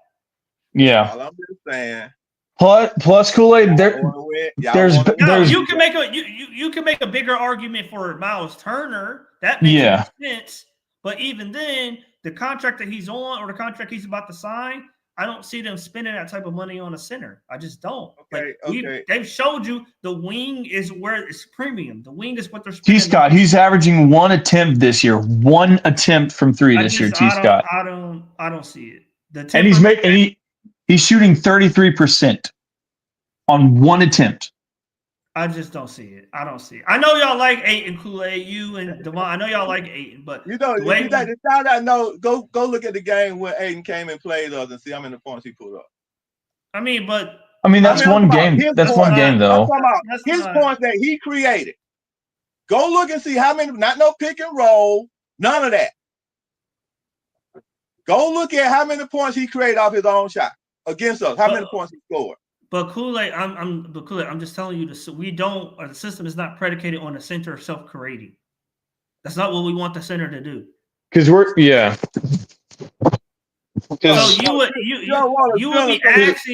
you would be asking Quinn to change a scheme that we already take 3 years to implement. It is. How are we going? Okay, Kool-Aid. Kool-Aid. How are we going to play 5 out? Kool-Aid on a 5-foot spot, and he pull up and shoot it. I haven't seen him do that a lot. But how are we going to play? But Kool-Aid, how are we going to play 5 out if he needs the ball? And then a large percentage of our game is pick and roll. That's pick and roll. Large percentage of the game is layups and lobs and pick and roll. Yeah, Kool-Aid, but the space is not going to be better with a 7-footer. That's all I think. Well, maybe a 7-footer, but not him. Because, like I said, the way that he plays, the spacing, right in this, you see Clint Capella, he's in the corner or he's at the top of the key. Go get Big Frank the Tank. Big Frank the Tank shoot the 3 at 40. Well, I mean, like I said, Miles Turner is a more appropriate. I looked at Miles Turner. Miles Turner, he good. He good. He's better than Frank Kaminsky. But I'm saying he's a more scheme fit. He's a better scheme. He's a much better scheme fit. Okay. Well, we'll see how far he go. We don't see Indiana go as far as they gonna go. I mean, maybe they got a lot of holes as far as their roster to me, and their coaching is not that great. But yeah. Miles Turner, now, I'm gonna tell you something. Miles Turner, a bad boy. Now he can shoot the heck out the ball. Now I'm seeing him shoot some. I mean, I would like Miles Turner. I don't think Atlanta is going to pay that type of money for the center position. I just don't see it. To me, that's why they didn't get involved with Claxton and none of they've already shown you they're not going to pay a center above probably $18 million. So who's gonna be our center, man?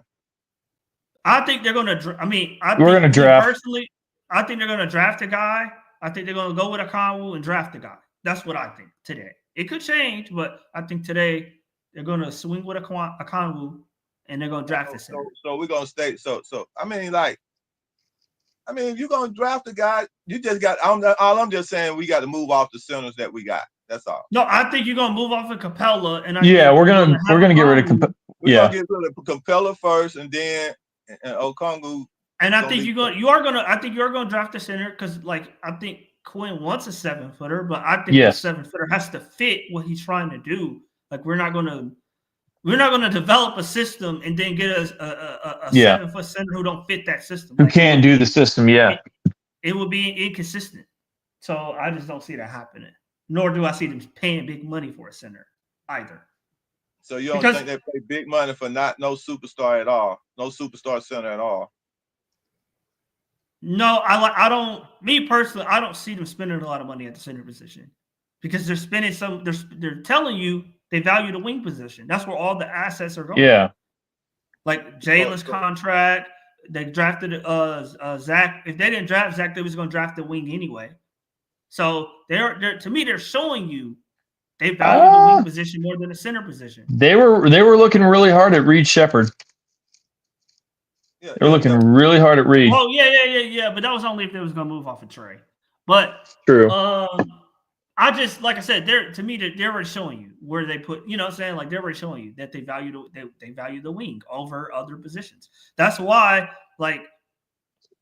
a center really didn't make their top 3 in the draft. Yeah. Nor did they look at a center in free agency. And this was probably the best class of centers free agency and draft you're going to get for years. And they didn't even entertain getting a center. They didn't even entertain it. So that tell me right there, they don't have high value on that position. Right. They probably feel like if you could shoot a little bit, you could play.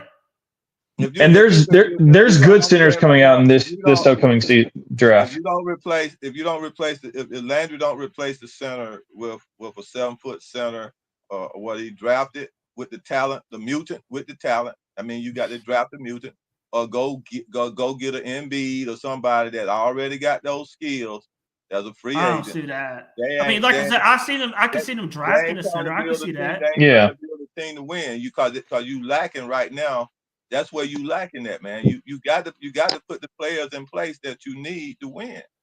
But I don't know even if let's say they draft the center at number whatever Lakers pick is 15, 16, Yeah. whatever that is. I don't see that guy starting. No. Well, why would you draft a center? Well, it depends on who they get. If they get Matt, if they get that kid from Duke, that is a 7'2" guy who's a good shot blocker and good. I mean, he can shoot the 3 too. But if they get that kid from Duke or Rocky, then I'd see Rocky. I mean, at least getting rotation minutes. They probably start Onyeka at the beginning. Yeah. A rotation minutes, probably, but starting. Probably not. Play Bruno, man, they willing to play. Unless they just so happen to ball out in the summer league. They got to be willing to play these guys. I wouldn't draft nobody I can't play. I mean, I'm not saying don't play them, Kool-Aid. You're not going to start them. It's a bad management, man. Bad management. If you as a manager don't go get me a mutant, X-Man, then you're a bad management. If you know you need to replace Morris, I agree. Morris. I like Rocco. Ready to play ball, man. You don't go draft somebody that ain't ready to play ball. Rocco gives me big Chet Holmgren vibes. Right. I gotta watch him play more. Chet Holmgren he was drafted to play ball. I mean, all them guys were drafted to play ball, man. They weren't. I mean, but he number one overall. So Bond was drafted to play ball over there at Orlando. Bond was drafted to play ball. The center. Speaking of another center we can get, is he Orlando? Your boy, he was drafted to play ball. See if Wendell Carter is a free agent. Wendell Carter, he was drafted to play ball. I think possibly this year, but I'm like 50% sure he signed a contract this past season to stay in Orlando. I think he did. I could see them getting a center like him, but even then, he's not 7 feet. He's 6'10". Yeah, no, I think that he re-signed. I think he re-signed. Yeah. I mean, I don't see it. I don't see it. I mean, Brooke Lopez is a free agent next year. No, he's too old. Hey, I got a name for you, Matt. Bobby Portis. I like Bobby Portis. I do. I would like Bobby Portis on here. I was thinking about seeing if we could get him for Dre, but Dre playing so well. I mean, No. I like Bobby Portis though. You don't need number one player. One thing, center. Stay right on the center. He's 6'10", and he's 6'10", and he plays strong. Center. I mean, I could see them drafting a center. I don't know though. I don't know if they will. If you keep Barlow, no, yeah, I mean, I think they're going to draft a center.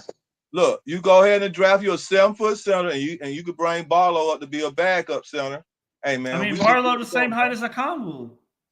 Barlow is 6. Well, I don't know what they be saying. Sometimes they show him at 6'10", and they show him 6'9", and they show him 6'8". Every time I look him up, they always showing his height different.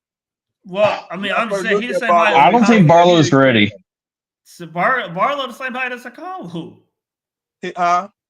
Barlow's the same height as Okongwu, and he's the worst rebounder. But his game is about his game, and he can shoot. No, I'm just saying, like, if Okongwu's too small, then Barlow's too small. He got game now. No, I'm not saying that. I'm just saying if the argument is Okongwu's too small. Let me tell you something. One thing about Barlow, he can dribble the ball and he can shoot the 3, and he got ups. He got game. Oh. Now, he do have game. Oh crap! Also, okay. If it's Ivisic,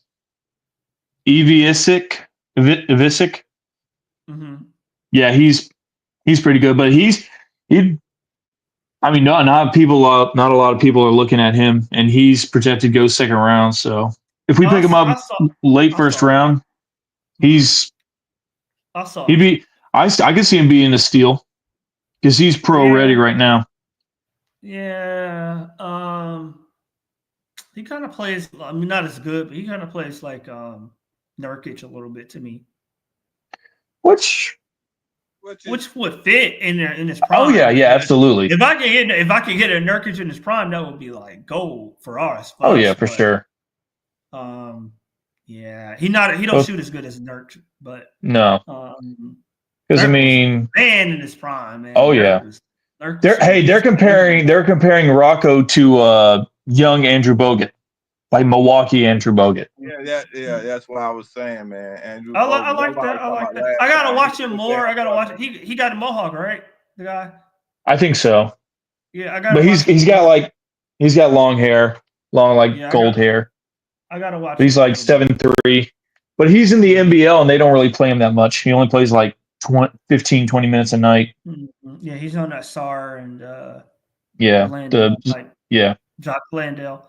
I have to watch him a little bit more, but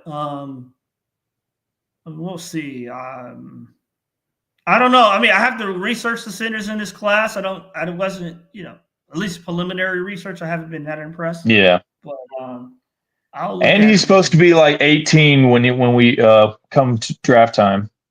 Mm-hmm. And you got Johnny Broom, who's a combo center. He's a 4'5". He's 6'10" though, 240 from Auburn. I heard about him. I think Leon was talking about him. Mm-hmm. And McQueen from I think Arizona. Oh yeah. Somebody was talking about him too. If I get out of my camera, please. Thank you. Who else? If we go anywhere else besides a center, I'd like Liam McNeely because he can shoot the hell out of the ball. What's the name? Can too. Will Riley. Yeah. Illinois. Yep. That dude. Oh yeah, he can. Lethal. He's 6'8", 6'8" shooting guard. Yeah, Riley gonna be that. Riley gonna be a dude. Will Riley, yeah. Yeah, they have him going like late teens. Mm-hmm. Yeah, I was like, if we can get him with that Sacramento pick, I mean, Sacramento pick. Do we get it? We get the Sacramento pick if Sacramento makes the playoffs. Essentially, it's top 12. Okay, yeah, because right now they're projected at and beyond 10th.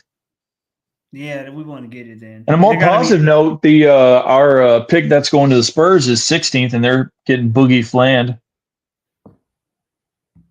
So, yeah. Ooh.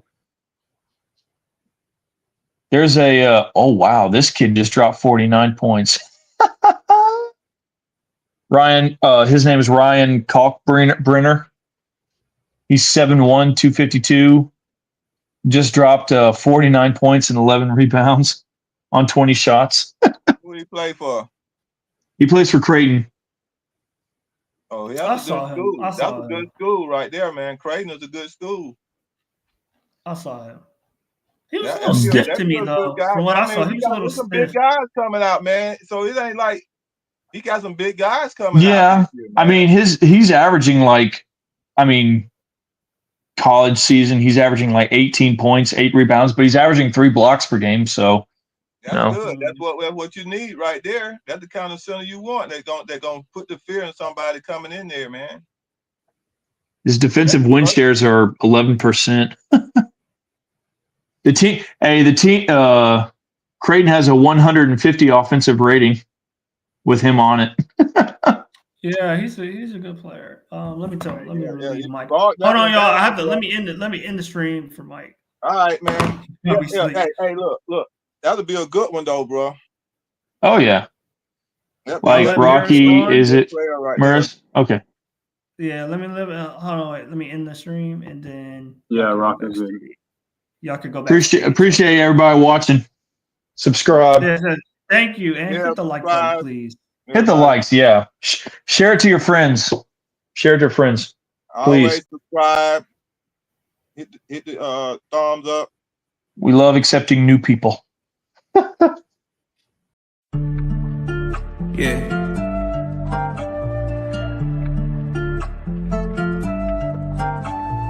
Swooping in just like a hawk. Trey and Jaylen on the pick in the park. Yeah, swooping in just like a hawk. Trey and Jaylen on the peak in the pond. And one baby that's far from a flop. Stay from Marina, we blow up the top. DeAndre 12, he just like a cop. Lockdown D, get it still in the block. Vic got that vision, he passing the rock. Trey put from 30 with 12 on the clock. I hope your best player got really good handles. Why? Cause he might get swiped by Daniel's eye. Told him don't leave, both get open wide. Cause he jump away like an ocean, yeah. Jaylen on the fat break scaring down. But you can't leave open garrison.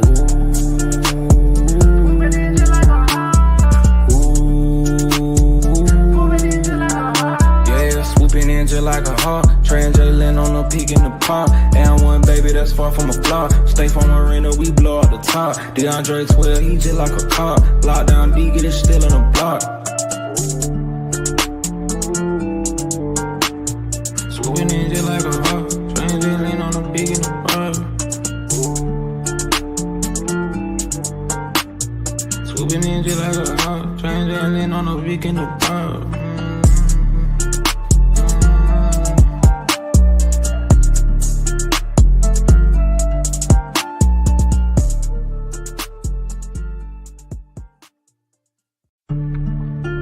Yeah.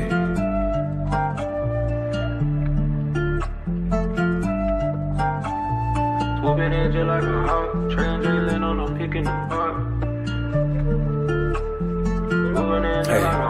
Yeah, swooping in just like a hawk. Trey and Jaylen on the peak in the pond. And one baby that's far from a flop. Stay from Marina, we blow up the top. DeAndre 12, he just like a cop. Lockdown D, get it still in the block. Vic got that vision, he passing the rock. Trey put from 30 with 12 on the clock. I hope your best player got really good handles. Why? Cause he might get swiped by Daniel's eye. Told him don't leave, both get open wide. Cause he jump away like an ocean, yeah. Jaylen on the fat break scaring down. But you can't leave open garrison.